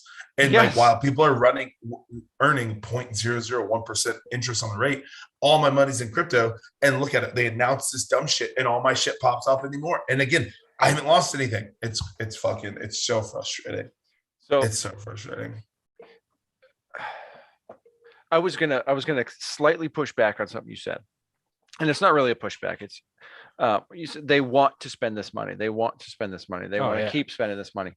Fuck yeah, they have a $3.5 trillion budget reconciliation that they're saying won't cost any money. Yes. Even though it's 3.5, 4.6, whatever Larry said, but it won't cost any money. It's all paid for. It's completely free, but we can tell you what the price tag is. Yeah, gaslighting, right. Which is bullshit, because it is gaslighting, because it's not they want to raise the debt ceiling for money they want to spend, right? It might be in some aspects, but at a certain point, this is money they have to raise the debt ceiling because this is money they have to spend. Mm-hmm. This is money that we have to spend. We've devalued our currency so much. We have to do this because all of our outstanding debts are. I keep thinking back to like back when I used to have television, cable news and stuff. There was all like these debt consolidation firms, right? Yeah. And as we know, debt has a wonderfully terrible aspect of it, where it can, the more debt you take out, the worse you're going to be in the end, because your interest payments become more and more and more, and then you can't afford to actually pay down the principal. All you're doing is paying off the interest. That's essentially what we're talking about here. We're going to keep printing money and making it worse and worse for us. We're in a downward spiral if we continue to borrow, which is why the debt ceiling at this point in time is so important to maintain some form of, because the minute we remove that, we're going to be crossing the event horizon into the black hole of monetary policy that we will not, it will be impossible to escape from. Yeah. We don't have any brand new revenue sources that are going to come online sometime in the future and be able to pay all this shit off. The more debt we go into, it's the same exact thing as you taking out too much debt on a personal level.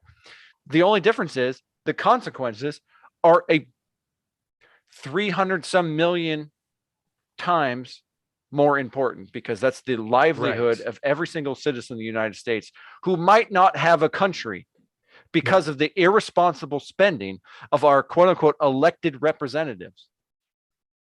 It's not so much that we want to spend more. They do want to spend more, which is scary. Yes. But it's getting to the point now at which we have to spend more. Yep.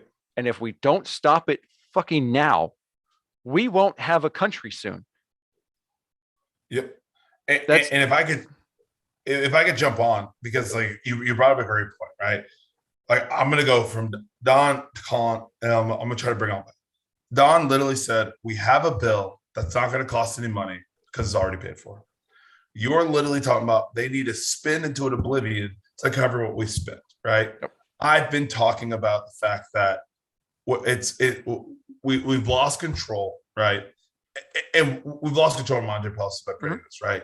My big thing is this. What did Joe Biden run on? He said, we are not going to tax those making over $400,000, right?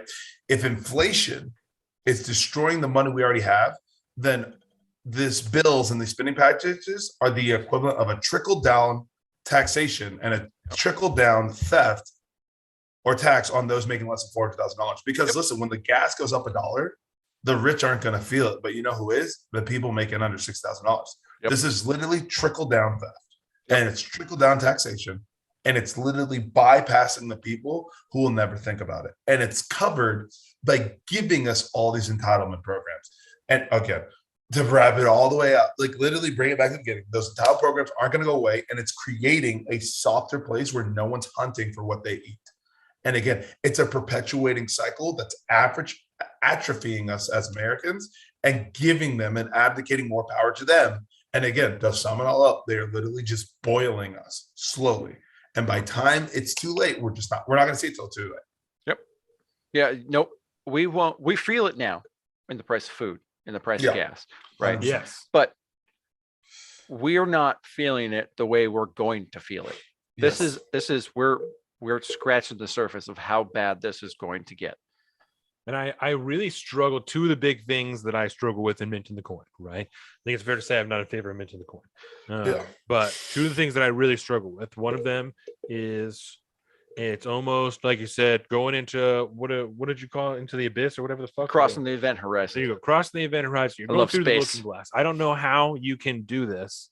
And I understand the government says the government is not like a big business or like a household, that's precisely what it is. So it's a very odd thing for them to say, but I struggle to understand how you can carry forth a policy like this in which you print a coin and give it a value and pay off your own debt with it and expect anybody in the country who's reasonable to continue to believe in commerce, to continue to have any faith in this currency at all, or even paying off their own debt. If all my money's in crypto and then the government fails, who's going to come after me for whatever credit card debt I had? No one, because it doesn't exist anymore. So that's your AR. That's your hunting with an AR. And that's not me, being like, this is what you should do. But my what I'm saying is that ideology then makes sense. And you can't, as the government, try and convince anybody any other way, because you just showed me it doesn't matter. You're going to hit a point and just tick the number down.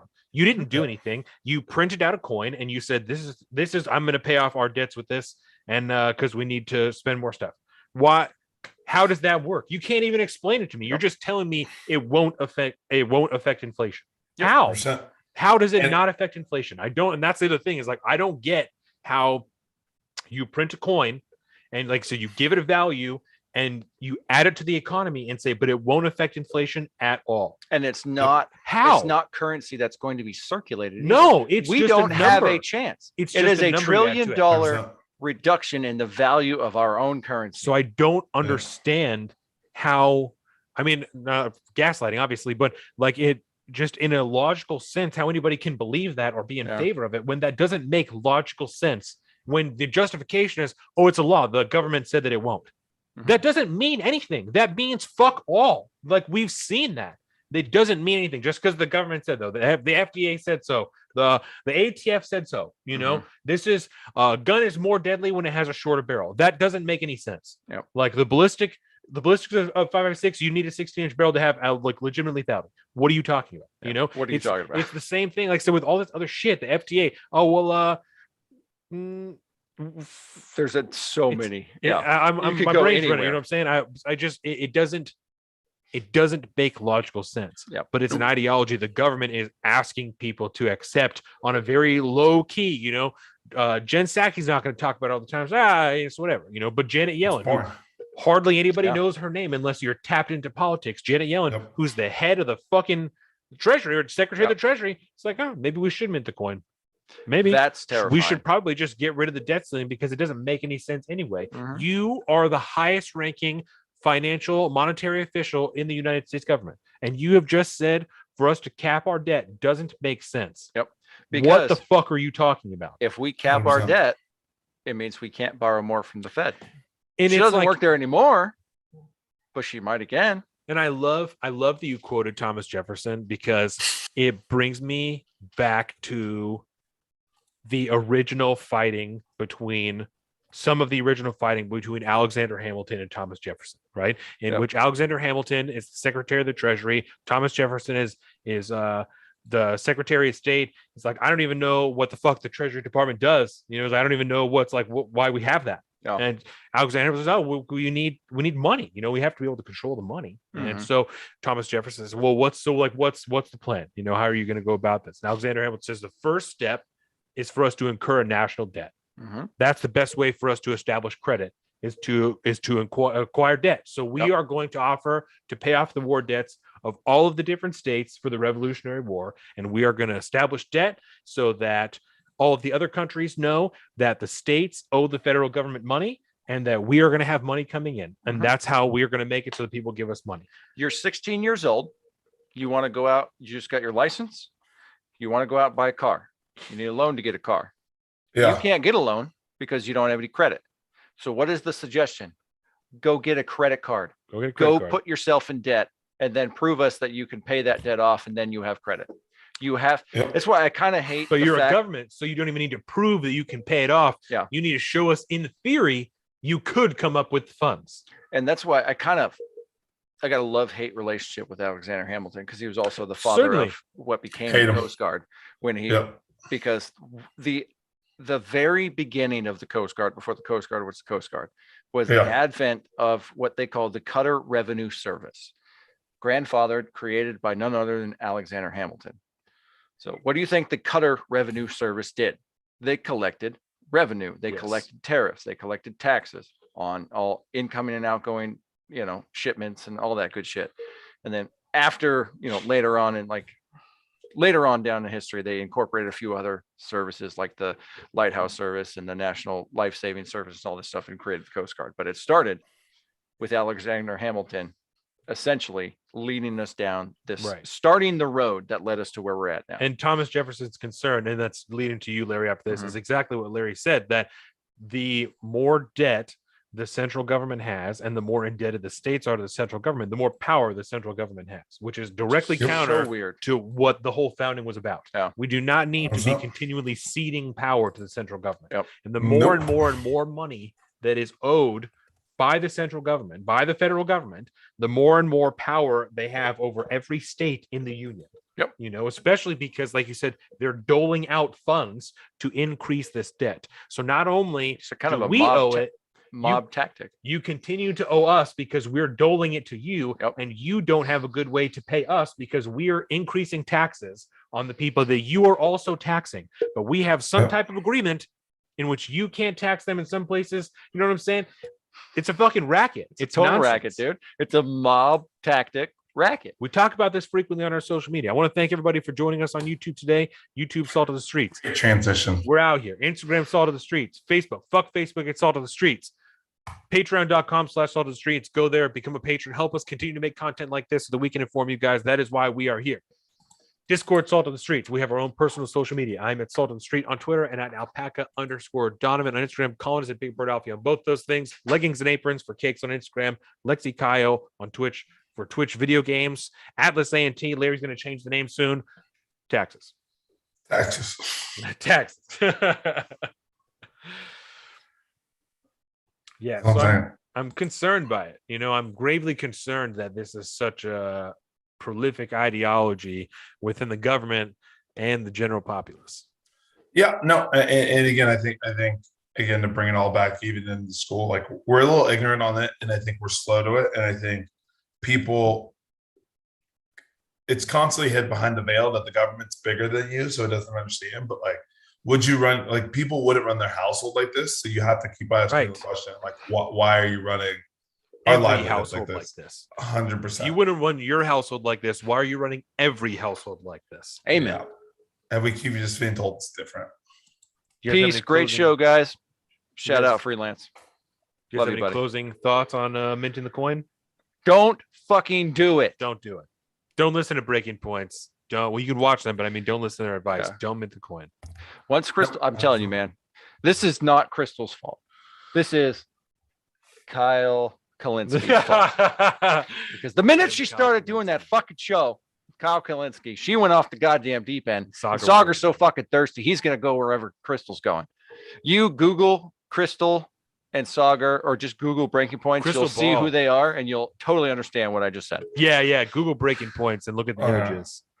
I'm going to Google. Just take my Patreon money. We're doing it, Will. We're doing it. Do you guys have any closing points for politics in general before we move to sports? Are you black-pilled yet? I'm not. Okay. Well, I'm wondering where the hope is coming from at this point. I I'm just guess I am because I'm just like I'm just gonna do me and like prep and shit. So I guess Yep. I am because I'm just like it black pilled as far as the government goes. I'm truly we the talked people about is the one last, thing. The people is one Society thing. will Yeah. continue. We've The talked government about it won't. the last couple of weeks. Like I don't have any answers anymore for this. You know, Mm-mm. don't do this. That's the answer. This is a mistake. To continue to do this is a mistake. Yep. Stop what you're doing. Reverse course. Take a fucking second. Replace everybody who's in leadership and let's start again. Because this is all. If it continues like this, there's no saving it. Yeah. You know, Yep. regardless of who the president is. Thanks for the stream. Had fun. Hey, thanks, Will. Shout out, buddy. We'll catch you on the flip side. Do you see Crystal Ball? Yeah, I get it. I You get get where it. we're going with this. Yeah, I get Sauger's thirsty. Yeah, I get it. It's either that or he's just scared that he needs to make this show work after he left Rising, and he'll just do whatever. I is don't successful. know. What He's it a is, fucking but- shill now. Yeah, he was supposed to be conservative when we first started watching it. He was still like fairly conservative, Yeah. but ever since he just lets her go on whatever progressive diatribe she's going to spit out, and he's Yeah. like, "Yeah, I totally agree." And At least you're balanced, right? Yeah, at super least they're balanced. Yeah, it's Jesus. not good. This is why I'm wearing the Rebels today, man. Yeah. This is why I'm doing it. It's because at this point Um, we all need to become rebels. Well, with that, I think we can go to Sports! Okay, so look, scared the shit out of Larry. Hilarious. So there's a couple things we want to talk about. Seahawks played on Thursday. It's a bye week for the Ducks. Yeah. The Ducks don't play this week. Somebody has Let's a do hurt it. finger. Wait, are you a Ducks fan? Yeah, he's a Ducks Yes. fan. It's all right. We'll Oh, judge him you're accordingly. freaking- oh my god, you're weirdo. Listen, it's great. I'm glad What's your we college backed team? it. Huh? West Army, Point. duh. All right, Army West Point. There you go. 100%. I'm We're officially nice, a West even though- Point fan now from now on. Mostly because Coast 100%. Guard doesn't have a real team. There it is. See, Yeah. come on in. We just lost. So that was sad. This is That's what right. I wanted to say though. This whole time, Yeah. the Seahawks are terrible, Yes. God, it's absolutely bad. astronomically awful, and I hate Jamal Adams. I think that was the worst trade we've ever been. Oh, I'm out. Fighting Yeah, I words, know. bro. Fighting words. wow. He literally is basically a defensive end at safety. This is what I'm going to say. Listen, if you ever give up, they gave up 2 first-round draft picks, a third-round draft pick, and a player for a safety that does not do nearly enough to cultivate for that, and no Not one at does safety that. for sure. No. Well, What and do the- we do well beside that? Russell Wilson isn't directly involved in. Right. Well, No. and that's as soon as any of the linebackers started to go, the linebacking core is absolute shit. Yeah. If anybody gets Still? behind the defensive line, they can get the ball. Yep. And so 100%. the tight ends and any of these slot receivers are just tearing it the fuck up against Seattle right now. And Jamal 100%. Adams, anytime he ducks down to try and cover that, they just throw it deep and they fucking score because Yeah, the corners are middle of the road at best. And there's only one down deep at the end of the field because Jamal Adams is trying to pass rush with the other 4 linemen. because it's all I can do. Yeah, no, it's absolutely tragic. So obviously And we now- lost to the Rams. Yeah. Who I love. The Rams Rams? look fucking good, dude. Yeah. Especially, I've been a big Matt Stafford fan for a long time. I love Matt Stafford. Go Navy, So, beat Army. yeah, All right, so- I'm gonna go ahead and Ooh. say fuck you, Will. I'm sorry. Yeah, you know where I'm 100%. at on that shit. um, Yeah, I'm a puddle pirate, but go Army all the way. so to see Matt Stafford go to the Rams was sad and happy for me because the Rams are slaying it right now. They're absolutely killing it. And so they played the Rams on Thursday night. Russell Wilson tore a ligament in his finger. He's had surgery. This is another thing. Yeah. Russell Wilson went to LA to have surgery on his finger. Yeah. I thought that all elective surgeries were canceled. I mean, That's a great point. That's I a thought great point. that elective surgeries were canceled. hey, Listen, unless you're next one day- of the elite. But next day, Russell Wilson had finger surgery in LA. Yep. He flew to LA after a Thursday night game to have elective surgery on his finger. Maybe it's not elective, Mhm. except I know that there are people because fucking G. Scott talked about on the radio. He's like, oh, I know people who played with that and Mhm. never got surgery and their finger was fucked up for the rest of their lives, but it doesn't affect your life. It's not necessary, Yeah. right? That's an elective procedure. The Russell, I love Russell Wilson. Mhm. He's the quarterback of my home team, right? Yep. But Oh. I love fairness and equality and none of this fucking elite bullshit where Yep. they can do whatever the fuck they want. And He's Go a to the citizen of the Grammys capital. He gets and- to do whatever he wants. so He's an elite. thought that was weird. But Yeah. yeah, he flew to LA yesterday, had elective surgery on his finger, and is going to be fine in 6 Thank to God 8 though weeks. for certain people's fantasy teams. Thank God. You need him back up there. Yeah. So super weird. Yeah. So he fucked up his finger, tried to throw the Yeah. ball. Aaron Donald's enormous. He slapped Aaron Donald in his face and fucked his whole shit up. His Uh, face is basically a in concrete the wall. face mask. You know, Aaron Donald benches 500 pounds. Jeez, man. I believe that. 500 pounds. Those people are He superhuman. was on Pardon My Take with DK Metcalf, and DK was on for like a few minutes before Aaron Donald got on there, and so they were asking DK like, "Oh, do you think that you could outbench Aaron Donald?" DK's like, "Yeah, fuck yeah, I could outbench Aaron Donald." And so then he finally gets in the studio, and they ask him like, "How much do you bench?" Aaron Donald's 5. They said, "What?" 500 pounds. And DK, his eyes shut up. He said, "I don't bench 500 pounds." That's insanity. I can't believe that anybody could Oh Jesus. take 2 of myself and plus some more weight and stack them on themselves and then push it off their body. That's absolutely That's insane. insane. It's difficult for me to comprehend that somebody could bench press 500 pounds. 500 pounds. Yes. Never. Ever. Yeah, no, I It's not can't for do me. 500. No, that's insane. Yeah, so Russell Wilson's fingers fucked up. There's a bunch of injuries last week. Christian McCaffrey's not coming back this week. Nope. Seattle's Gronk Gronkowski's out. Jair. Gronk is out. Yeah. Yeah. Julio Jones is gone. But listen, Julio. the good news is I'm 4-0 in my fantasy league. So You're playing fantasy this year? Yeah, I am playing fantasy. That's this so year. funny. I'm on- 0-4. Oh. Yeah. Listen, I did a lot of research on it. I had a lot of bag of picks. I'm a little unorthodox in my approach. So it's been a great season. Otherwise, I don't super love watching football as much as I used to, but It's changed for sure. I am yeah, it's a little crazy, but I am 4-0. And I couldn't wait to talk about sports because I've been dying to tell you guys how much I hate Seattle. What's the they're pot good. in your league? I don't even think we have a pot. What? So we've- Respect for honor. Yeah, 100% Priceless. for bragging rights. Hurry you up in go. our league, man. No, I never pay money. It's my big rule. I never pay money to play fantasy because I never had the money to pay for fantasy. What if you win $1,000? What if I lost $25? Yeah, $25 you could have been putting into real estate, bro, or something like that. Thank you. Put it in Real the estate crypto and market. crypto. You've missed out on 1.1 million Shibas with that $50. That's right. That's That's right. All them No. sheep, bro. Yeah, the buy-in for Ugh. our league this year was 60. So we got an 840, 860 buy-in. Yeah. Or Okay. a payout. You guys know anything about couldn't Logan do it. Thomas's injury? Oh, he's on IR. He's out for a couple weeks. Yeah, he's out for a couple weeks, and Yeah, my Jesus. backup tight end is down with the Rona. Oh, Gerald Everett That's it. on Seattle. So He's- that's- so I'm I want to talk to you guys about that. 0-5. Here we come. Basketball. Larry, do you watch basketball at all? Vaguely. So I also don't watch basketball, but it's really more the concept that we're talking about. Basketball season is about to start up. Yep. Right. Yep.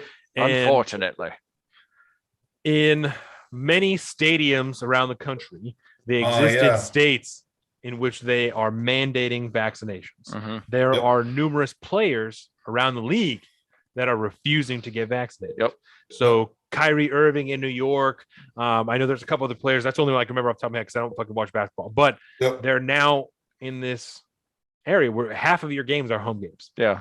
If you Yep. play in New York, are you going to truly not be allowed to play on your home team for half of the games if you choose not to get vaccinated? Yeah. Are they No. going to make some type of exception for you? Yeah. Are they going to, because some people have capitulated. Yeah. Some people have made very apparent, I'm not doing that. I don't think that I need to do it. A couple of people have had COVID.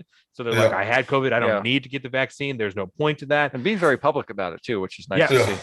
Yes. Oh. So I'm interested what you guys think about this. Obviously, none of us know what they're going to do because Yeah. the fucking NBA doesn't know what they're going to do. And that's why it's in the media so much. Yep. But I am, as we talked about earlier, very happy to see people of a public variety standing up for something they believe in Yep. and going against the narrative. And especially, it's might be weird, but especially black people who can't be canceled for being racist because they're Yeah. like, I'm not doing that. That's fucked up. You can't call them racist.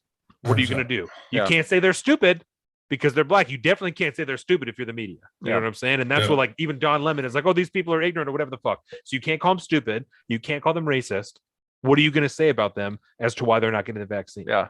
And I will say, in a lot of the states that have the actual mandates, there's New always York, exception California. for, say, entertainers of some variety, right? And they always have the exemptions, which I think is, pretty telling for Yeah, what no, they're actually 100%. trying to do, because it's not aimed at them. They're still members No. of the Capitol, whether or not We talked about they the same like it or thing at not. the Met Gala Yeah. and the Emmys. You Same know, deal. that's if these it are happens just the in elites LA, and the rules don't apply to yep, them. if you're an entertainer, it doesn't 100%. matter. It's Yep. fine. You aren't covered by this. The people who are going to carry your dress and feed you your drinks and food, they have to wear masks.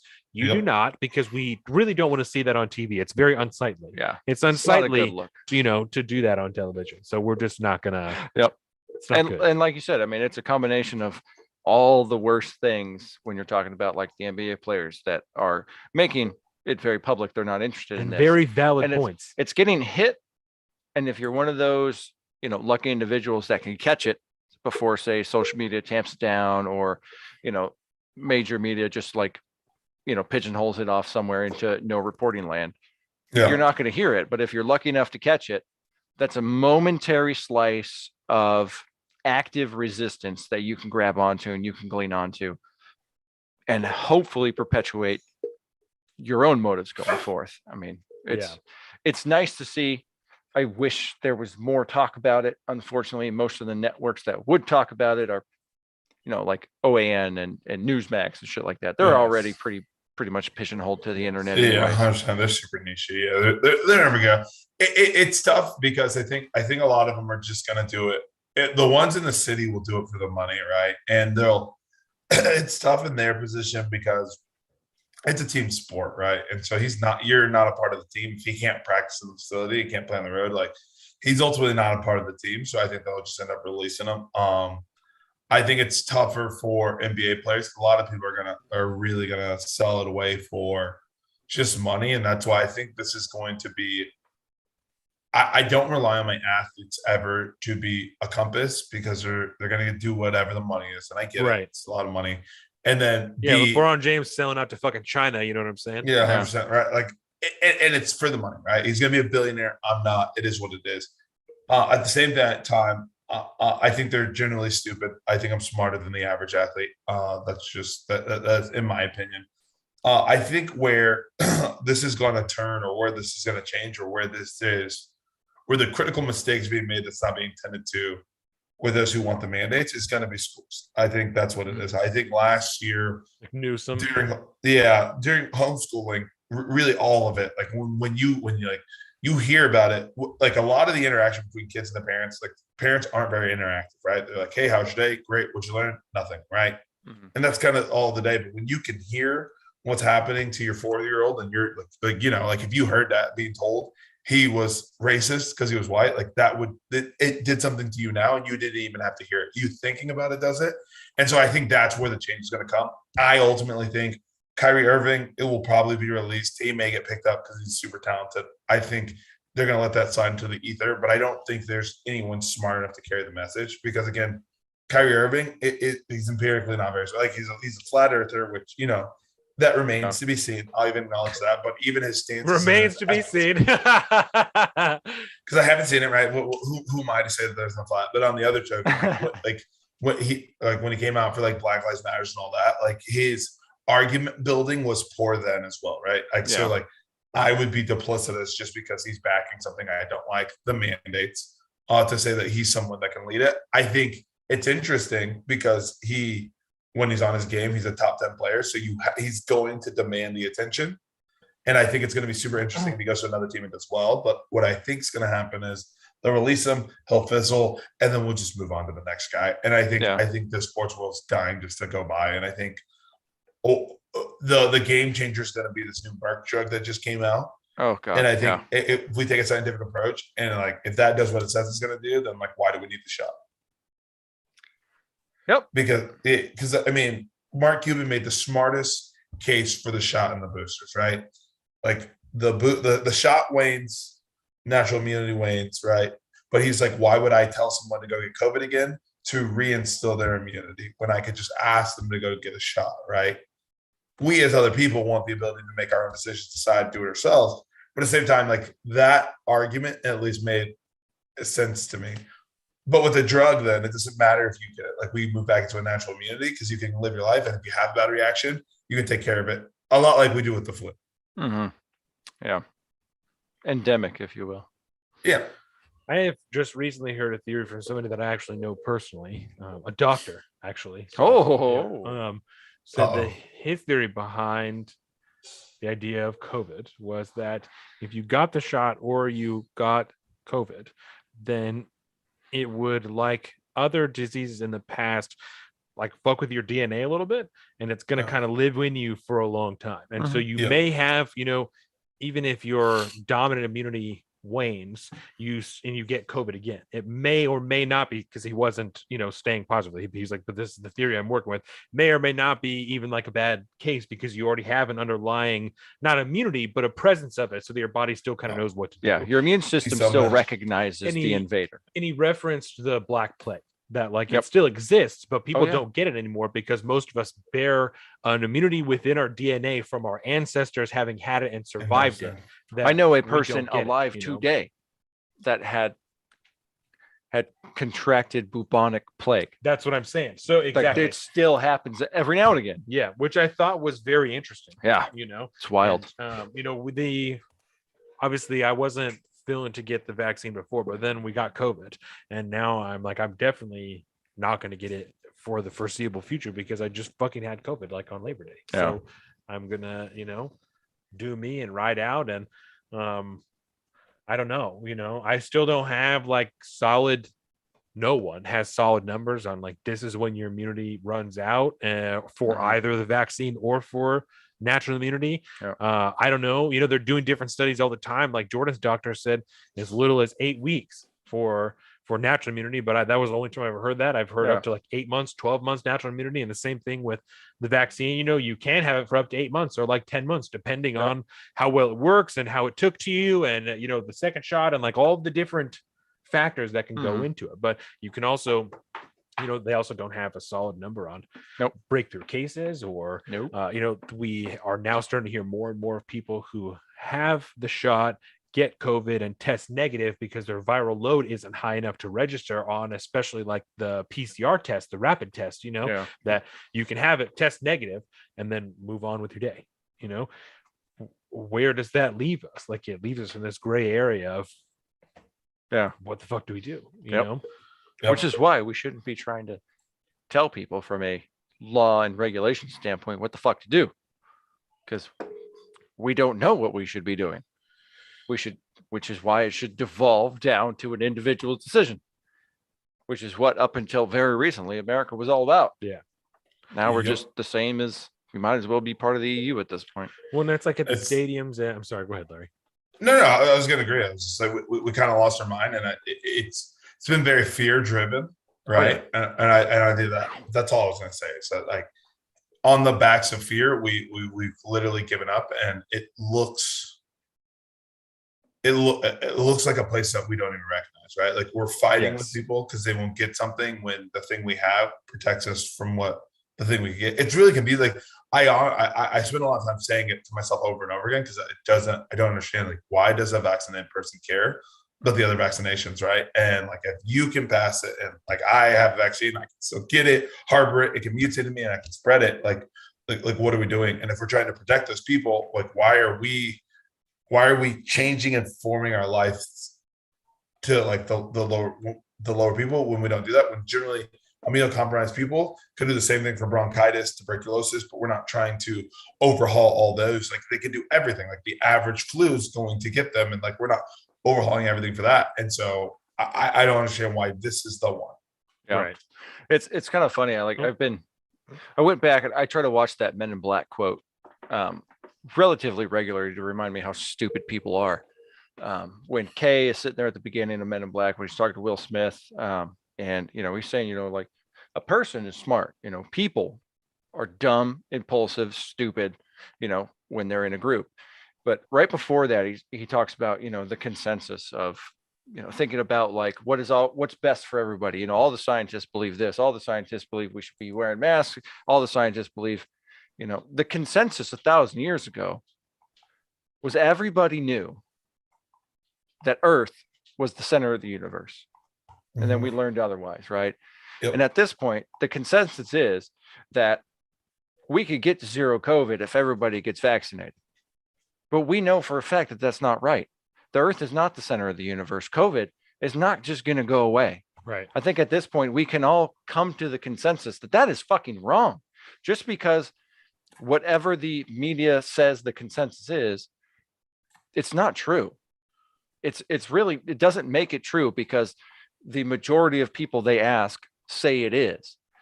What's going to be true is what's ultimately going to be true 10 years from now.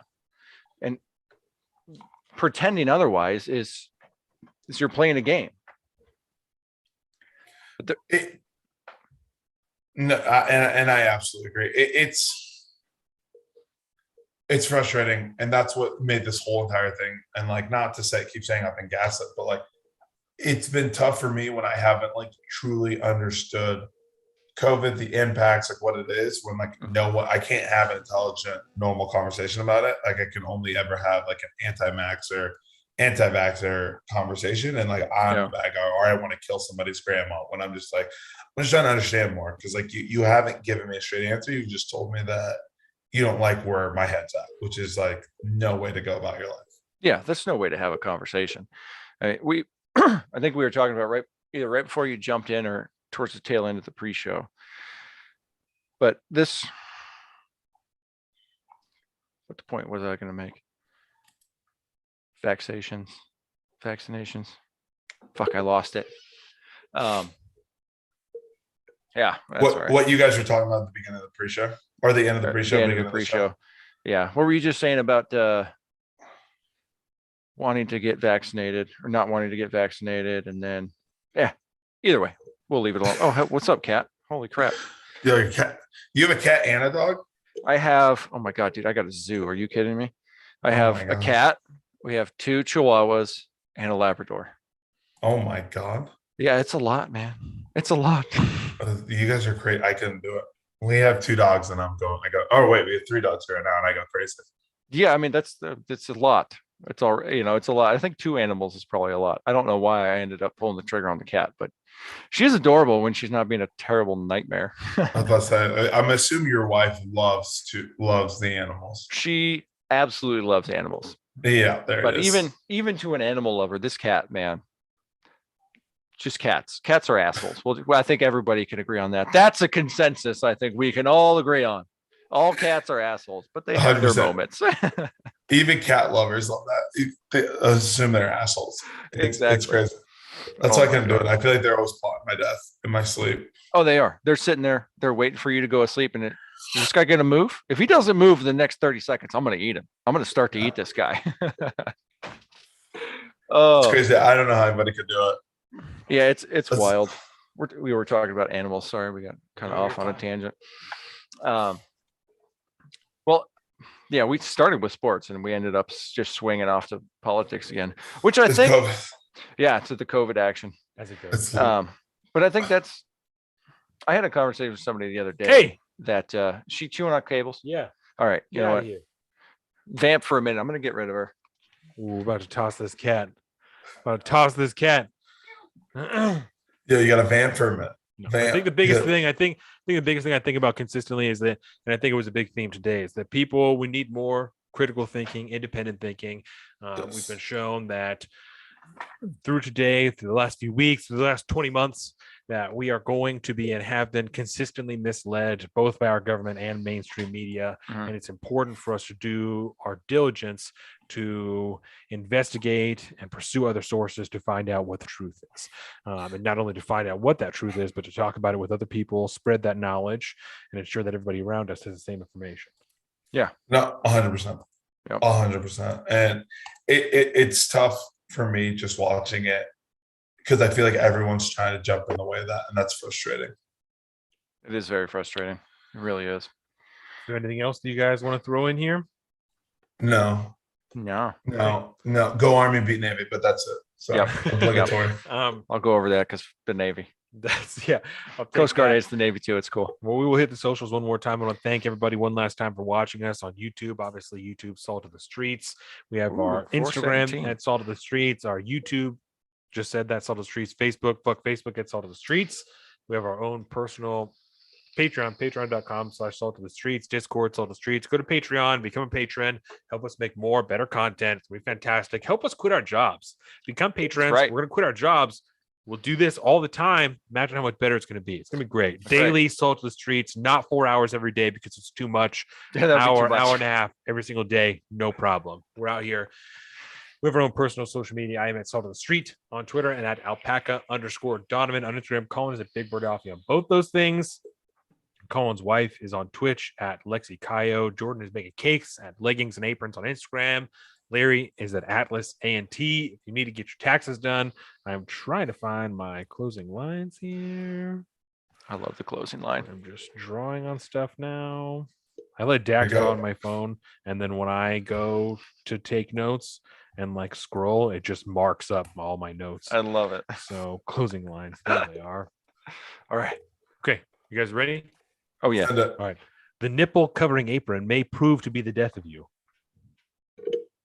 I mean, that logically checks out. The nipple covering the apron. Jesus. Yes. Where the are you pulling these from? It used to be I knew I could tell exactly where they came from. And nowadays I'm just as lost as everyone else. I'm like, oh shit, I gotta research this. I gotta figure out where this is at. I want that free t-shirt. I'm going obscure with it. I literally have I never have an idea. I just I'm like the least media buff ever, except for new random Netflix series like Squid Games. And so it's always stuff for me. On Netflix right now. Last minute Beautiful. book. All right. Well, for the stream people, Larry's gonna stick around for a minute.